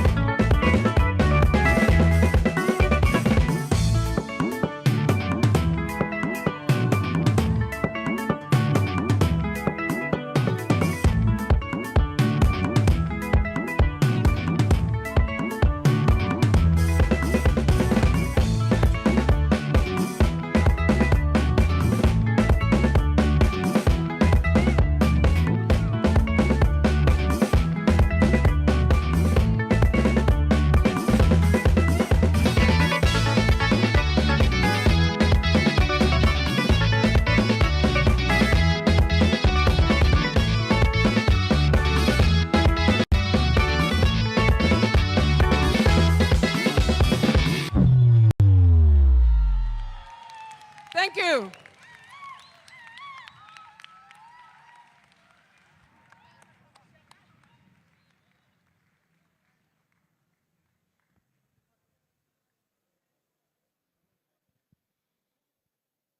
Mais la croissance ne doit jamais s'arrêter, ni les rêves s'évanouir dans les nuages. Les épreuves d'aujourd'hui exigent unité et courage. Together, we have risen and shown that we have the required strength to be a brother's keeper responsible for delivering health and wealth, Africa will keep shining and fulfill its destiny. This remains Adesina's dream. A difference can and will definitely be made if we work as a team. As we celebrate this 60th anniversary, remember who you are. Keep the dream alive. Africa! Awero Africa! Awero Africa manyen! New Africa!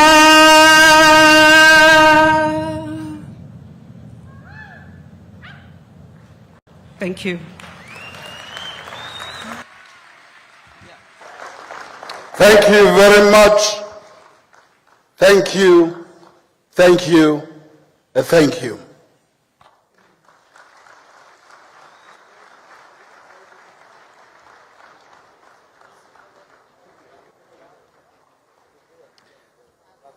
Excellencies, ladies and gentlemen, what you've just seen is a curtain raiser to the 60th anniversary of the African Development Bank. On the 25th of May, 1963, one of the first resolutions that was passed by the Organization of African Unity was, I quote, the establishment of an African Development Bank, unquote. The following year, events took place in Khartoum, Sudan, and the bank was born in 1964. But coincidentally, 2 months after the resolution, in 1963, of May, in July of that same year, I was born. So I'm a child of the OAU, and therefore it is fitting that I am also a child of the African Development Bank. Excellencies, ladies and gentlemen, it will be a short commemorative program, very short. The time is gone. We're not going to keep you for too long. As part of this commemoration, the full story will be told sometime in September this year in Abidjan. But just to give you a teaser, we will call upon 3 instrumental institutions to make 5 minutes remarks each. 5 minutes. We will call upon the President of the African Development Bank.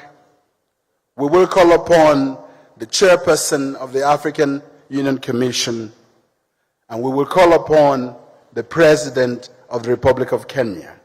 And after their statement, they will stay a little bit and we will unveil the 10-year strategy of the African Development Bank. But before we do that, there's a story that needs to be told just briefly on video. Please.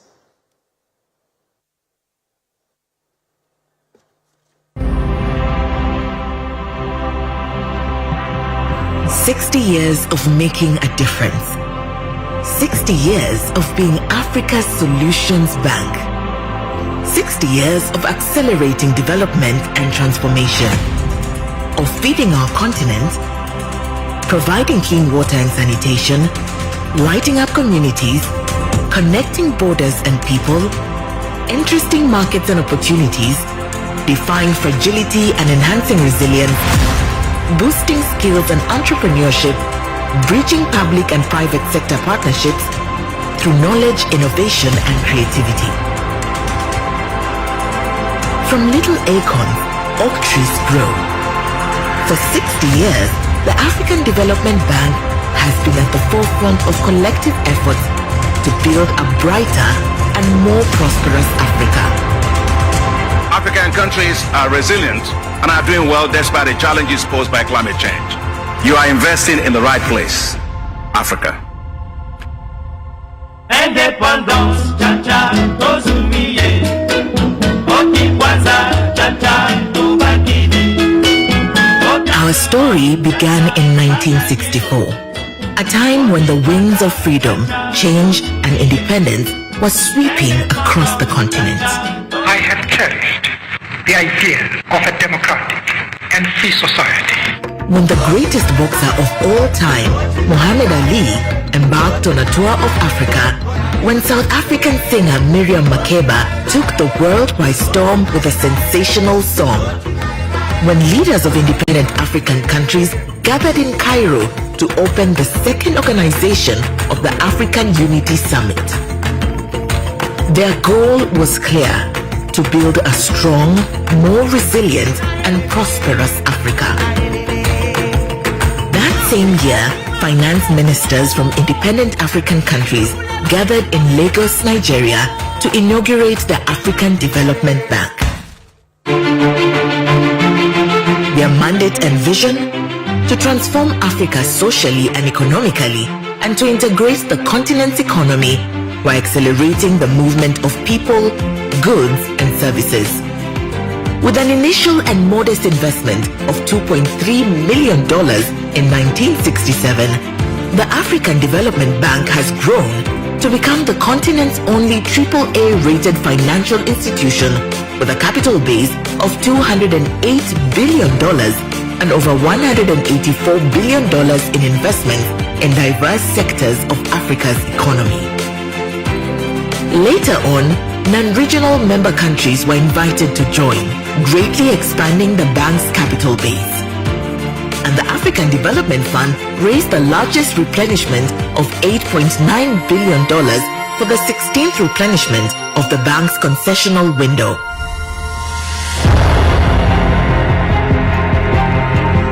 Today, the African Development Bank stands tall as Africa's trusted solutions bank, with more than 5,400 transformative life-changing projects implemented across the continent. Our innovative financial instruments, including hybrid capital, are models for other global multinational development banks. As Africa continues to face one of the greatest challenges of our time, we have become a leading global voice for climate finance equity, an architect for building climate resilience and adaptation, a trusted partner for meeting the needs of African countries ravaged by droughts, floods, cyclones, and environmental change. Everywhere on the continent, the terrain we know best, the impact of our work and investments are evident. In cities and in the countryside, in primary schools, colleges, and universities, in agriculture and in farms with climate-resilient crops, in healthcare through clinics and care centers, in hydro, wind, geothermal, and solar power, in water access and irrigation, in vocational training, businesses and startups, in ports, airports, roads, aviation, and rail transportation. Each day, in a world of dynamic change and challenges, we are touching the lives of millions of Africans and connecting Africa to Africa and Africa to the world. Across Africa, the impact of our high fives has been felt. In the past 7 years, Your Excellencies, the operations of the bank have impacted directly the lives of 400 million people.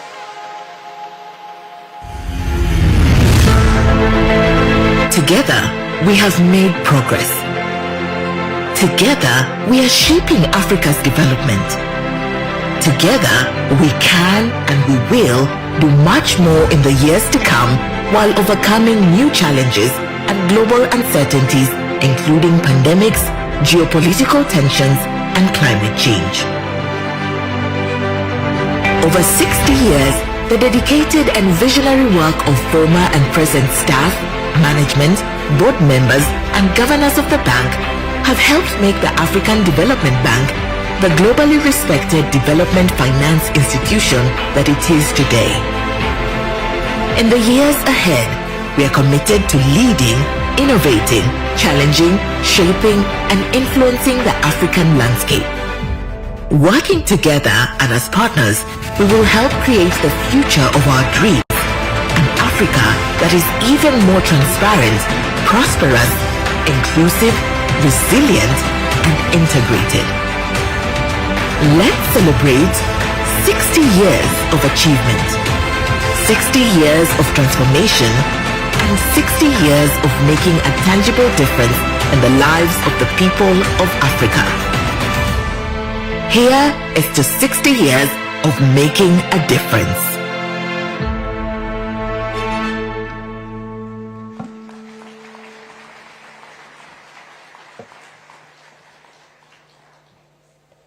I think that Congratulations to my good friend, President Adesina, and the African Development Bank.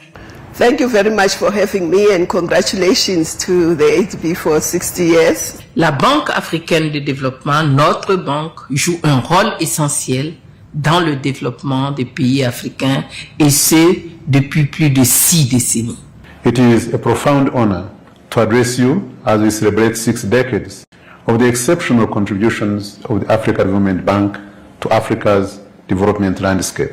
On behalf of the Africa 50 team, I extend our heartfelt congratulations on this momentous 60th anniversary milestone. We are looking forward to many more decades of shared progress and prosperity.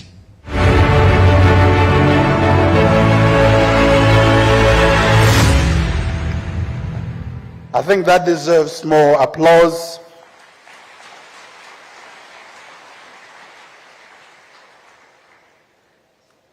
Without further ado, may I please welcome the President of the African Development Bank for some brief remarks.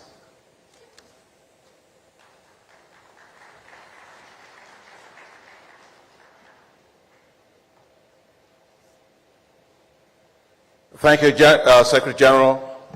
Your Excellencies, heads of state and government, their governors, distinguished ladies and gentlemen. I am honored to be able to address you briefly on this auspicious occasion of the celebration of the 60th anniversary of the African Development Bank, your bank. As you stay here for the next 3 days of these annual meetings, we will be discussing, celebrating, reflecting on the work of the bank, the journey we have traveled in supporting Africa, and journey yet to be traveled. One thing is sure, we are on the right journey, a journey to accelerate the development of Africa. It is amazing that in 60 years that we've been traveling this journey, we are not tired. Just like Kenyans always run and win on long-distance races, so are we. We are running to win for Africa. In 60 years, we have not diminished. In 60 years, we have grown. In 60 years, we are delivering at scale for Africa. From just the initial committee of 9 when we started, and 23 countries who signed up when we launched out, we now count 81 member countries.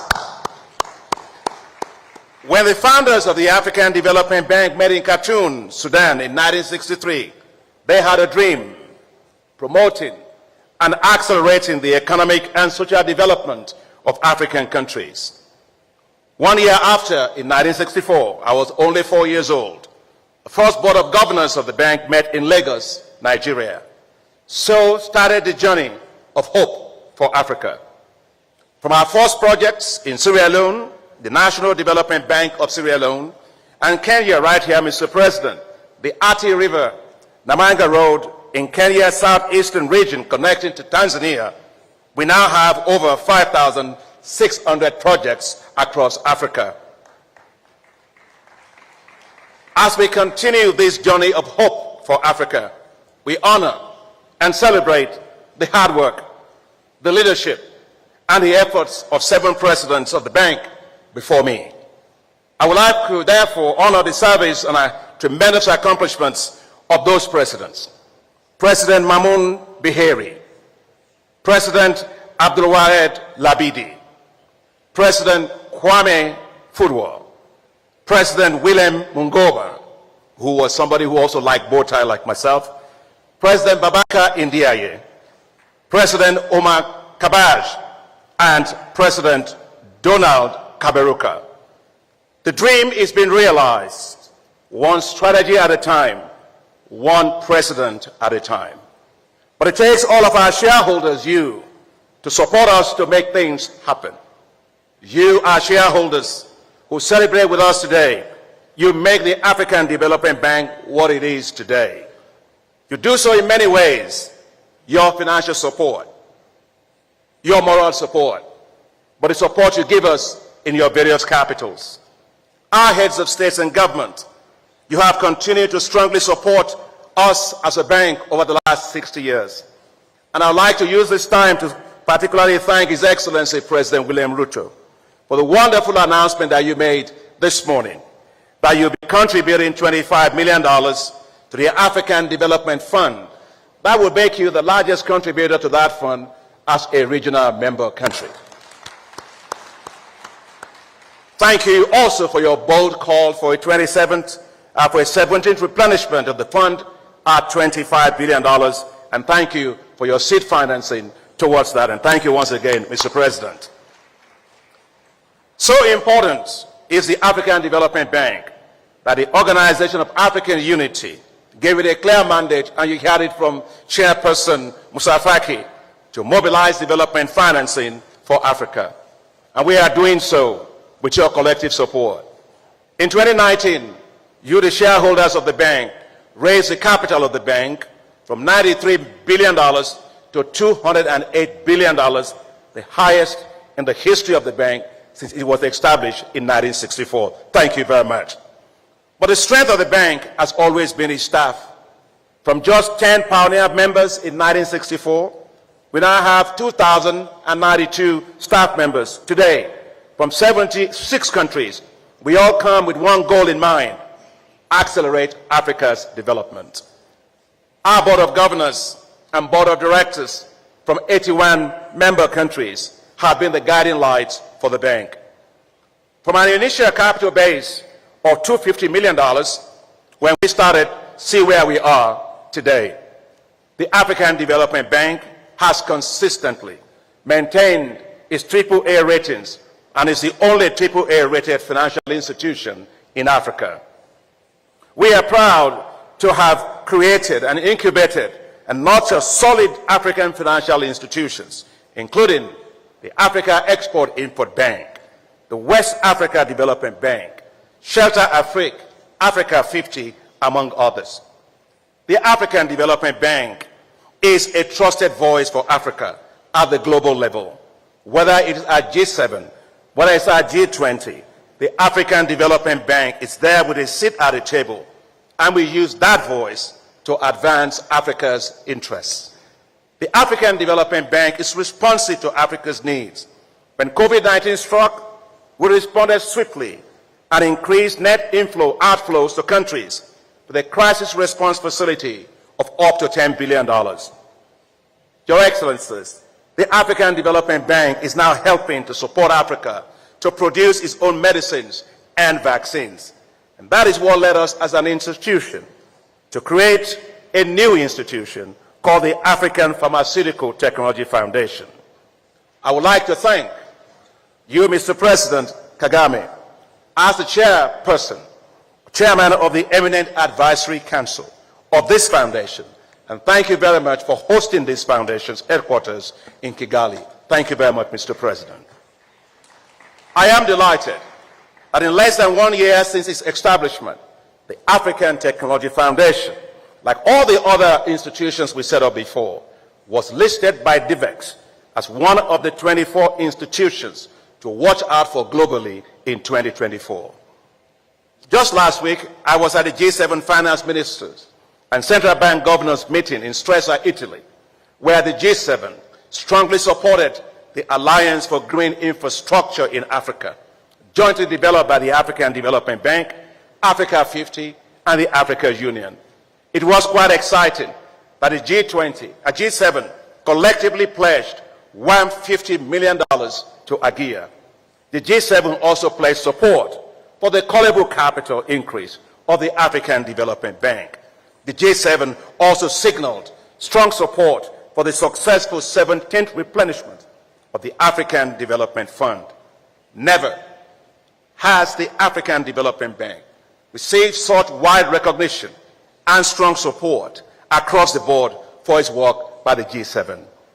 We can take pride that from our very humble beginnings, the African Development Bank is today a globally respected institution, taking its place among global financial institutions, innovating and leading. The African Development Bank issued hybrid capital on the global capital market, the first ever by a multilateral development bank, creating a new global asset class for institutional investors. The African Development Bank is the first and the only multilateral development bank to do synthetic securitization, transferring risks from our sovereign and non-sovereign portfolios to the private sector institutional investors. In 2021, your bank, the African Development Bank, was ranked the best multilateral financial institution in the world by Global Finance. In 2022, the African Development Fund, our concessional lending institution, was ranked as the second best concessional financing institution in the world by the Center for Global Development, ahead of all 48 concessional financing institutions, including in OECD countries. In 2022, the African Development Bank was ranked as the most transparent financial institution in the world by Publish What You Fund. Our founding fathers will be proud of us today. The confidence of our non-regional shareholders that form a critical part of our bank, who joined to bolster Africa's homegrown financial institutions, is fully justified. Together, building on the foundations laid by our founders, we have built a global financial institution focusing on Africa, bringing the world to Africa and taking Africa to the world. As we celebrate our 60 years as African Development Bank, let the achievements that we have recorded, the lessons that we have learned, the impacts that we have had, and the humility that we have, knowing fully well that the journey ahead is still long, give us a greater impetus to do even more. Let's celebrate Africa's development. Let's accelerate it relentlessly. Africa deserves the best, and only the best is good enough for Africa. Happy 60th anniversary. Thank you very much. Merci beaucoup. Asante sana. Shukran. Muito obrigado.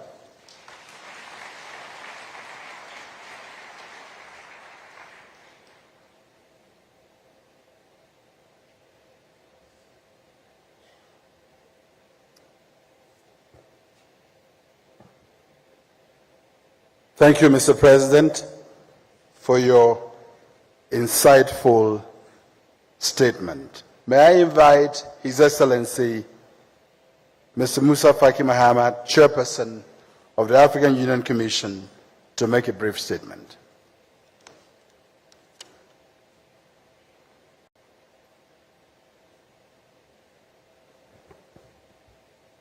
Excellences, Monsieur le chef d'État et de gouvernement, Mesdames et Messieurs les ministres, distingués invités. Il y a 61 ans, naissait l'Organisation de l'Unité africaine, actuellement Union africaine.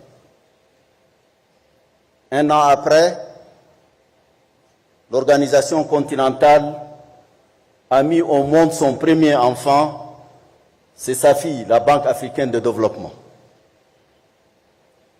Les anniversaires sont des moments certes de réjouissance, mais aussi et surtout d'évaluation du parcours et de projections dans l'avenir.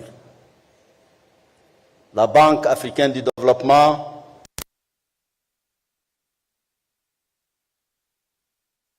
work for Africa for the last 6 decades. Its portfolio em cada um dos Estados-membros é muito consistente. A União Africana, quando da circunstância do seu 50º aniversário, com a sua une Afrique intégrée, une Afrique prospère.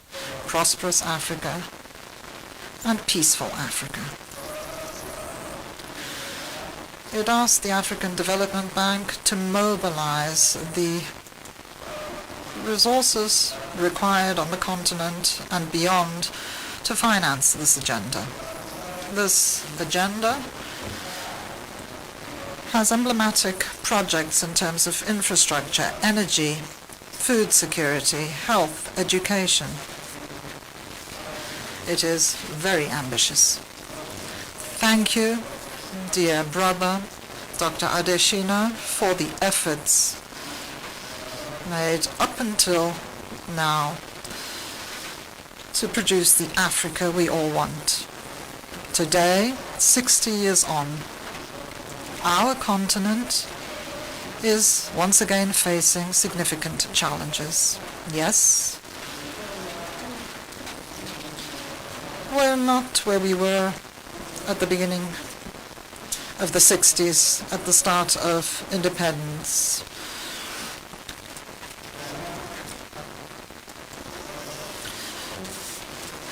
We need to stop self-flagellating. We need to find a balance, strike that balance. Africa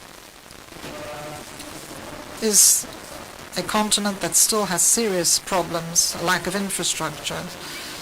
We launched the African Free Continent Trade Area.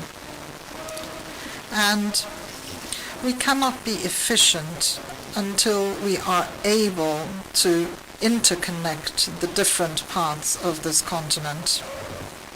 So there are important challenges at the level of infrastructures. The African Union has set up a specialized institution,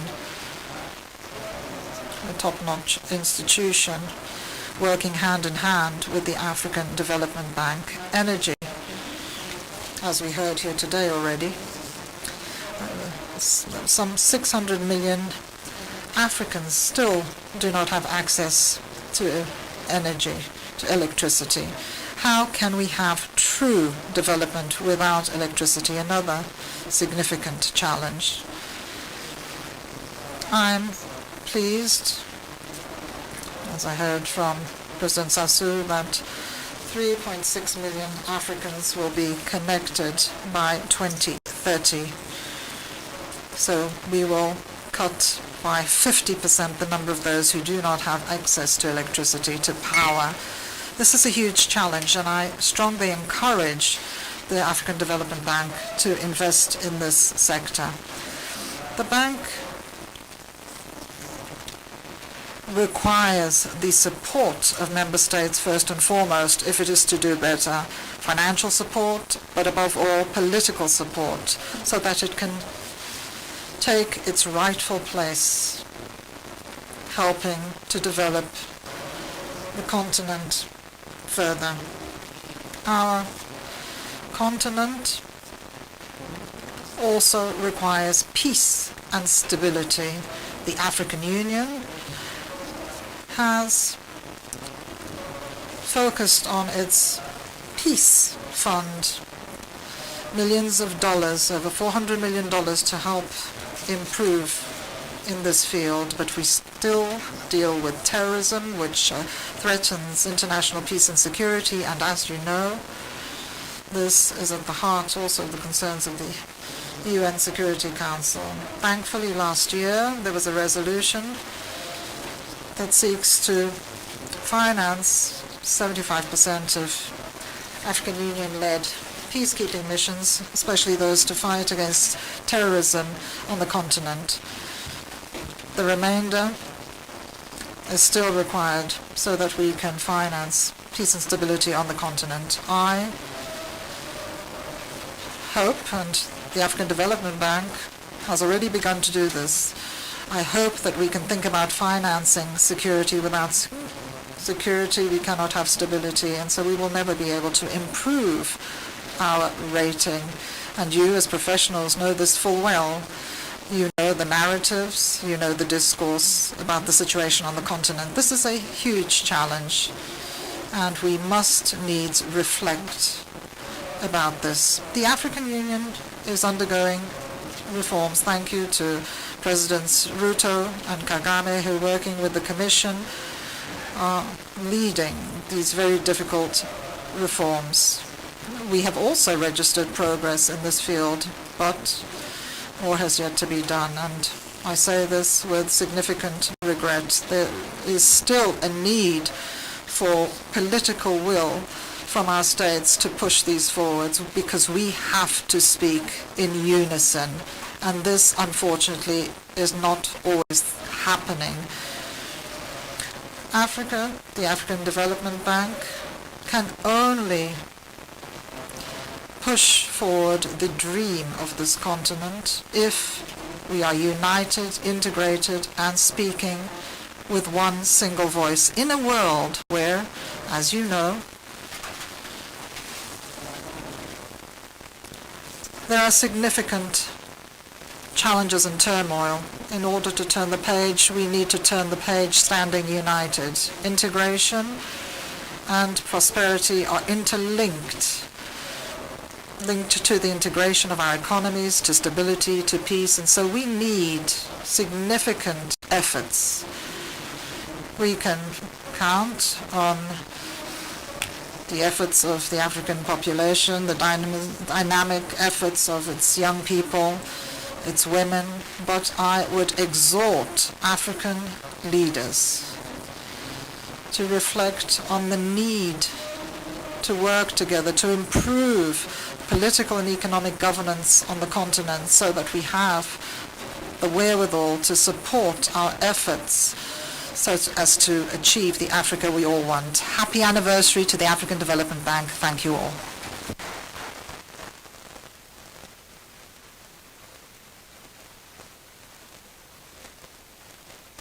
Thank you, Chairperson of the African Union Commission. Without the OAU, there would have not been an African Development Bank. Thank you, and thank you for the partnership. May I invite His Excellency, Dr. William Samoei Ruto, President of the Republic of Kenya, to make some brief remarks.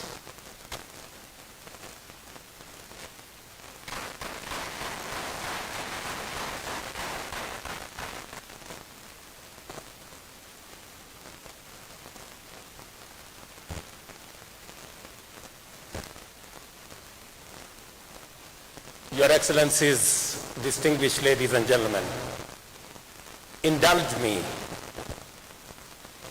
because I have been by President Sassou Nguesso to give a progress report on the meeting we had in Paris on the financing pact. And you know, in keeping with African tradition, when an elder gives instructions, you have to obey. So let me give a brief progress report, and I hope he will be listening. After the meetings we had in Paris, we subsequently had the Africa Climate Summit, in which we consolidated our position as a continent.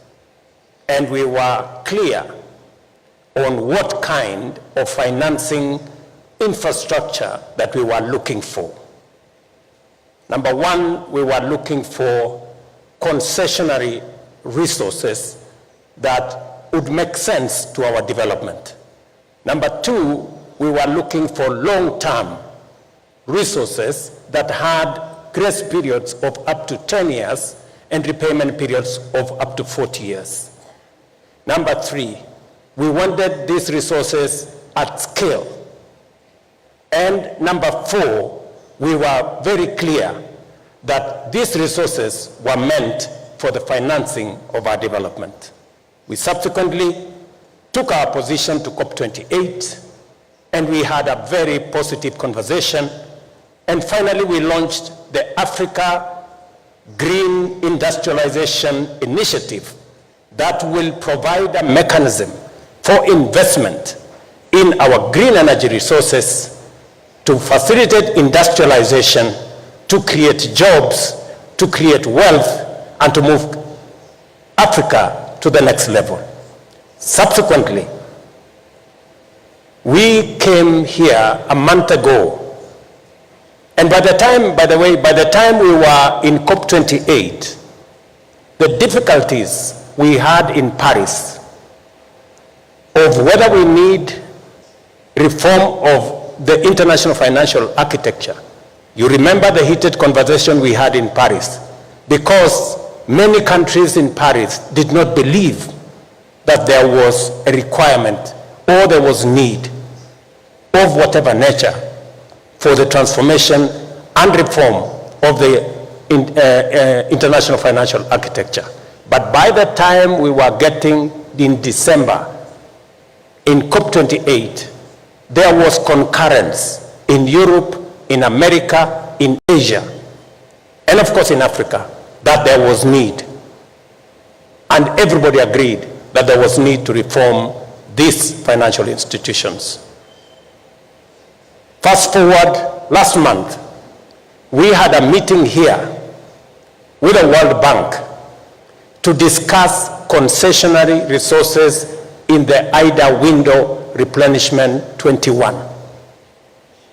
We made very good progress with the World Bank in that framework. Step forward, last week, the outcome of my visit to the United States, there were two significant outcomes. Outcome number one is investment of $1 billion for the first data center powered by green energy in Kenya. And number two, after extensive consultations with President Biden, and because he confirmed to me that he believed in the transformation of Africa and he wanted to support, because of the conversations we had, you remember, at the Africa Leaders Summit in America last year.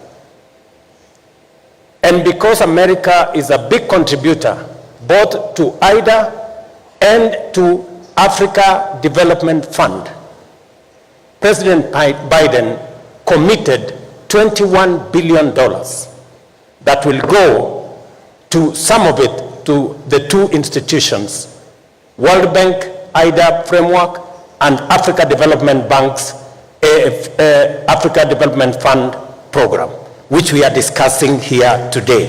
The replenishment, the 25 billion Adesina is looking for the Africa Development Fund. And today, Mr. President, we are furthering that conversation with the confirmations we're going to make to enhance significant funding, concessional resources to Africa Development Fund so that we can meet the targets where we wanted concessional funding, long-term resources, and at scale. I hope I have made a good case and I have met the pass mark.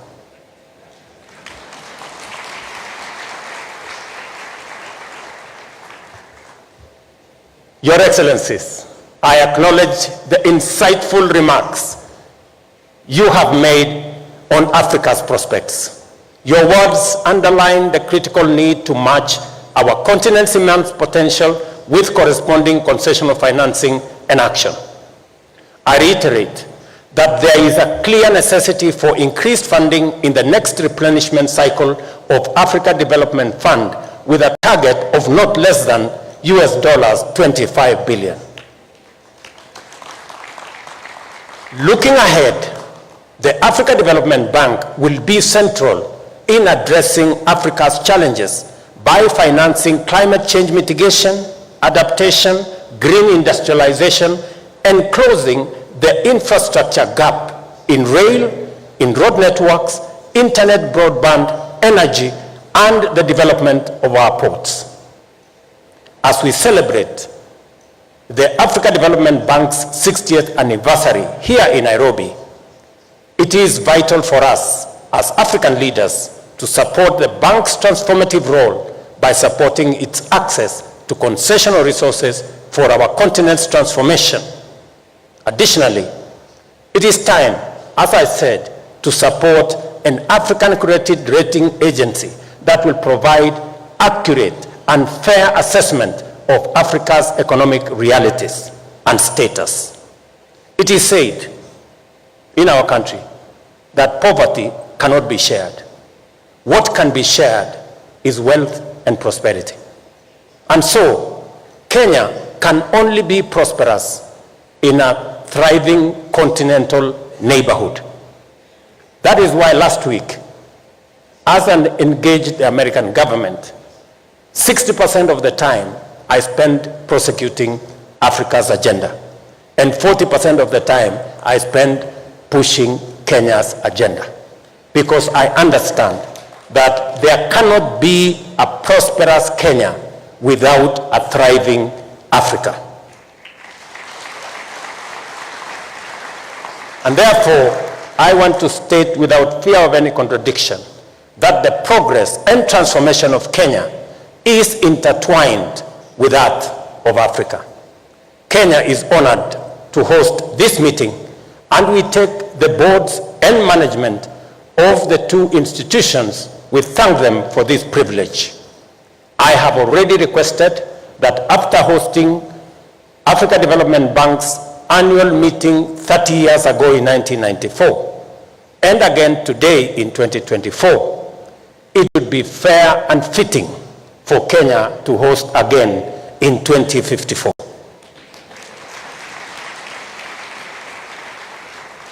I am told by my brother evangelist Adesina that my request is under consideration. I would request that this decision be made early, because neither we nor the decision makers then might be fit enough to do so 30 years from now. Once again, I welcome you all to Nairobi and Kenya, and wish you fruitful deliberations during this annual meeting of the African Development Bank and African Development Fund. I urge you to take time to sample the delights that Kenya has to offer, including a national park, which is just 10 minutes away from here. Thank you very much. Happy 60th anniversary, Africa Development Bank. Thank you.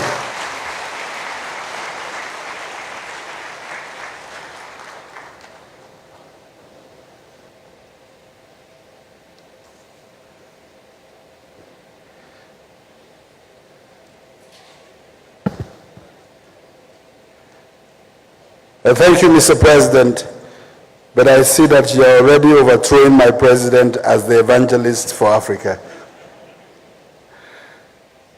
Ladies and gentlemen, we have spent quite an awful long time today, and we don't want you to continue to spend a lot of time, but we just have one little thing to do: the unveiling of the next 10-year strategy of the bank, which will take just a very few minutes.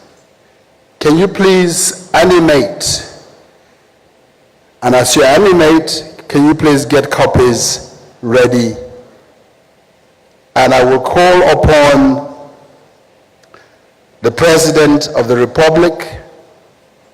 I will call upon the President of the African Development Bank. I will call upon the Chairperson of the African Union Commission and the Chairperson of the Board of Governors to please stand in the middle as they bring the copies for you to unveil. But prior to that, could you please animate?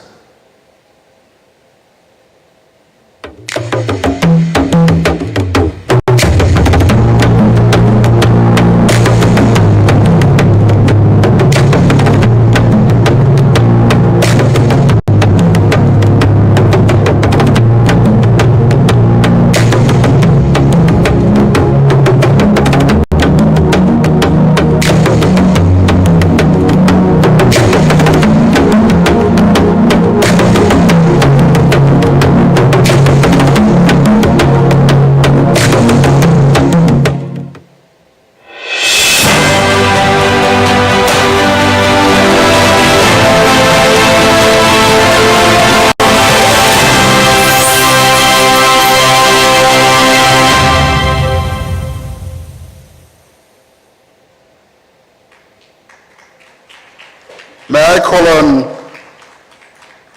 Caroline Kender-Robb and Nancy Baker to please bring copies.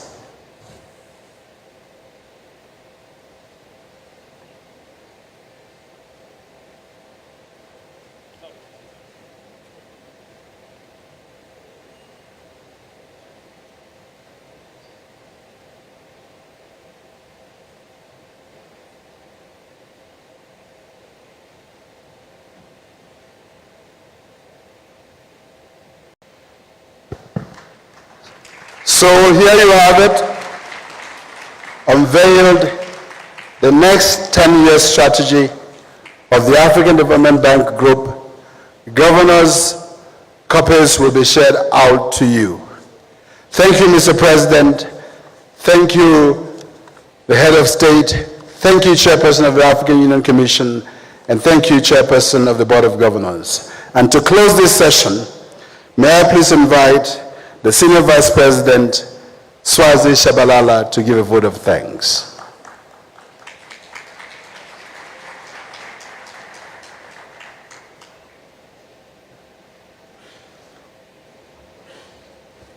Good afternoon. I'm well aware that I'm standing between you and lunch, so I will be very brief. Excellencies, distinguished guests, Chairperson of the Board of Governors of the African Development Bank, Governors of the African Development Bank, alternate Governors of the African Development Bank, Board of Directors, Senior Management, and hope that is everyone.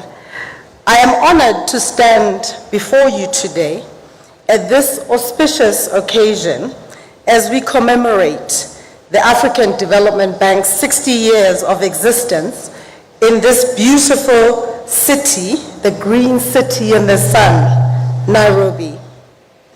Excellencies, ladies and gentlemen, I would like to convey our gratitude to the government and the people of Kenya for the cordial and very warm hospitality and all the measures taken to ensure the success of the 2024 annual meetings of the African Development Bank. We are greatly honored that you could be part of these celebrations today.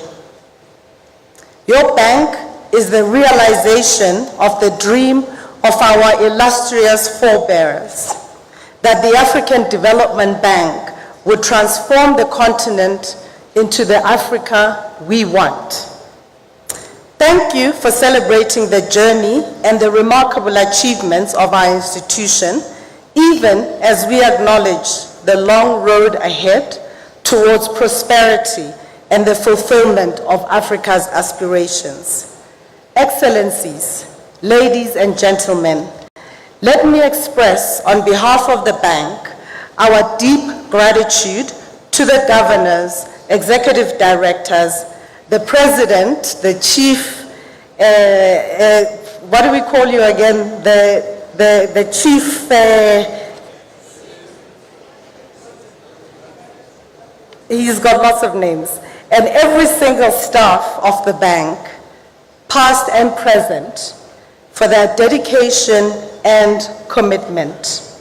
And in conclusion, it is with the utmost sincerity that we express our hope for the continued success of the African Development Bank. Thank you, merci beaucoup, obrigada, shukran, asanteni sana. Thank you. Thank you very much, SVP. Let me use this opportunity to profusely apologize. Planned 2 panels, but you can believe that we've had literally all the panels that we are supposed to have. And because heads of state have stayed for too long and lunch is getting cold, we'll rather transition to lunch and deeply apologize to the other 2 panels so that governors can do their work, because we still have the first sitting. So as we finish, we'll proceed for the high-level luncheon by invitation only. I'm sure you have your invitation. And may I invite my Kenyan counterpart to announce about the particular lunch that will follow also. Thank you, Secretary General. There's lunch for everybody, so don't panic. So those who are not in the high-level lunch, right next to the high-level tent, there's lunch for everybody. And why don't you give ourselves a wonderful round of applause for being patient and staying till this time.